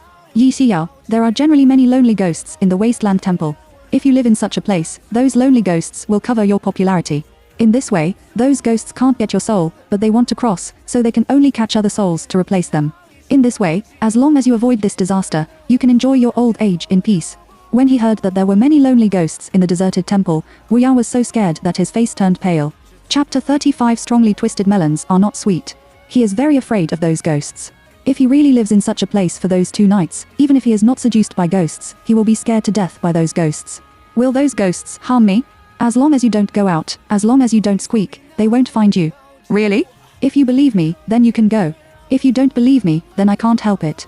Wu Yan is afraid of death, so he wants to take Yi Xiao as his teacher. But when he thought of the lonely ghosts in the deserted temple, he was scared. Hesitating again and again, Wu Yan asked, Master, I'll give you 10,000 yuan. Can you protect me in the deserted temple that night? I'm really scared. I'm Dao Tu. If I appear in the wasteland temple, those ghosts will not dare to appear. Once Ying finds you, I can't save you. Then what should we do?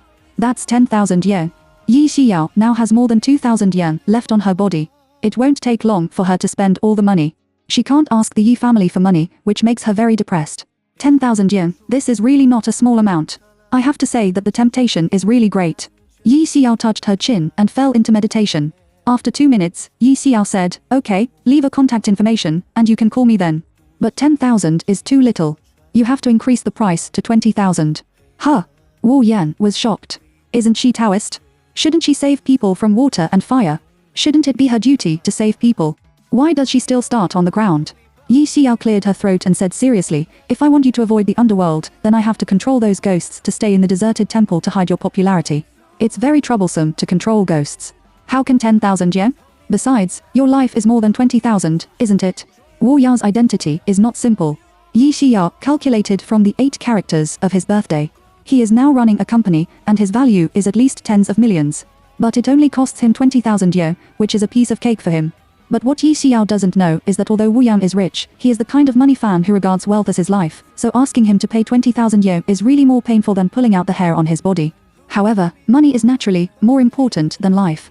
After all, if Xiao's life is lost, that money will no longer be his money, and he will not be able to make money again in the future. Well, I'm willing to pay 20,000 yen, so please help me at that time. It's good to say. Okay, then leave a contact number. Yi Xiao gave her phone number to Wu Yan. Wu Yan thanked her and said that he would not disturb her business, and then got up and left. Not long after he left, 2 people came to Yi Xiao to calculate the 8 characters. In the end, Yi Xiao earned 200 yen each from them. It must not be so expensive to count the 8 characters alone. She sold them 2 charms, so she finally earned the 200. When the customer left, Yi Xiao turned her head and looked aside. The old man's booth was here before, but he didn't come today. Yi Xiao looked curiously at the aunt who had set up a stall next to the uncle before. Auntie, why didn't this old man come to set up a stall? The aunt replied to her that he had something to do today and would not come until tomorrow. Yi Xiao said, oh, it turned out to be something. She thought it was because he lost to her and had no face to see her, so she didn't come to set up a stall. After staying until 5:30 p.m., Yi Xiao closed the stall and took a car home. In the next few days, Yi Xiao came to set up a stall every day, and the total amount of money she earned in the past few days was already 2,700. She feels that as long as she is diligent enough, it is easy to make money. At noon that day, Yi Xiao went back to the overpass to set up a stall after having a fast food meal. As soon as her buttocks sat down, Yi Xiao's mobile phone rang. It was played by Yi Jinghuai. Sliding down to answer, Yi Xiao leaned on the roadside guardrail and said leisurely, hey, big brother. Xiao, where are you? Yi Jinghuai's voice came from the other end of the phone. Hearing that tone, he was still a little anxious. I set up a stall here in Shuangheqiao. What's the matter? Yi Xiao frowned. Shu Han had a car accident and injured his leg. He said it was not serious, but I think since he injured his leg, it must be very serious. Really? Yi Xiao opened her mouth lightly, and her tone sounded very calm, without a trace of surprise. Aren't you surprised? When Fo Xian called him, he was about to die of surprise, okay? So after learning the news, he called her without saying a word. But Yi Xiao's tone sounded so calm. Now that I have calculated it, I won't be surprised. Since you are right, he should contact you. Well, I'm waiting for him to call me. Brother, I'm a guest. I won't tell you. Yi Xiao hung up the phone and looked at the girl standing in front of her. Beauty, what do you want? The girl is very beautiful, especially the long black hair, which is straight and black, like a waterfall. Master, I want to test a word. The word test is also 50. What word do you want to test? Write it down here. Yi Xiao handed the paper and pen to the girl. The girl took the paper and pen and wrote down the word think. Yi Xiao looked at the thought written by the girl and pondered for a long time before she opened her mouth. What do you want to ask? I want to ask about feelings. The girl answered truthfully. Yi Xiao nodded and said, Mu and Mu have the same sound and disagree. They are all above the heart. If you test this word, then you and your husband or your boyfriend are in the same bed and have different dreams, and there is no good result. Hearing Yi Xiao's words, a sad expression immediately appeared on the girl's face. When she looked at Yi Xiao again, her eyes were already red. She was very reluctant and said, Master, I'll test one more word. Yi Xiao, okay, you write it. She wrote the word weak. No matter how you look at this word, it has nothing to do with feelings. Master, I still test my feelings. Yi Xiao hummed, calculated in her mind for a while, and said, below the weak word is the feather character, the feather bird, the bird is under the bow, which is very dangerous. When the girl heard Yi Xiao's words, her pupils shrank sharply.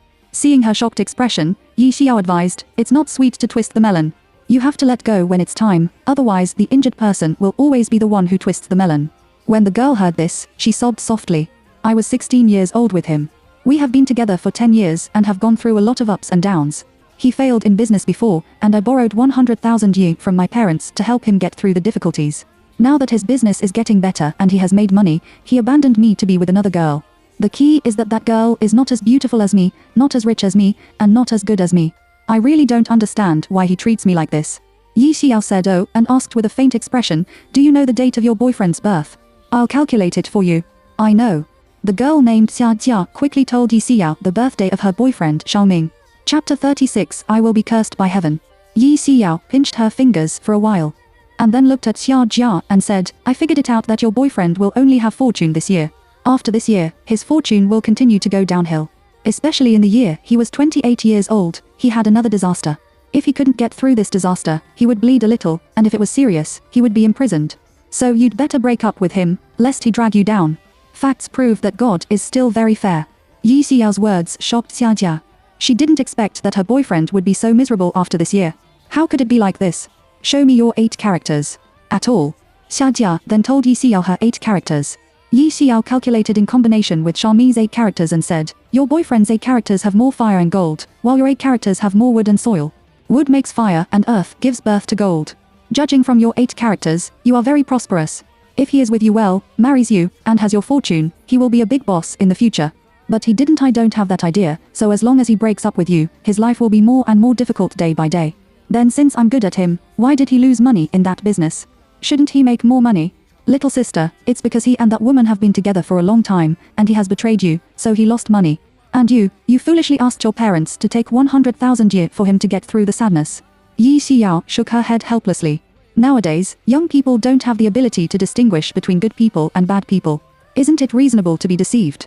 Especially the love brain, it's strange not to be deceived by men. Xia Jia never thought that her boyfriend had betrayed her long ago.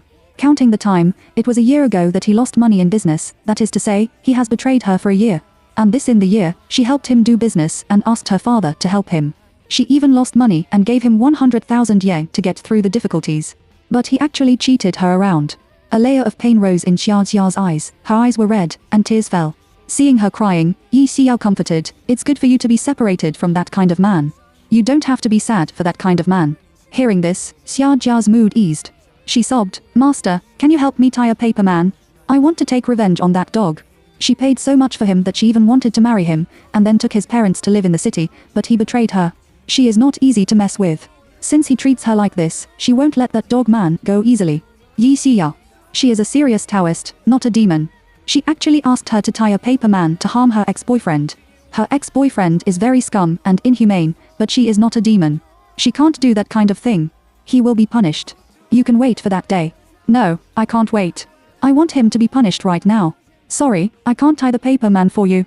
I'll give you 3,000. Please help me tie a paper man. I know you're not a bad guy, but he's really damned. I don't want to see him bounce safely now. I want him to live rather than die. Xia Jia clenched her fists and showed a clear hatred in her eyes. As the saying goes, the deeper the love, the deeper the hatred for him. Now she can't wait to beat Xiaoming, that bastard, with thousands of knives. I know you hate him, but I can't make some money, otherwise, I will be damned. She won't avenge others with her own life. What's more, she and Xia Jia have not known for the rest of her life. Seeing that she refused to help herself, Xia Jia had no choice. After all, she couldn't force others to do what others didn't want to do. She took out 100 yen from her bag and handed it to Yi Xiao. Master, thank you. I still have something to do, so I'll go first. I'm looking for you 50. No, Master, just take the rest of the money as the incense money I donated. She was expressionless, and her eyes seemed to be full of cruelty. Without waiting for Yi Xiao to speak, she turned around and left. Yi Xiao looked at her leaving back and intuitively told her that Xia Jia would definitely take revenge on her ex-boyfriend. However, it's none of her business. It's better not to get involved in some trouble. After Yi Xiao counted the 8 characters of the 2 people again, the mobile phone rang, which was a strange number. She slid down to answer the answer. Hello. It's me. I'll come to your house to see you tonight. This voice is very recognizable, because it sounds cold and has a hint of domineering. Yes, it was Fu Xian who called her. Yi Xiao smiled and said, okay, Mr. Fu, see you at my house that night. XL didn't say anything more and hung up the phone directly indifferently. Yi Xiao curled her lips and said, this guy, if you have something to ask her, can't you be a little more enthusiastic about her? It really doesn't look like asking for help at all. At 5 p.m., Yi Xiao closed the stall and went home.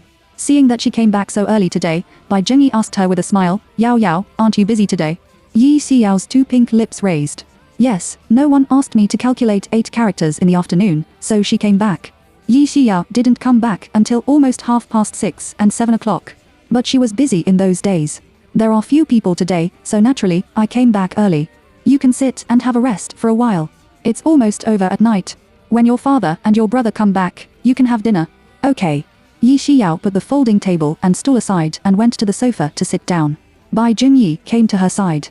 After sitting down, I asked her caringly, Yao Yao, our family is not short of money. Don't go out to set up stalls anymore. How hard it is to be exposed to the wind and the sun. Auntie, I have hands and feet, and I can make money by myself. I don't need you and Dad to take money for me to spend. Really, I'm still young and fully capable of supporting myself. I know you have the ability to support yourself, but I think you are such a young and beautiful little girl. It's too hard to set up a stall on the overpass every day. I want you to stay at home. If you are bored, you can also go to the company to help your brother. The wind can't blow and the sun can't be exposed. How nice. Auntie, I know you are for my own good, but entering the company is not my strong point. I still prefer to engage in metaphysics.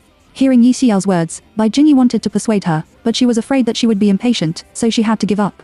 Then Bai Jinyi went upstairs to get a bottle of expensive sunscreen and handed it to Yi Xiao. This is the sunscreen I bought. It's still new.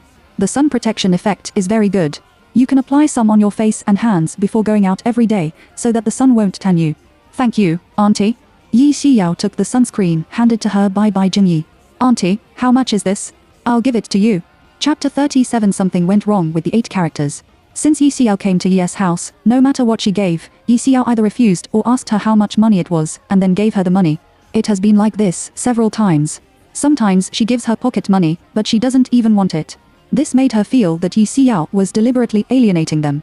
A trace of sadness flashed in Bai Junyi's eyes. Yao Yao, don't you like us all? Yi Xiao was stunned.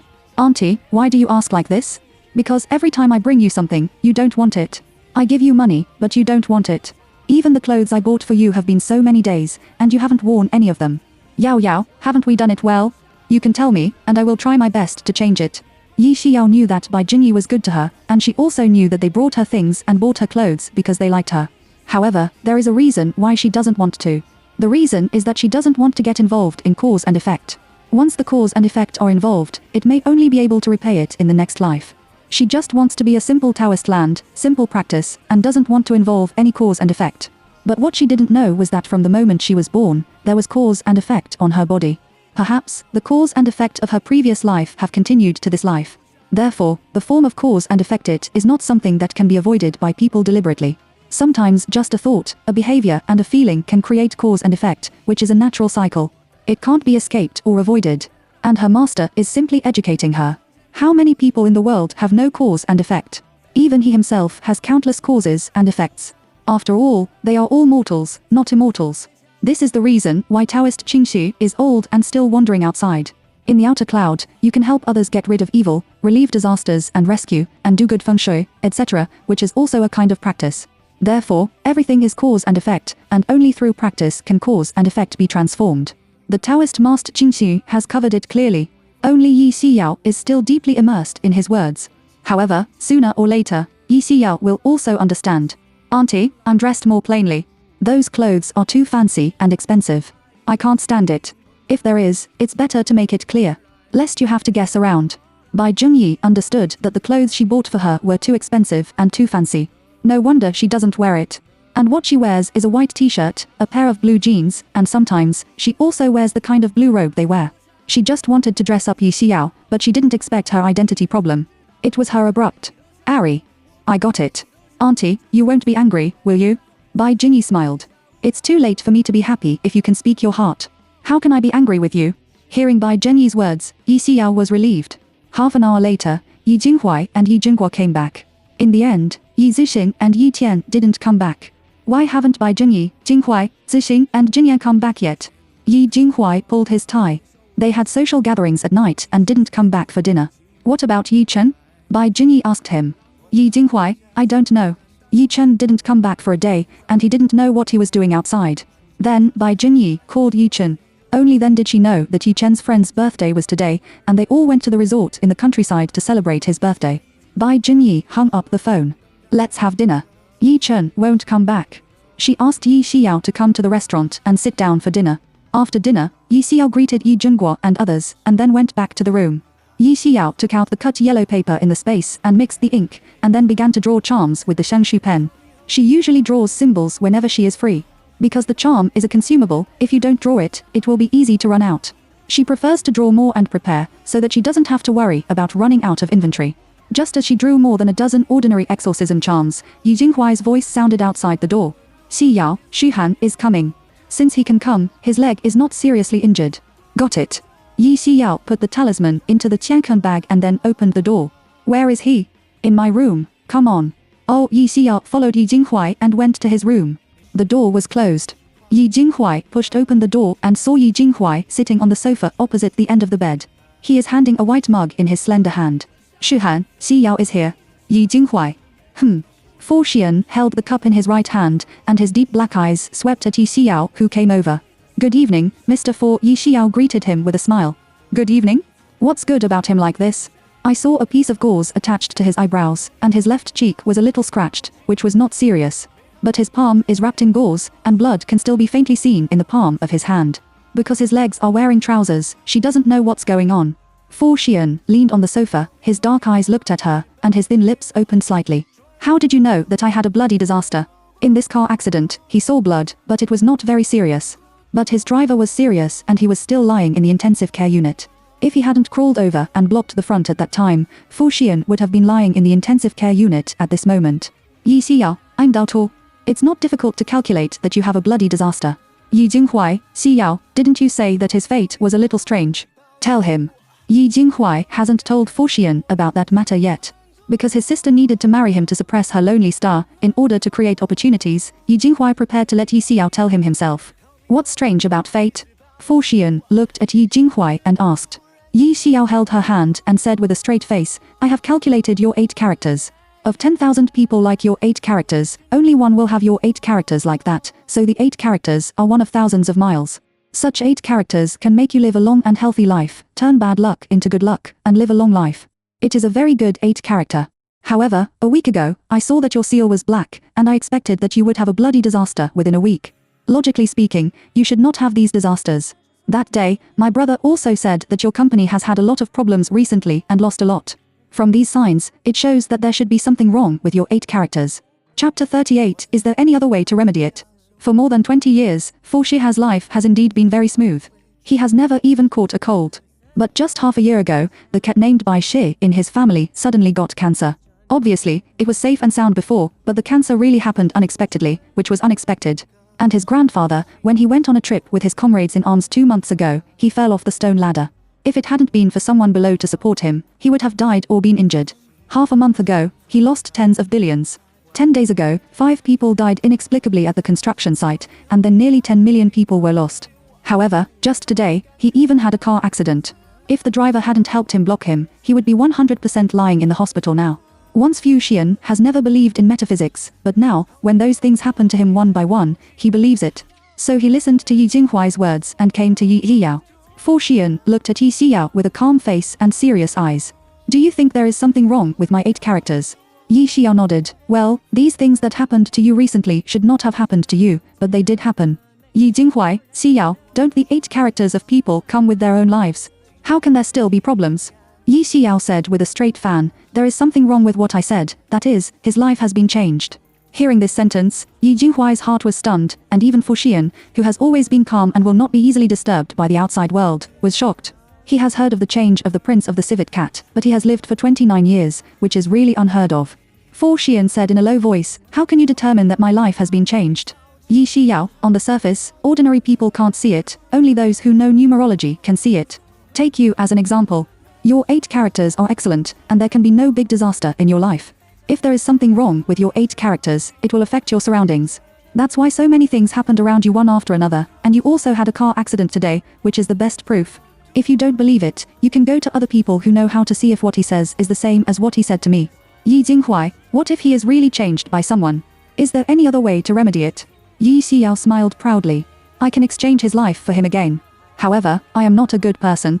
If you want me to change his life again, there must be conditions. Fu Shiha's handsome and 3-dimensional face sank. What are the conditions? Marry me. Yi Xiao didn't think about it. As long as you marry me, I will return the life that others exchanged for you. Otherwise, more unexpected things will happen around you. Fu Xian didn't expect that Yi Xiao's condition was to let him marry her. What are you kidding? Even if Fu Xian doesn't marry for the rest of his life, he will not marry a woman like Yi Xiao. And this time, if it hadn't been for Yi Jinghuai, he wouldn't have come to Yi Xiao. Oh, Fu Shi smiled coldly. When he looked at Yi Xiao, he had a little disgust in his eyes. Do you want me to marry you? Do you think you deserve it? Yi Xiao shrugged her shoulders and said carelessly, your life is so valuable. What a pity if it's gone. And your RS consortium, if you are gone, then the RS consortium will fall into the hands of others. So, if you marry me, I will let you turn danger into destruction and live a long life. Do you think it's worth it? It took him a lot of time and a lot of effort to develop the RS consortium to what it is today. He will never give in to others. However, he will not believe that Yi Xiao can return his life. After all, even he himself doesn't know who changed his life. Fu Xian didn't say anything. He looked at Yi Jinghuai, and his voice was not cold or hot. Jinghuai, I still have something to do, so I'll go first. Yi Jinghuai looked at Yi Xiao and frowned. Xiao. Yi Xiao waved her hand and said discreetly, it's okay. Let him go. She knew very well that people with status like Fu Xian would not easily believe her. In this case, let's wait for him to believe it. After Fu Xian left, Yi Jinghuai said worriedly, if he doesn't marry you, what will you do? Yi Xiao's destiny is very special, and she needs Fu Shi's destiny to suppress it. Now that Fu Xian doesn't marry her, no one can suppress her fate. Yi Xiao raised her eyebrows and smiled. Brother, don't worry, he will come to me again. Yi Jinghuai sighed. You may not know much about him. Once he refuses, even if the king comes, he will not let him change his mind. There are exceptions to everything, big brother, don't worry, he will definitely come. Yi Xiao said without thinking. Fu Xian cares so much about his life and cares about his RS consortium. He certainly can't watch the RS consortium happen. Therefore, Yi Xiao dares to pack the ticket, and he will definitely come to her again. Yi Jinghuai hummed and said nothing more. After a while, he asked, who changed his life at that time? Who did he change his life to? It depends on his birthday.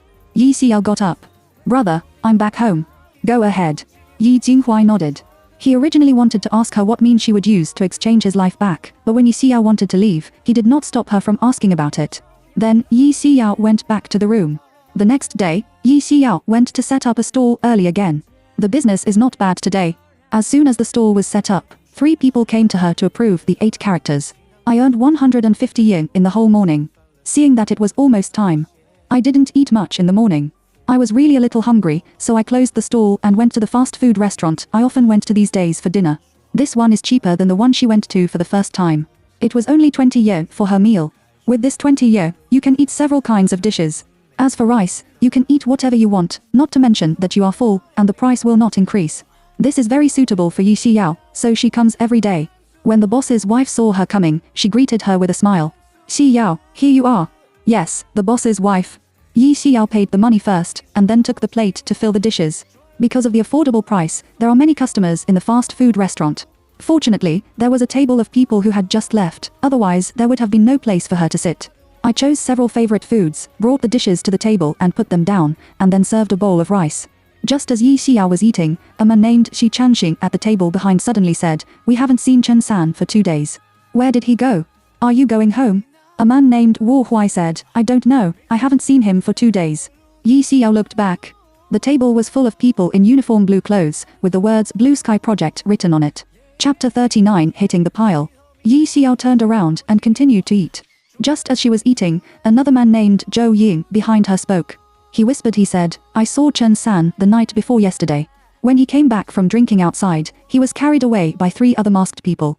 I was going to the toilet outside at that time, and I felt very strange. After following them for a while, I saw them taking Chen San to another construction site. Hearing his words, Wu Huai asked him why did they take him to another construction site. Shu Changjing, what's the name of the construction site? Zhou Ying, his name is Yun Zhong. At that time, Before Zhou Ying finished speaking, Shi Changjing was shocked. What? Yingzheng construction site? Wu Huai, why are you so surprised? Zhou Ying, yes, Yingzheng construction site, I saw them push Chen San in at that time, and I didn't see Chen San come out later. I didn't know what was going on at that time. When I was about to leave, someone found me. They caught me in a corner of the construction site and asked me what I saw. I said that those people were escorting our workers at the construction site. Then they threatened me not to tell them about it, or they would beat me to death. Well, I didn't say it. I just told you a few. Don't spread it. They are all migrant workers from the countryside to work in the city. There are old and young people in the family. They just want to make some money and don't want to cause trouble. Therefore, even if Zhou Ying knew the whereabouts of Chen San, they did not dare to say it. He also drank 2 glasses of wine today and was a little bolder, so he said it. Wu Huai looked at Xu Changjing. Why were you so surprised just now? Xu Changjing lowered his voice. Don't you know? 10 days ago, there was a foundation on the construction site of Yangzheng that could not be worked, and then 5 people died for no reason. After that, they went to find a watcher and asked them to work. Hearing the words beat the stake, Yi Xiao's heart suddenly trembled. She knew that it was recorded in Lube's book. It is said that when the earth is moved in a place, it will destroy the feng shui of that place and anger ghosts and gods, and then various accidents will happen during the construction. Therefore, burying living people on the construction site is equivalent to sacrificing ghosts and gods or something. Zhou Ying didn't know about this so-called pile, but Wu Huai knew, because it happened once at the construction site where he worked before. Wu Huai was stunned and said, did the people at the construction site of Yingzheng take Chen San to drive piles? Xu Changjin, it should be, otherwise why do they have to act at night? And he also covered his face, which obviously doesn't want others to know what they did. Wu Huai, why don't they catch the people at their own construction site to drive piles, but come to arrest our workers at the Blue Sky construction site to drive piles? Xu Changjin, do you still need to ask? It must be because people who catch themselves are easy to get into trouble. Zhou Ying frowned. Yezheng construction site. I remember that this construction site seems to be under the RS consortium, right? A few days ago, I saw the news that 5 people died at the construction site, and the president of the RS consortium also compensated tens of millions. Yi Xiao understood now. It must be because the person in charge of the construction site felt that some people died inexplicably at the construction site. He felt that there was something wrong with it, and then he used others to drive the piles. They probably didn't tell Fu Xian about this matter, did they? If Fu Xian knew about making money and killing people, he would definitely not allow it. Wu Huai, is there still an accident at the construction site of Yangzheng now? Zhou Ying shook his head, but he didn't know. Xu Changjing, they all pulled Chen San to drive the stake, and nothing will happen. Wu Huai was indignant and hateful. That's a living person. Chen San's parents are still here, and there are 4 children for him to raise. They arrested people to drive birth stakes. How can this make people live? Xu Changjin, why don't you call the police? That's a human life. You can't let them waste people's lives. Zhou Ying, even if you call the police, others will not admit it. At that time, we will have to be retaliated. There are still elderly people in my family to raise, so I dare not call the police. After Yi Xiao ate 5 bowls of rice and filled her stomach, she went to the table in Zhou Ying and asked, Uncles, where is the Yangzheng construction site? Several of them looked at Yi Xiao one after another and knew that she had just heard what they had just said. Other people thought they had heard a story. It was nothing, but Yi Xiao came to ask. Zhou Ying was shocked. Are you going to sue? Yi Xiao shook her head. I'm doubtful. I want to see what's going on at the construction site, and by the way, see if Chen San's soul is there. They showed Yi Xiao from head to toe. No matter how you look at it, except for her simple clothes, you can't see a trace of Taoism. Xu Changjin, are you really a Taoist? Yi Xiao, like a fake exchange of Taoism.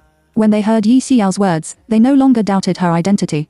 Zhou Ying, if Chen San is really beaten, can you really find his soul? Xu Changjing, even if you can find his soul, what can you do? People are dead. Yi Xiao, if it is confirmed that Chen San has been beaten, the president of the RS consortium may be able to compensate him. With that compensation, his wife, children and parents can survive. Wu Huai, that's right. The Yangzheng construction site is on the North Ring Road. You can go and have a look. Zhou Ying, Chen Se's family has a very hard life. His daughter-in-law is sick again, and the child is still waiting for money for surgery. You must help him. Xu Changjin, if only you could really find him. At that time, expose the ugly faces of those people and let the police punish them well. Okay, I know what to do. After Yi Xiao finished speaking, she left. As soon as she left, the boss's wife came to Wu Huai's side. You don't think that little girl is young, but she is very powerful. I asked her to calculate an 8 character before, which is accurate. And isn't my son going to take the exam? I listened to her and played with her. My son called me this morning and said that he got 92 points in the Chinese exam. He used to be very poor in Chinese, only 30 points at most. I have to say that the little girl is really awesome. Xu Changjin looked at the boss's wife in surprise. Is she really so powerful? The boss's wife nodded and said without thinking, why did I lie to you about this? If you want a fortune telling, you can go to the Shuanghe bridge over there to find her. She often sets up stalls there. All right, thank you, boss. After saying thank you, Xu Changjin continued to drink and eat with his workers. Yi Xiao set up a stall until 5 p.m. and returned to Yi's house. When Bai Jingyi saw her come back, she said to her, Xiao, I bought you some new clothes, which are all plain. I'll take you to have a look. Yi Xiao. She really didn't expect that Bai Zhengyi bought it back for her as soon as she said so. Before she could speak, Bai Zhengyi took her to her room. The clothes Bai Zhengyi bought for her before have all been removed by her, and now the clothes hanging in the cloakroom are all newly bought by her. No less than 50 pieces. Yi Xiao looked at it and was directly stunned. She knows that the Yi family is rich, and she also knows that Bai Jinyi is really good to her, but even so, there is no need to waste so much, right? Chapter 40 Grass and Human Life. Yi Xiao walked to the front of those clothes and touched the material of the clothes, and then looked at Bai Jinyi. Auntie, these clothes must be very expensive, right? Bai Jinyi looked at her with a charming smile. It's not expensive. All these clothes add up to 40,000 to 50,000 ye. This is the cheapest clothes Bai Jinyi has bought in her life. And the clothes she bought for Yi Xiao before cost almost 2 or 3 million. She thought it was not expensive, but Yi Xiao was stunned when she heard the number. 40 or 50,000, isn't it so expensive? It will take her a long time to earn this money. Yi Xiao, auntie, I know you like me, but you really don't have to pay so much money for me. Really, I don't care about food and clothing. As long as I have food and clothing. I know, but you are also the daughter of the Yi family now. Although I am not your biological mother, I have regarded you as my biological daughter, so it is natural to buy clothes for you. You really don't have to be polite to me. Yi Xiao really didn't dare to think about the clothes worth tens of thousands of yuan. Yi Xiao walked to Bai Jinyi and reached out to hug her. Auntie, thank you for being so kind to me. Don't buy me any more clothes in the future. I can wear these clothes for a long time. When Bai Jinyi was held by her, she felt sweet, especially happy and very happy. Sure enough, life still has to have a daughter to be perfect. Okay, as long as you are happy, we won't buy it. Haha, when autumn comes, I will buy you autumn clothes, and then I will buy a slightly cheaper one. Yi Xiao let go of her and looked at her. Auntie, you are so kind to me than my biological mother. Some people don't believe it. She has only seen her mother once in her life. So far, she doesn't know what her mother does, let alone where she lives. Maternal love is the most lacking in her. When she was a child, she often cried at night because everyone had a mother's call, but she didn't. But now that she has grown up, she is used to it. But when she saw that Bai Jinyi was so good to her, she was really happy. Stupid child, no matter how you say it, I'm your stepmother, and I'm also your half-mother. If I'm not good to you, who am I good to? Don't be polite to me in the future. Okay. Yi Xiao turned around and looked at the clothes in the wardrobe. Most of them are white skirts, t-shirts, shorts and jeans. She even bought her a cotton linen coffee-colored long skirt. The top is beige medium long sleeves, with a little stand-up collar and 4 buttons, which looks very Chinese style. Yi Xiao took out the cotton and linen clothes. She looked at Bai Jinyi. Auntie, this is really beautiful. That set is all made of cotton and linen, which is a little stingy when touched. This was not what Bai Jinyi originally wanted to buy, but was recommended to her by the shopkeeper after she said her identity as Yi Xiao. I didn't expect that Yi Xiao really liked it. If she had known, she should have bought her more sets. It's good if you like it. Oh, by the way, Xiao, do you like horse skirts? I've heard of it, but I haven't worn it. I have a friend who makes that kind of clothes. I'll ask her to make one for me another day. You can try it then. How much does that cost? I'm friends with her, so it shouldn't cost much money. All right. After chatting for a while, Yi Xiao went downstairs with Bai Jinyi. Yi Jinghuai and Yi Zuxin also came back for dinner. Yi Xiao called Yi Jinghuai. Yi Jinghuai came to her and sat down beside her. What's wrong? Yi Xiao, brother, Yongjia's construction site is also under the RS consortium. Yi Jinghuai nodded. Well, didn't I say how many people died on the construction site before? Those who died were from the construction site of Yongjiang. Today, I was eating out and heard others say that their construction site Hasaman was captured by the Yongjiang construction site, and later they said that the person who was taken away should have been taken to drive a pile. Yi Zushi sat next to Yi Jinghuai. He looked at Yi Xiao and asked curiously, hit the stake? What do you mean by piling? Yi Xiao, that is, if something unlucky happens at the construction site, or when the construction site cannot proceed, it needs to be piled. The use of living people, that is, the meaning of burying them alive. Yi Zizhen's heart trembled. Oh my god, how can I do this? This is simply the indiscriminate killing of innocent people. Yi Jinghuai didn't expect that the Yangzheng construction site would be piled. However, he guessed that 5 people died inexplicably at the construction site before. The person in charge thought that he had encountered something evil, and then chose to drive the pile. Yi Zixin looked at Yi Jinghuai. Brother, Fu Xian probably didn't know, did he? He doesn't believe in superstition. Even if he knew, he wouldn't let such a thing happen. Yi Jinghuai, but this matter also has to be evidenced. Yi Zixin, what if this is really done by people at the Yangzheng construction site? Yi Jinghuai, it has nothing to do with us. Why do you ask so many questions? Yi Xiao, that person's name is Chen San. There are old and young people in the family. He is the only one in his family who earns money. If he dies, his family can't live. Yi Zixin said angrily, it's so hateful. This is the life of the grass. Yi Xiao, if Fu Xian knew about this, he should compensate Chen Se's family so that their life would be better. Yi Jinghuai, this matter is related to Xian himself. I have to tell him that if that matter is true, he can only solve it. At this moment, Yi Jingguo and Yi Jingyan came back. The servant came over and called them to eat. After calling them, Bai Zhengyi called the servant upstairs to call Yi Qin and Yi Shuo. After dinner, Yi Xiyao looked at Yi Chen. Brother, please take me to the Yanzheng construction site. I'll go to see if Chen Sa's soul is there. Okay. Yi Chen nodded. Yi Zishen, Xiyao, I also want to have a look. What the hell are you doing? Yi Xiyao glanced at him. Yi Chen was stunned for a moment. Then you asked me to send you there. Yi Xiyao, I just asked you to drive me, and I didn't ask you to follow me in. All right. As long as you don't let him go to hell, send her or something, it's out of the question. Originally, Yi Zishen also wanted to go, but when Yi Xiao said so, he didn't plan to go. Therefore, Yi Xiao got into Yi Zishen's car and went to the Yanzheng construction site on the North Ring Road. In the car, Yi Chen asked her that if you want to make money, you can start a live broadcast. Now, it is very profitable to do live broadcast. Hearing these three people who make a lot of money, Yi Xiao was obviously moved. She looked at Yi Chen. What's the matter with this live broadcast? It's very simple, just like you are making a video call with your master. Your fortune telling is so accurate. At that time, it will be easy for more than one fan, live broadcast for 2 or 3 hours, and earn thousands of yen or tens of thousands of yen. Wow. Yi Xiao's eyes lit up immediately, really? Now, she just wants to earn money. Because the consumption in Kyoto is too high, you have to spend money on everything you buy, and you definitely can't make too much money. Of course, it's true. A mobile phone can solve the problem, and you don't need to buy anything else. If you don't know, I'll teach you tomorrow night. Yes, yes. Yi Xiao nodded actively. You are not active in making money. Why are you active? She wants to earn a lot of money. In this way, in the future, she will have the ability to respect her master, help her life, and then re-vanish the Jingyu Temple, which she has lived for 10 or 20 years. Qingyu Temple is a long time ago, and it has a history of almost 300 or 400 years. In some places, it will leak rain as long as it rains, and some statues have been painted off or something. As a disciple of Qingyu Temple, of course, she will do her part for Qingyu Temple. If the Qingyu Temple is renovated, it will not be a problem to make it exist for another 300 or 500 years. Chapter 41 The Feeling of Being a Thief. Soon, Yi Chen sent Yi Xiao to the gate of the Yanzheng construction site on the North Ring Road. It's 8 o'clock in the evening. The construction site is closed and the door is closed. The two came to the gate. Yi Chen took a look at Yi Xiao next to him. He was off work. How can we get in? Over the wall.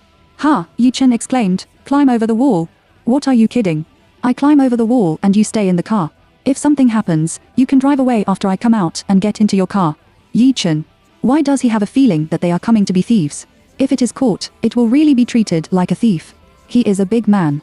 It's okay for him to be ashamed, but he can't embarrass Yi Xiao.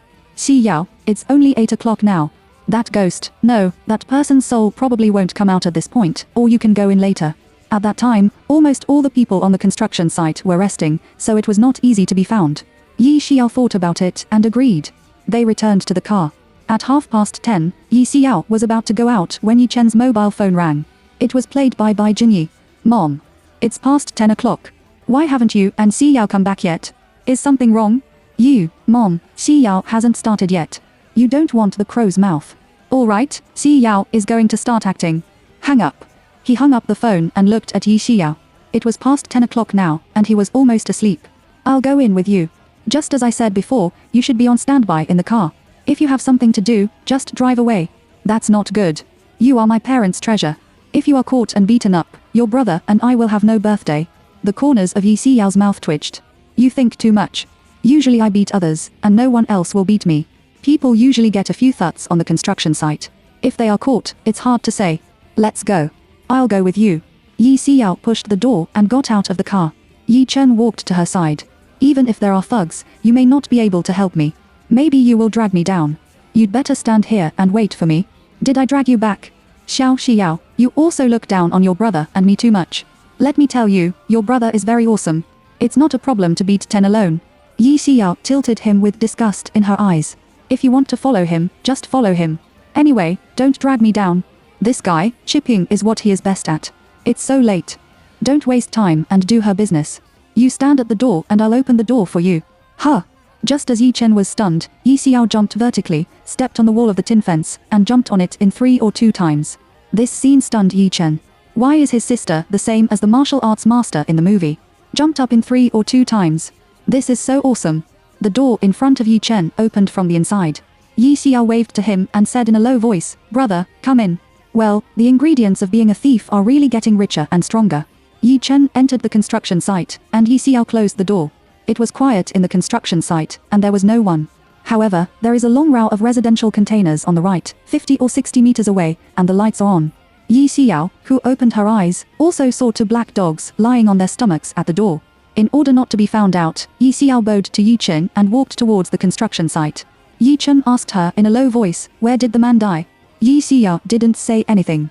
After pulling Yi Chen to a hidden corner, she took out half a soul-attracting incense from the Qiankang bag. "What is this?" Yi Chen asked in a low voice. "This is a soul-scenting incense." When Yi Xiao spoke, she also deliberately lowered her voice for fear of being found out. After she took out a windproof lighter and lit the soul incense, Yi Chen smelled a very fragrant smell. Is this the same effect as sending soul incense? Well, sending soul incense is sending ghosts, and attracting soul incense is attracting ghosts. Oh. Yi Chen can't see the ghost now, which is a good thing, lest the ghost attract him later and scare him to run away with his head. In a while, Yi Chen felt that the surroundings suddenly began to get cold. The temperature changed suddenly, without warning, and suddenly became cold. It was so cold that he couldn't help shivering. This feeling is the same as before in her fun restaurant. Without thinking about it, you can know that this soul-attracting incense is to attract all the ghosts around you. Yi Chen asked her if she was coming. Yi Xiao nodded. Well, there are two, but not on this construction site, but ghosts wandering around nearby. Oh. Because Yi Xiao was here, and Yi Chen couldn't see himself, he didn't feel too scared. In a while, 5 ghosts floated towards her. The costume of a ghost among them is the costume on the construction site of Yanzhong. Without thinking, they should know that they should be the 5 people who died strangely before. Seeing them coming, Yi Xiao stood up from the ground and asked them, "Do you know where Chen San died?" 5 ghosts stood in front of her. Some people's chests have a steel bar inserted, some people's heads are stuck in a pit as big as a small bowl, and their brains can see it, and there is another one that is more terrifying, and half of their bodies are directly blurred. Fortunately, Yi Chen didn't see it, otherwise he would have been scared to death. The ghost with steel bars stuck in his chest pointed in a direction behind him, there. "Then have you seen his soul?" Yi Xiao asked again. The ghost whose head was as big as a small bowl shook his head, and he was still there. He also pointed in the direction pointed by the ghost before. The function of this soul-attracting incense is to attract the soul. No matter where they are, as long as they can smell it, they will come over. But since Chen San is still there, why didn't he come over? However, it doesn't matter. The important thing is that she already knows where Chen San is. Yi Xiao asked them, "Do you want to go to the underworld? I can give you a ride." The 5 ghosts told Yi Xiao the reason why they didn't go to the underworld with an expressionless face. It turns out that they all miss home and don't want to go to the underworld. This is their obsession. If they didn't have obsession, they would have gone to the underworld long ago. Yi Xiao, your family doesn't have to worry. The boss of this construction site has compensated your family a large sum of money. Their future life will be guaranteed. You'd better go to the underworld to report as soon as possible, so that you can reincarnate as soon as possible. These ghosts should have been relatively kind before they were alive. Otherwise, people like them who died tragically will definitely become fierce ghosts after their death. Such a person, even if he dies, will not be reincarnated for long. Several ghosts nodded. Yi Xiao then recited the rebirth spell to surpass them. Chapter 42 Sneak into the construction site. Yi Xiao overtook a few ghosts and called Yi Chen to leave. In a while, they arrived at a place where the foundation was laid. The moonlight was relatively strong tonight. Even though the lights were turned off everywhere at the construction site, Yi Xiao still saw a ghost standing not far away. He turned his back to Yi Xiao and Yi Chen, and the cry came, which sounded sinister. Yi Xiao didn't open his eyes to Yi Chen. Logically, he couldn't see ghosts, but he saw the ghost crying with his back to them. Of course, Yi Chen didn't think about ghosts, because Yi Xiao didn't open his eyes to him. He naturally felt that he would not see ghosts. He asked Yi Xiao, "Why was that man crying there? It's in the middle of the night, it's weird and scary. People." Yi Xiao turned her head and looked at Yi Chen. Yi Chen nodded. He pointed to the crying man. "What, is he not a human being?" Yi Xiao held his hand and asked him, "Do you think he has a shadow?" Because it was a little far away, Yi Chen couldn't see whether he had a shadow. Then he walked over. When he was only 4 or 5 meters away from the man, he looked beside him, and was so scared that Yi Chen immediately covered his mouth, and a layer of goosebumps appeared on his body in an instant. He turned around and ran towards Yi Xiao. When he came to Yi Xiao, he stared and said in horror, "Xiao, that person actually has no shadow. I heard that the one without a shadow is a ghost. Is he a ghost?" Yi Xiao looked at Yi Chen like a mentally retarded person. Who do you think will stand there and cry in the middle of the night? So he is really a ghost? But if it's a ghost, how can I see it?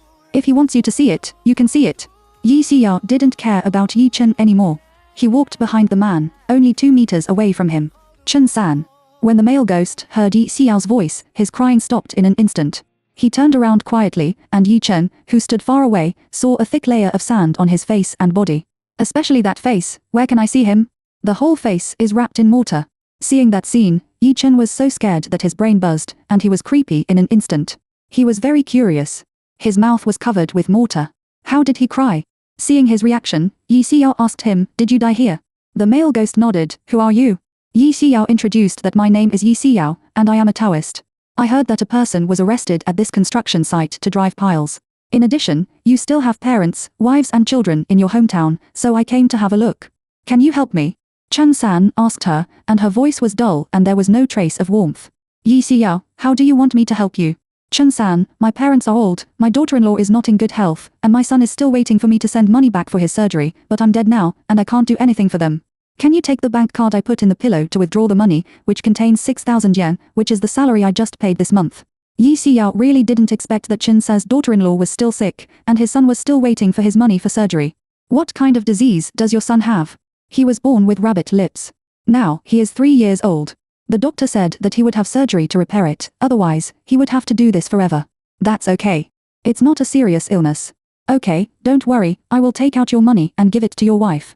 Yi Xiao asked him, do you have any other last wishes? And who caught you here? Do you know? The person who ordered them to arrest me is Wu Chengoi, who is in charge of the construction site. I wanted to kill him yesterday, but he was wearing a Guanyin statue on his body, so I couldn't get close to him. My last wish is very simple, that is, let him pay for his life. It turns out that the person in charge of this construction site is Wu Chengoi. Where did you die? Chen-san pointed to his feet. Here, my body is still here. I can't close my eyes.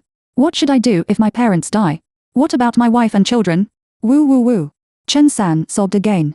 It's really hard for him to cry. He just went out for a drink. He didn't know that he was tied up here when he came back and beat him alive. He was deeply resentful. That's why he didn't go to the underworld. He chose to stay here and seek revenge from Wu Chengoi. I will contact your wife's parents and ask them to come over tomorrow. At that time, you can entrust your wife's dream and ask her to come here to dig you up. As long as your body is found here, then Wu Chengoi can't get rid of it. No, I don't want him to go to jail. I want him to die. He has done evil, and God will punish him. Don't kill more evil, or you will be punished if you go to the underworld. Yi Xiao's words moved Chen-san. Chen-san nodded. Thank you. Please give the bank card to my wife tomorrow. Well, what's your wife's number? Chen-san gave his wife's number to Yi Xiao. Yi Xiao saved it and asked Yi Chen to leave. She can't stand making money and killing people. On the way out of the construction site, the night watchman came out to patrol, and then found them. The man shouted, "Who are you? Stop for me. Catch the thief, come and catch the thief. Someone is stealing something." Yi Chen was shocked and pulled Yi Xiao and ran quickly. Yi Xiao couldn't laugh or cry. Didn't you say that you can hit 10 alone? What are you running for? Yi Chen, they all regard us as thieves. Don't they run and wait to be caught? Besides, what if there are 15 of them? I can't beat it. Let's run. Yi Xiao. She can't refute it. After running for a while, all the people who were on duty at the construction site rushed out to arrest them. Even the 2 big black dogs barked and ran towards them. Damn it, it's too cruel. They regard us both as thieves. It's strange if we're not cruel. Run. The 2 of them accelerated their speed. When I came, I thought it was quite fast, but when I went out, I felt that the road was very long. Fortunately, the moon is relatively full tonight, otherwise, I don't know how many times I will fall. Just as they were about to run to the gate, the 2 dogs rushed directly in front of them. They opened their mouths big, showed their fangs, and barked at Yi Xiao and Yi Chen. After a while, all the staff on duty came over. About 5 or 6 people. They surrounded Yi Xiao and Yi Chen. One of the men in a white vest scolded, "You 2 bastards, what's wrong with you to be a thief? Have you been caught by us now? Call the police and let the police arrest them quickly." Chapter 43 A Taoist Priest. Yi Chen, how dare you call the police? Humph. You caught a person to drive a pile at another construction site. If the police know about it, I wonder if you can do it at this construction site. Among these 6 people, 2 are the ones who captured Chen-san a few nights ago. One of them is called Xi Neng and the other is called Li Hongming. Grab only the 2 of them, and another colleague knew that in addition to the 3 of them, it was Zhou Ying who followed them that night. Did Zhou Ying tell them? The other 4 people stared at Yi Chen and Yi Xiao angrily. Qing Zhao, what kind of pile do you want to play? Don't slander people there. Liu Wang, dare you falsely accuse? Do you believe me and let you both be arrested by the police? Zhang Chunbin, I think you are here to steal things. You are afraid that we will call the police, so you are talking nonsense there. Yi Xiao looked at Yi Chen. Brother, don't say anything. She is really drunk. Why does she say everything? Yi Chen glanced at Yi Xiao, and then looked at Zhang Chunbing and others, didn't he? The person who was arrested by you to drive raw steaks is called Chen San. He is from the Blue Sky construction site. Why? He has the face to do it, but he didn't admit it, right? But it's not closed. Yes, we already know where Chen San died. As long as we call the police and dig out his body, all of you will have to finish. As it's okay, stop talking. Yi Xiao stared at him. If he continued, he was afraid that he would even reveal her identity. Li Hongming narrowed his eyes and asked Yi Chen, how did you two know? Shu Nong, aren't you lying to us? Yi Chen held his hand. What I said so clearly is true or not? Don't you know it yourself? After Li Hongming and Xu Nong looked at each other, Li Hongming looked at Qin Zhao and others. These two people were obviously here to steal things. Catch them for me. If the matter of hitting the pile is known by the boss and the police, the three of them and Manager Wu will all have to finish it. After Li Hongming gave an order, the other four people came to arrest them. Then Li Hongming stepped aside and took his mobile phone to call Wu Chunggui. At this point, Wu Chunggui usually sleeps, but now the situation is urgent. Even if he sleeps, he has to tell him about life and death. After a few sounds, Wu Chunggui's unhappy voice came from the other end of the phone. Why are you calling so late? Manager Wu, the matter of the pile was known to others. Now it is on our construction site, and they also said that they knew where Chen San died. Originally, Wu Chunggui was still very angry. When he heard Li Hongming's words, he was not sleepy in an instant. He sat up from the bed and said in a low voice, who are those two people? How did they know? I don't know. We don't even know how they entered the construction site. Manager Wu, what do you think we should do with them? Tie them up first, and I'll come over. Okay. Li Hongming hung up the phone. When he turned around, he saw that Yi Xiao and Yi Chen were lying on the ground unconscious. The people at other construction sites have been knocked to the ground by Yi Xiao and Yi Chen. Fortunately, Xu Nong brought a bottle of spray and narcotic when he came, otherwise, he would be lying on the ground now. When Xu Nong saw Li Hongming coming over, he said, I knocked them out with Na drug. What should I do now?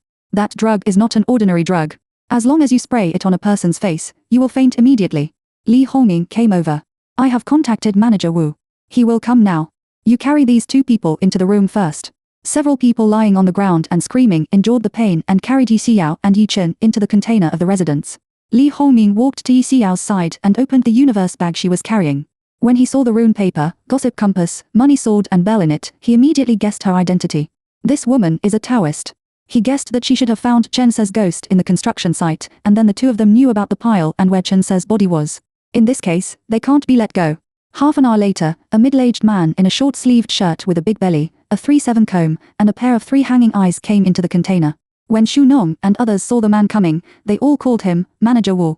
This man with a big belly is Wu Chunggui, the manager of this Yingzheng construction site. Li Hongming and Manager Wu are these two people.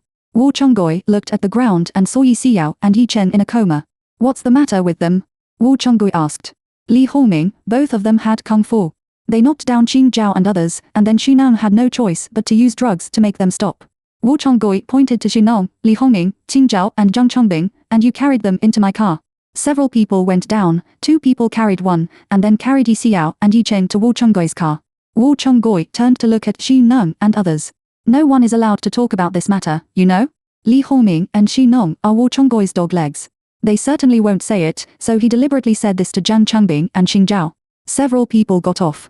As soon as Wu Chunggui was about to get on the car, 2 cars stopped beside him. He only knows one of those 2 cars. That's a black Bentley. Especially his license plate number, which he is most familiar with because it is the car of their big boss.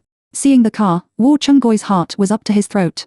Fu Xian and Yi Jinghuai got out of the car, and the two walked towards Wu Chunggui and others together. Fu Shiha's face was gloomy. When he arrived in front of Wu Chunggui, his eyes immediately became gloomy. Where are the people? Mr. Fu, who is he? I don't know what you are talking about. Wu Chunggui was stunned for a moment, and his heart was beating wildly in fear. Yi Jinghuai said coldly, don't argue. My sister and my brother are both here. If you don't tell the truth, I'll let you eat and walk around. The reason why Yi Jinghuai and Fu Xian came here is that Bai Zhenyi has been waiting for Yi Xiao and Yi Chen at home. At 11 o'clock, she called both of them, but none of them was connected. She was worried about them, so she asked Yi Jinghuai to contact Fu Xian. Well, the two of them rushed to the construction site. On the way, Yi Jinghuai had already told Fu Xian that they had arrested people to drive piles. This is his construction site. That kind of superstitious thing is absolutely impossible to do. Wu Chonggui looked bitter. I really don't know.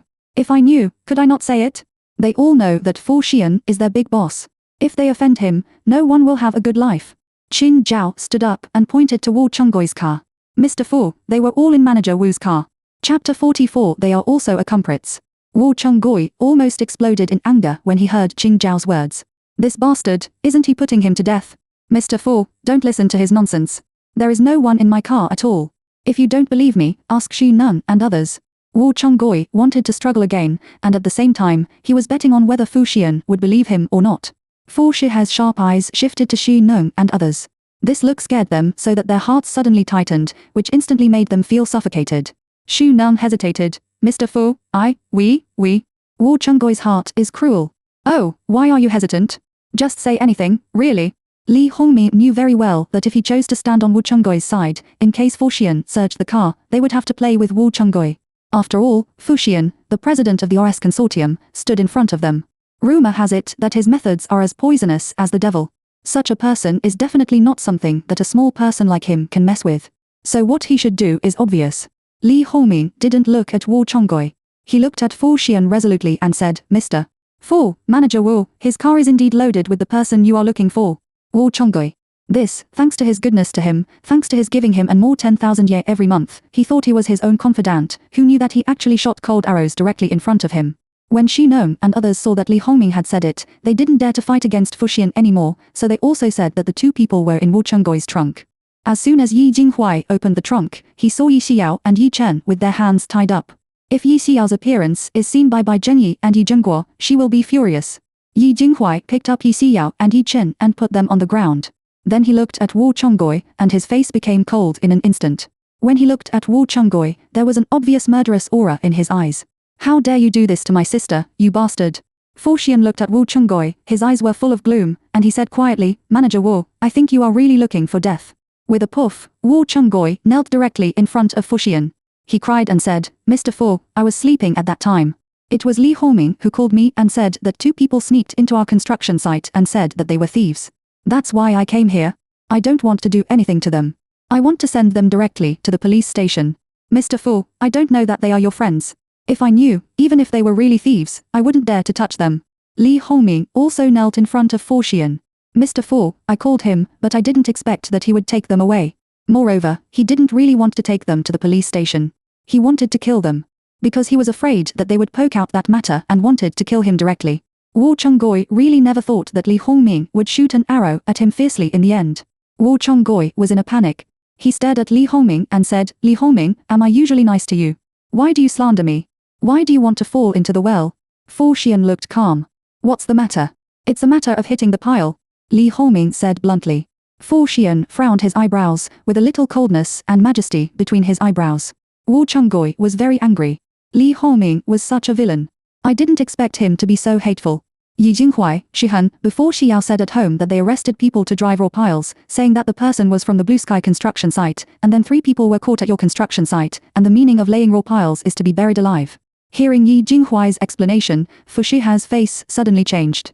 He was so angry that he kicked Wu Chonggui's chest. He pointed at him, and his voice was like cold ice. You bastard, how dare you arrest people and bury them alive? That kick made Wu Chonggui almost out of breath.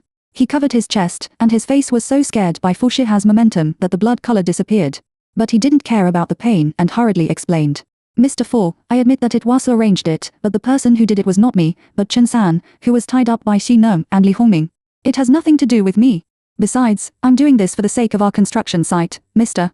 Fu, please let me go for the sake of the construction site. This Wu Chonggui is really hateful.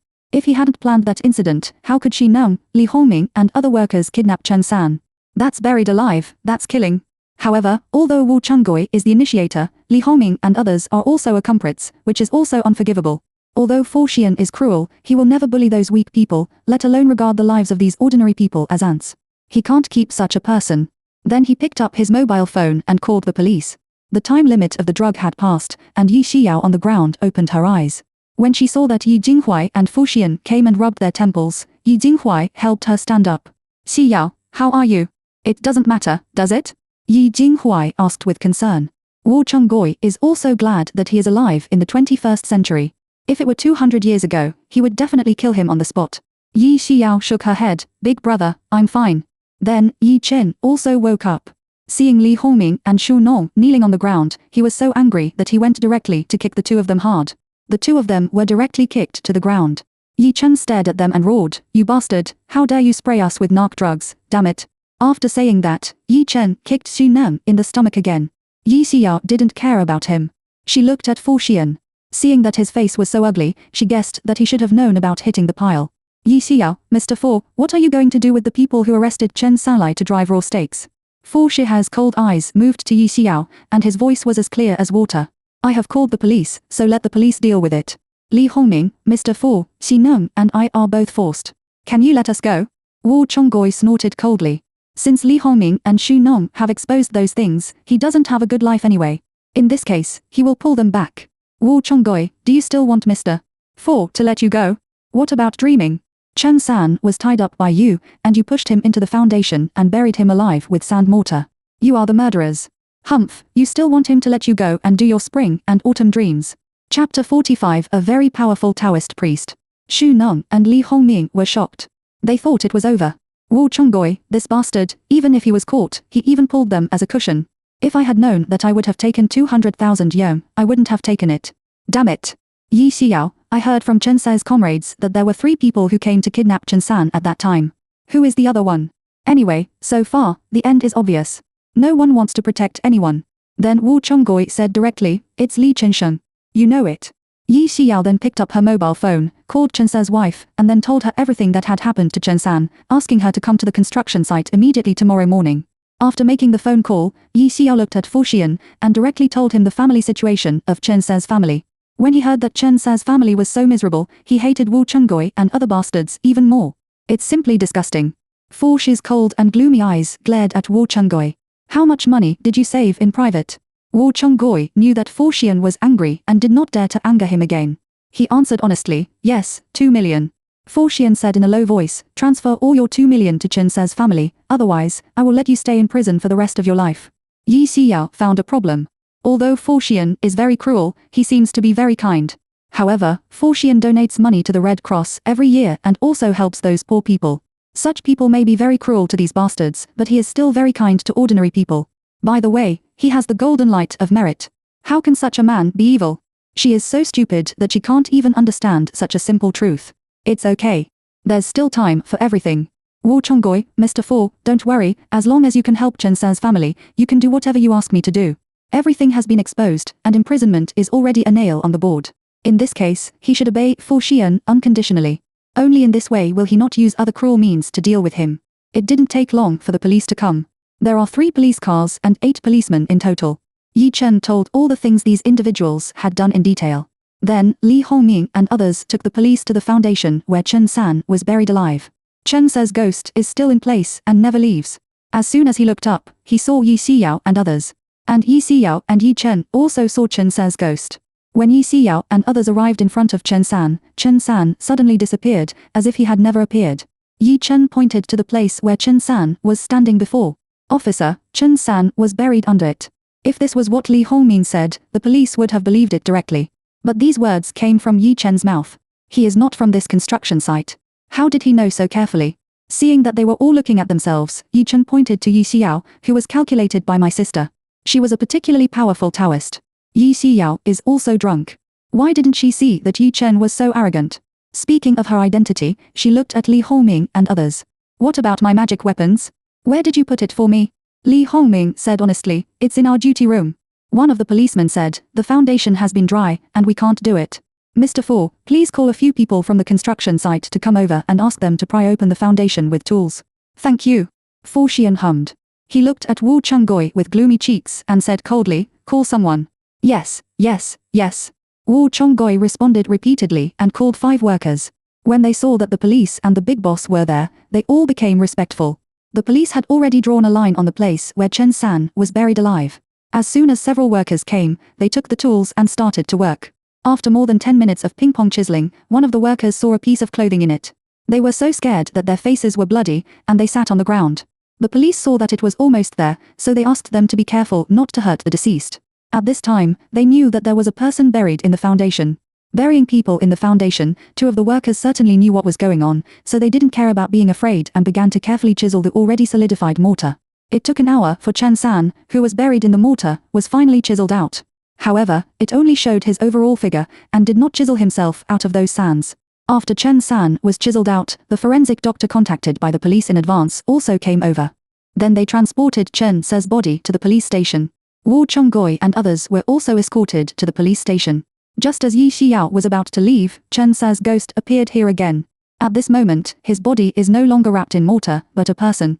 However, he is not a human now. Thank you. Chen San looked at Yi Xiao and bowed deeply to her. Yi Xiao was beaten at her feet. She looked at Chen Sa's ghost and squeezed her lips and smiled. Don't worry, your parents, wives and children will definitely live well. Thank you, thank you. Chen San raised his hand and waved to Yi Xiao. He raised a smile, but that smile was extremely funny in Yi Chen's eyes. His figure, from the previous clear visibility, became more and more blurred until it finally disappeared. Yi Jinghuai frowned and asked Yi Xiao, did you see Chen San's ghost? Before Yi Xiao could speak, Yi Chen next to him took the lead in speaking. Not only she saw it, but I also saw it. He also smiled at us. All right. Yi Jinghuai had nothing to say. Let's go home. Mom and Dad should be in a hurry. Yi Xiao, you go back to the car first. I'll go get something. Those bastards took away her magic weapon, and she must have brought it back. Yi Jinghuai hummed and went back to the car with Yi Chen first. After Yi Xiao came, Yi Jinghuai and Yi Chen drove home. Yi Xiao was in Yi Jinghuai's car. She asked him, Big brother, why did you come to us? Yi Jinghuai, you can't get through the phone. Your parents are worried about you, and then I contacted Xu Hang to come over together. Fortunately, we came in time, otherwise Wu Chunggui, that bastard, would definitely kill you. Yi Xiao, I don't think Wu Chunggui looks like a good person. He may really kill me and the 4th brother. Yes. Yi Jinghuai, you don't have to worry about Chen Sa's family. Xu He's side will settle down. Yi Xiao smiled and turned her head to look at the neon lights outside the window. Brother, I think Mr. Fu is a good person. Yi Jinghuai glanced at her and said while driving, his horrible methods only deal with those who are looking for death. In the words of ordinary people, he will not do anything to hurt them. However, Xu Han doesn't like you. If you insist on pestering him, he may also deal with you. Moreover, you can't control people like him at all. Shi Yao, the world is so big that I don't believe I can find a second person who can suppress your destiny, or let's find another one. Chapter 46. Sometimes it's really a pit. People like Fu Xian are not suitable for Yi Xiao. To be honest, he doesn't want them to be together because he has known Fu Xian for more than 20 years. He knows who he is better than anyone else. A person like him is definitely not something that his sister can withstand. Anyway, it's up to him this time. If he is willing to marry me, then I will marry him. If he doesn't want to, then I will try my best to get him to marry me. People with the same destiny can't find a second one at all. Especially a man like Fu Xian, who is full of golden light of merit and virtue, and still has purple gas. I guess I can't find a second person in the country. Therefore, she still wants to struggle a little more. What if Fu Xian changes his mind and wants to marry her? Yi Jinghuai sighed, Xi Yao, listen to me, I'm all for your good, really. Brother, I know you are for my good, but you don't know that if you look for him again, it's really not so easy to find. Yi Xiao looked out of the window and sighed deeply. Then she pursed her pale lips and looked at Yi Jinghuai, who was driving. Brother, there is one more thing I have to tell you, but you have to promise that you can't tell your father and aunt. Okay, you say?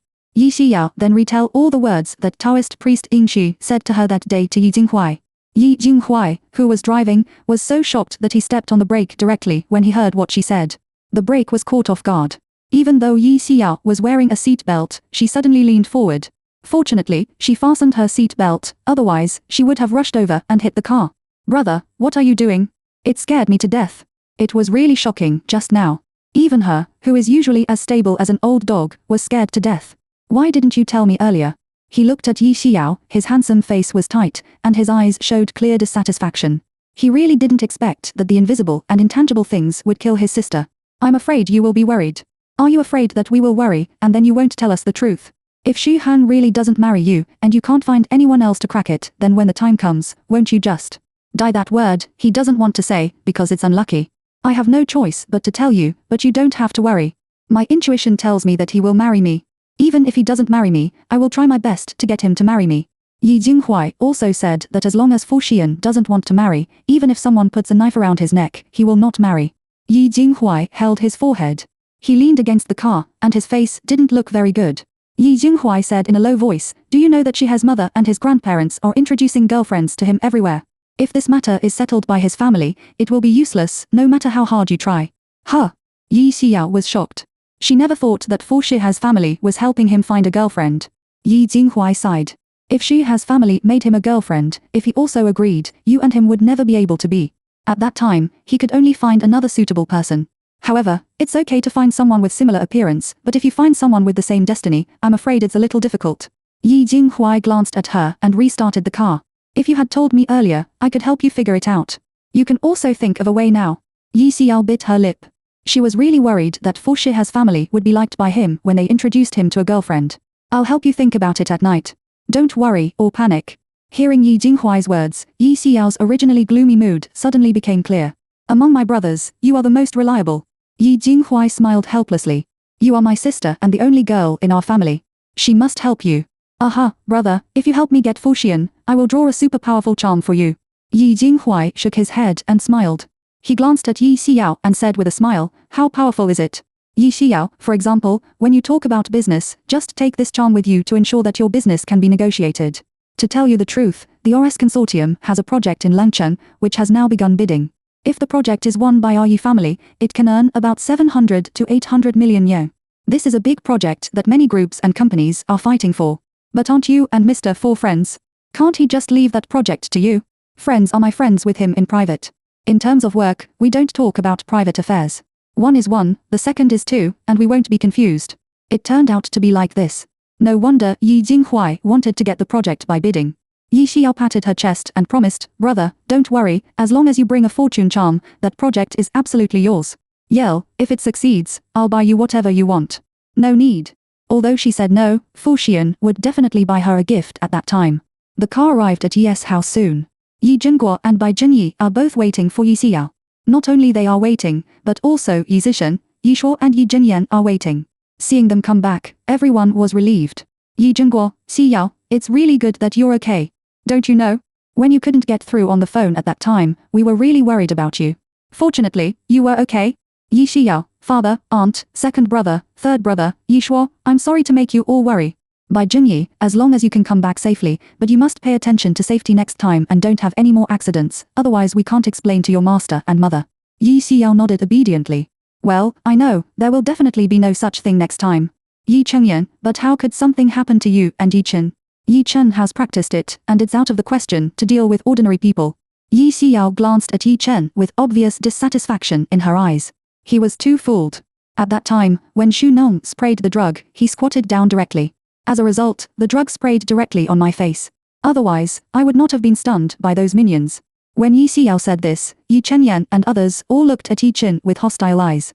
At that moment, Yi Chen immediately felt like he was shot by thousands of arrows. In order to prevent all of them from criticizing themselves, Yi Chen hurriedly said that he wanted to call back, and then went upstairs. Yi Chenyan, Yi Chen is really cheating sometimes. Don't call him for such a thing next time. Chapter 47:3 does not count. Yi Xiao, although he is cheating, it is true that he has the ability. With him, I will beat 2 people less. Yi Jinyan.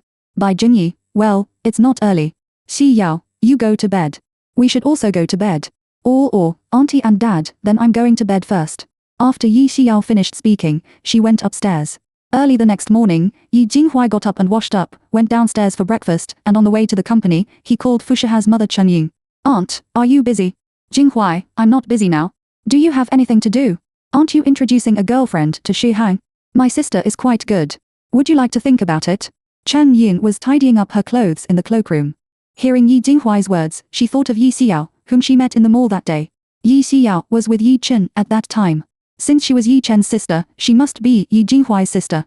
She still remembers that Yi Xiao is a very beautiful, lovely and funny girl. Chen Yin sat on the sofa with her fair legs overlapping each other. She smiled and said, your sister, I've seen her in the mall before. She looks very beautiful and innocent. However, how can you want to find someone to introduce your sister to Xu Han? Nowadays, there are few men out there who are worth believing. I have known Xu Han for more than 20 years, and I admire him. In addition, our family attaches great importance to Xi Yao. We don't want her to meet a scumbag in the future, let alone encounter emotional problems in the future, so we want to introduce Xi Yao to Xu Han. Although the Yi family is not the same as the Fu family, it is also much better than other rich families. In addition, the relationship between the Fu family and the Yi family is also not bad, so she thinks that it is not impossible to introduce Yi Xiao to Shihan. What's your sister's opinion? She likes Shihan very much. Chen Yin smiled lightly. Shihan is so handsome, but every girl will like him. Yes, what do you mean, aunt? All right, then let them meet and chat first. Okay, aunt, but don't tell Shihan in advance, otherwise, he will definitely not go. I know what to do, Jinghuai, don't worry. Okay, aunt, then you go ahead. At all. Chen Yin hung up the phone and then called Fu Xian. After getting through, Chen Yin said, Shihan, tomorrow, Saturday, you can accompany me out for dinner at 11 p.m. Fu Xian is already at work. Hearing Chen Yin's words, he was a little speechless. Can't you eat at home? Why, can't I let you have a meal with me? I can tell you that if you don't accompany me to dinner, I won't let your grandfather give you the executive power and equity of the OS consortium. Fu Xian. He didn't expect his mother to threaten him in such a way. Although he is in control of the OS consortium now, the executive power and equity are still in the hands of the old man. The Fu family has more than one grandson, the old man has other grandchildren, and several of his cousins. Their ability is also good. If the old man does not give him the equity and executive power in the end, his efforts over the years will be in vain. But on the other hand, his mother would not let him go out for dinner with her for no reason. Since he was allowed to accompany her, she must have other purposes. And the purpose of this is to introduce a girl to him without thinking about it. That's it. In order for his mother not to interfere in front of the old man, he will go there. Anyway, he has the final say. Okay, send me the address tomorrow, and I'll come directly. Okay. Chen Yin hung up the phone and immediately called Yi Jinghuai. Yi Xiao didn't go to set up a stall in the morning. She came to the construction site of Yanzheng because Chen San's wife and his parents came. Chen San's wife's name is He Ting. I guess she didn't sleep much last night. Her eyes were very dark and she looked tired. And her eyes were terribly red as if she had conjunctivitis. Chen San's parents cried even more, which attracted many onlookers. After Yi Xiao told He Ting what happened last night, she took them to the police station. When they arrived at the police station, the police took He Ting and others to see Chen San's body. After seeing the body, Yi Xiao came to He Ting and said, Sister He, your husband's bank card is in his sleeping pillow, and the password is your birthday. Then let's wait for Mr. Fu to come. I still have something to do, so I'll leave first. He Ting took Yi Xiao's hand and cried and said, Miss Yi, thank you so much. If it weren't for you, our family would still be in the dark. Thank you so much. Yi Xiao clapped her hand, and I just happened to know about it. Sister He, you don't have to be polite. He Ting nodded, then you go ahead. Well, then I'll go first. After Yi Xiao finished speaking, she turned around and left. On the side of the road outside, Yi Xiao stopped the car and went to Shuanghe Bridge to set up a stall. When I arrived at the Shuanghe Bridge overpass, I saw that the previous old man had set up a stall. Be in harmony when Xiao came to his side, set up the stall, and was about to search for the live broadcast on Baidu, the old man surnamed Li came to talk to her with a flattering face. Master, I'd like to ask you to help me calculate an 8 character, do you think it's okay? When Yi Xiao heard his words, a smile appeared on the corners of her mouth. Don't you know that there are 3 fortune tellers? Uncle Yi was stunned for a moment. What doesn't count as 3? Yi Xiao patiently popularized science for him. This so-called 3 is not counted. First, it is not considered himself, second, it is not considered a peer, and third, it is not considered a dead person, understand? I don't even understand this. How can you come to set up a stall for fortune telling? But that's right. He's a serious liar. Who knows that these 3 don't count? This. Uncle Ji's expression froze in an instant. He really didn't know the so-called 3. Originally, he wanted to calculate his own 8 characters to see if he would have grandchildren in the future. Now it seems that he has to. Then can you calculate it for my son? Yes, 50. At all. Tell me the 8 characters of birthday. Then Uncle Ji told Yi Xiao the 8 characters of his son's birthday. Yi Xiao pinched her fingers and calculated it. She really didn't expect that this uncle would come to her one day. However, there is nothing to say about giving money as a guest. After calculating, Yi Xiao looked at Uncle Ji. You want to calculate whether he can give birth to a grandson for you, right? Uncle Yi was stunned for a moment. When he looked at Yi Xiao, his eyes were full of shock. How do you know? Chapter 48 Your husband has already died. Yi Xiao said lightly, since you want to calculate for your son, either ask about wealth, or ask about children, or ask about marriage. You are old, and what you are most looking forward to is definitely not asking about wealth, so I said that you should ask your son if you can give birth to a grandson. Uncle Ji frowned. What if I want to ask him when he will get married? Yi Xiao smiled shallowly, with a deep and unpredictable face. There is no chance, because I have already seen that your son is married in the 8 characters of his birthday. After listening to Yi Xiao's words, Uncle Ji was ashamed. This Yi Xiao is a real master. And he can never compare with her. Uncle Ji, Master, can my son still give birth to a grandson for me? Yi Xiao, if there is no accident, your daughter-in-law will be pregnant in about half a year. As soon as he heard Yi Xiao's words, Uncle Ji rubbed the ground and stood up. He looked at Yi Xiao excitedly. Are you serious? Seeing that he was so excited, Yi Xiao nodded, Then can you calculate the sex of the fetus? Uncle Yi asked quickly. Yi Xiao's face is calm. Whether in medicine or in the metaphysical world, it is forbidden to calculate the sex of the fetus, otherwise it is equivalent to indirect murder, understand? She really hates those who want their grandchildren and sons with their mouths open and closed. Uncle Ji, oh, for a lifetime, then he sat down and asked Yi Xiao, how many children do they have? He thought about it. If the first child was a girl, let his son have another one. He didn't believe that the Ji family could not have grandchildren. Yi Xiao said lightly, 4. Hearing this, Uncle Ji's depressed mood suddenly brightened up. I didn't expect that his son had 4 children. It seems that it is still very promising to have grandchildren. He only wanted to count this one and get a satisfactory answer. Uncle Ji counted 50 and handed it to Yi Xiao. Yi Xiao took the money, put it in the tiankan bag, and asked him, aren't you also a fortune teller?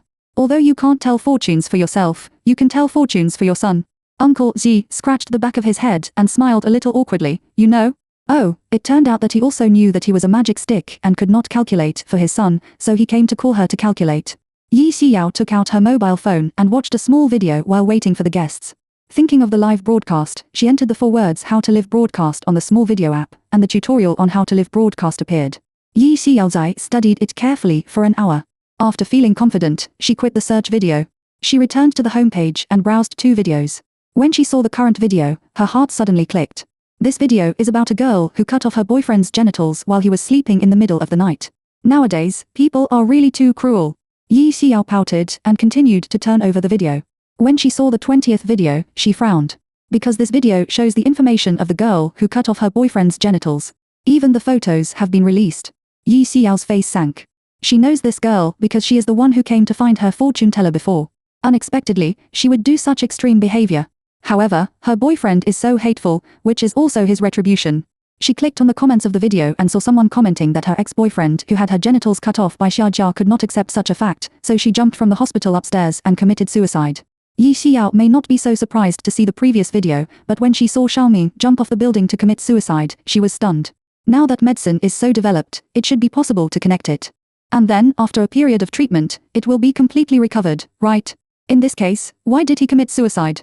Yi Xiao thought that there was no business anyway, so she took a look at the hot search on the app. At this glance, I really saw Xiaoming's suicide. Clicking on it, it was said that Xiaoming climbed to the top floor of the hospital at 12 p.m. and then jumped down from the top floor.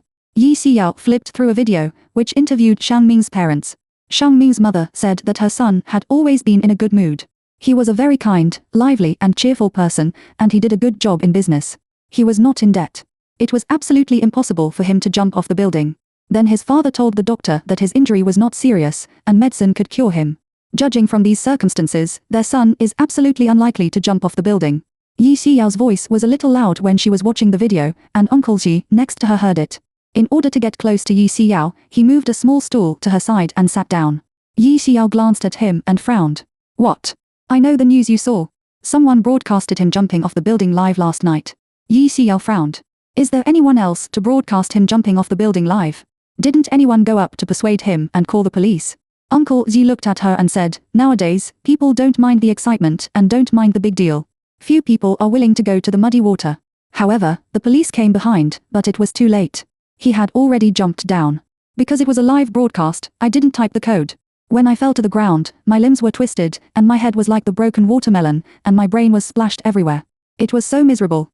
Yi Xiao has been practicing on the mountain. In the past 20 years, the number of times she has come down the mountain can be counted with her fingers.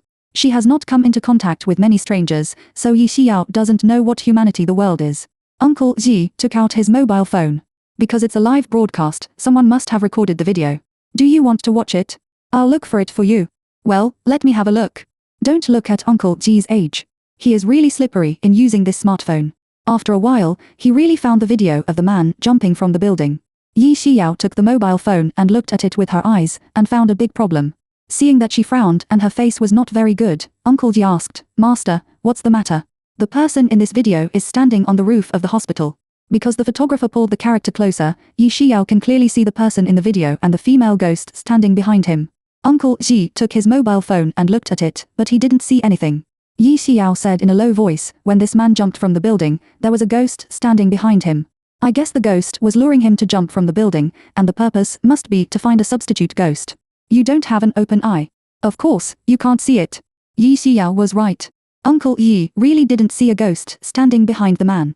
Chapter 49. It really became a little strange. Is that a female ghost or a male ghost? Uncle Yi asked curiously. What, a female ghost? Yi Xiao, don't hold your hand and look at him. It should be the female ghost looking for a dead ghost. There are so many people in the hospital. Why did she look for that man? Uncle Ji doesn't understand. Then who knows? I guess he is unlucky. The flame is too low. As soon as Yi Xiao was speechful, a young man came to her fortune. Yi Xiao opened her mouth directly and said 50 fortunes. The young man directly touched a 50 and handed it to Yi Xiao. Yi Xiao took the money. After checking the authenticity, she put the money into the qiankang bag and asked him, what do you want to count? The young man squatted in front of her. I wanted to calculate my fortune and then see if I would have a chance to turn over in the future. Tell me the 8 characters of birthday. After the young man told Yi Xiao the 8 characters of his birthday, Yi Xiao began to calculate. 5 minutes later, she returned the 50 yuan she had just received to the young man. This behavior made Uncle Yi and the young man next to him very puzzled.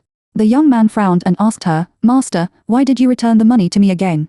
Yi Xiao's fortune telling, in addition to 3 not counted, there are also 3 not accepted. If you don't accept these 3, it means that there are no lucky people. The young man's basic fate has decayed. In the future, he will only become worse, and he will never have a chance to turn over again. Therefore, fortune telling is not charged for people like young men. In fact, Yi Xiao can see it not only from fortune telling, but also from his face. Because his seal hall is dark, and the palace of wealth and silk is dark, not only will there be a disaster of blood and light, but also debts. These are just the current situation, and his situation will get worse and worse in the future. Therefore, Yi Xiao can't charge for people like him. However, she can't tell the truth, lest she can't think about it and then commit suicide. Therefore, Yi Xiao can only lie, because your life is too good. I usually don't charge money for this kind of fate. When the young man heard Yi Xiao's words, his originally dull eyes immediately lit up. Are you serious? Yi Xiao nodded. Of course, it's true. If you work hard in the future, you will definitely have another chance to turn around. Okay, thank you, Master. The young man quickly thanked him and left happily. Uncle Ji asked questioningly, shouldn't people with too good luck charge more? Why did you come back? Yi Xiao glanced at him and sighed. His fortune would only get worse and worse. There could be no more good luck at all, and there would be no chance to turn around in the future. I lied because I was afraid that he couldn't think of it. Hearing Yi Xiao's words, Uncle Ji was clear. Yi Xiao is not only a powerful master, but also a very kind person. He is really proud of her master. Not long after the young man left, another woman came to Yi Xiao for fortune telling. According to the usual procedure, Yi Xiao asked her to say the 8 characters of her birthday, and then asked her what it was. She said that she wanted to count when her husband would die. Hearing the words, Yi Xiao frowned. What? The woman repeated it again. I want to calculate when my husband will die. Others calculate fortune, financial fortune and children, but she actually has to calculate when her husband will die. However, that's her business. She gave the money, and you can just count it directly. As soon as Yi Xiao arranged her husband's 8 characters, her face sank. She said dissatisfiedly, Sister, are you sincerely teasing me? The woman was stunned for a moment. She didn't know why. Why did she want me to tease you sincerely? I don't understand what you mean. The dissatisfaction in Yi Xiao's eyes is a little thicker. Your husband has been dead for a long time, but you actually let me calculate. Are you sincere in making a stand for me? The woman was shocked. Her face suddenly turned pale, and then goosebumps all over her body appeared. No, you must have miscalculated. My husband is still alive. How can he be dead long ago? Then the woman's face changed, with a clear dissatisfaction. If you don't know how to calculate, don't set up a stall here, really. Uncle Ji next to him said, I said, Sister, if she can't calculate it accurately, there will be no second person in the world who can calculate it accurately. She is famous for her genius on our overpass. If you don't believe her, you can go around to inquire. Yi Xiao didn't expect that the old man was still talking to her. So, she began to have a good impression of him. The woman said angrily, What a god. My husband is still alive, but she said that he had died long ago. Just kidding, if he really died, why would he still come home every day? Uncle Yi was a little surprised. He looked at Yi Xiao, Master. Why did she say that her husband was still alive? Yi Xiao, there are 2 situations. First, either her husband's soul has returned, or something else is dirty on her husband's body. Uncle Yi's goosebumps appeared. Haunted? Oh, my god, it's terrible. The woman is even more angry. Don't talk nonsense. If he really died outside long ago, if it was really his soul, why could he also appear during the day? Yi Xiao, that's the second situation. Uncle Yi was shocked. Her husband was possessed by a ghost. Probably. Yi Xiao said lightly. The woman's face became ugly in an instant. She shook her head and staggered back a few steps. Seeing her expression, Yi Xiao narrowed her eyes and asked her, "You should have noticed something, right?" Women's mood quickly stabilized. She said tremblingly, he has become a little strange recently. What's wrong? Yi Xiao asked her. The woman said tremblingly, "It started a week ago. He often looked in the mirror at night, and sometimes smiled at himself in the mirror. The laughter was particularly strange, and it sounded like a woman laughing. As soon as I asked him, he said that he listened to opera today and wanted to learn it. Then he never looked in the mirror at night. Except for this, he didn't even eat the ribs and braised pork feet that he used to like to eat. Oh, another time, my son said that one night he saw his father standing at the door of the refrigerator, eating there with a piece of raw beef, and his mouth was full of blood, which scared my son out. The next morning, my husband said that he must have had a nightmare, and then my son had a high fever for a week." Chapter 50. How could you send me a car? The words the woman said did not scare Yi Xiao, but scared Uncle Ji and the melon-eating masses next to her. That scene is so amazing just by listening to it. Yi Xiao, how is your son now? Woman, I took him to the hospital, but his fever has never subsided. Today, the doctor also called me and said to give him other tests to see where the symptoms are. I said that he was just scared, not some kind of disease. Yi Xiao, it should be your son's soul who was scared away. It's useless to go to the hospital in this case. When you go home, go to 10 neighbors and ask them to give you a handful of rice. After you bring it home, sprinkle rice on your son and shout his name 7 times. His soul will come back, and then he will be fine. Uncle Ji, Master, does this mean soul? Yi Xiao, well, the soul was scared away. Just call the soul, it's not a big deal. Can it really be done? The woman looked at Yi Xiao with a little doubt in her eyes. Yi Xiao held her hand and said carelessly, "If you don't believe it, let the doctor continue to treat him in the hospital. Anyway, she has said this much. Whether she believes it or not, it's her own problem." The woman thought that her son was not sick in the first place, and the doctor asked him to do those examinations, so she felt that she should listen to Yi Xiao. Anyway, there was no loss. Woman, how on earth did my husband die? Where did you die again? Why hasn't our whole family heard the news? Yi Xiao, how do I know? You can call the police. Maybe the police are looking for his family. Uncle Ji asked curiously, why did you just want the master to calculate for you when your husband would die? The woman glanced at Uncle Ji, and a trace of hatred flashed in her eyes. I took my son and daughter to marry him. After marriage, I found out that he was domestic violence. Not only that, he even molested my daughter. I called the police later, but the police said that we had no evidence and my daughter was still young. She wouldn't say anything, and the police didn't care. Yi Xiao, that's why you want him to die? The woman nodded. As long as he died, we would be relieved. Yi Xiao, you can get a divorce. Why not divorce? Woman, I also want to get a divorce, but he is so hateful. I don't know when he took a nude photo for me, saying that if I wanted to divorce, he would publish the photo, and even said that if I divorced again, he would sell my daughter to those organ dealers in the future. When saying these words, the woman was a little excited, and even Yi Xiao heard the smell of gnashing her teeth. But that's right. This man is so hateful that she probably even has the heart to kill him. It's just that she didn't expect that there was such scum in the world. It would be better if such a man died. God really eliminated the harm for the people. Yi Xiao, now you are relieved, because he is dead. The woman nodded, and the flame of hatred in her eyes was still obvious. It would be better if he really died, so that I could get out of his clutches. Yi Xiao didn't say anything. The woman then took 50 yang and handed it to Yi Xiao. Yi Xiao swings hand, I didn't tell fortunes for your husband. Besides, your husband is dead, so I can't accept this money. She was also puzzled. The young man came to her to calculate the 8 characters before, but her fortune would only get lower and lower. After calculating for a long time, she didn't get one. Another customer came, but it turned out to be her husband's fortune-telling. As a result, her husband died long ago, and she didn't receive it. Do you want to be so unlucky? The woman took the money back again. She asked Yi Xiao, if he is really a ghost, can you help me solve this trouble? Yes, but there is an extra charge. Yi Xiao. The woman nodded, okay, why don't you come to my house tonight? Yi Xiao, okay, then you can pick up your son home first, and then follow the method I said. Oh, then I'm sorry to bother you, master. The woman said something polite and got up and left. As soon as she left, another aunt in her 50s came to her. Do you sell charms here? The aunt asked. Yi Xiao nodded. I wrote here that I can sell all kinds of spiritual charms. What charm do you want? Auntie, I always feel that the house is not very clean. I want to buy an exorcism charm to paste. Yi Xiao hummed and took out an exorcism charm from the Qiankun bag and handed it to her. The exorcism charm was enough, a total of 50 yuan. Auntie was shocked. Is a piece of paper so expensive? Yi Xiao was stunned and laughed at her words. Auntie, do you know that painting charms is not just about relying on your hands? This still needs cultivation. Without cultivation, even if you give you 100 charms and put them at the door of your house, it won't work. Uncle Ji, big sister, this is a master. She is so good at fortune telling, and the charm she draws is naturally even more powerful. It's not too much to ask you to be 50. Auntie has also bought charms for others before. It cost 130 yuan, but it's useless to buy the charm and paste it at home. It's time to make a fuss at night. She thought about it for a moment.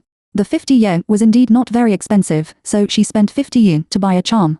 After guarding all afternoon, Yi Xiao only earned 200 yuan. However, it's not bad either. After cleaning up the stall, Yi Xiao took a bus back to Yi's house. When I got home, dinner was ready, and Yi Jinghuai and his brothers all came home for dinner. As soon as Yi Xiao finished dinner, her mobile phone rang. It was the woman who asked her before to calculate when her husband died. She sat on the sofa and slid down to answer. Hello, I'm Yi Xiao. On the other end of the phone, there was a woman's surprised voice. Master, after I got home in the afternoon, I went to borrow rice for my son to call the soul. He is really fine now, and his fever has subsided.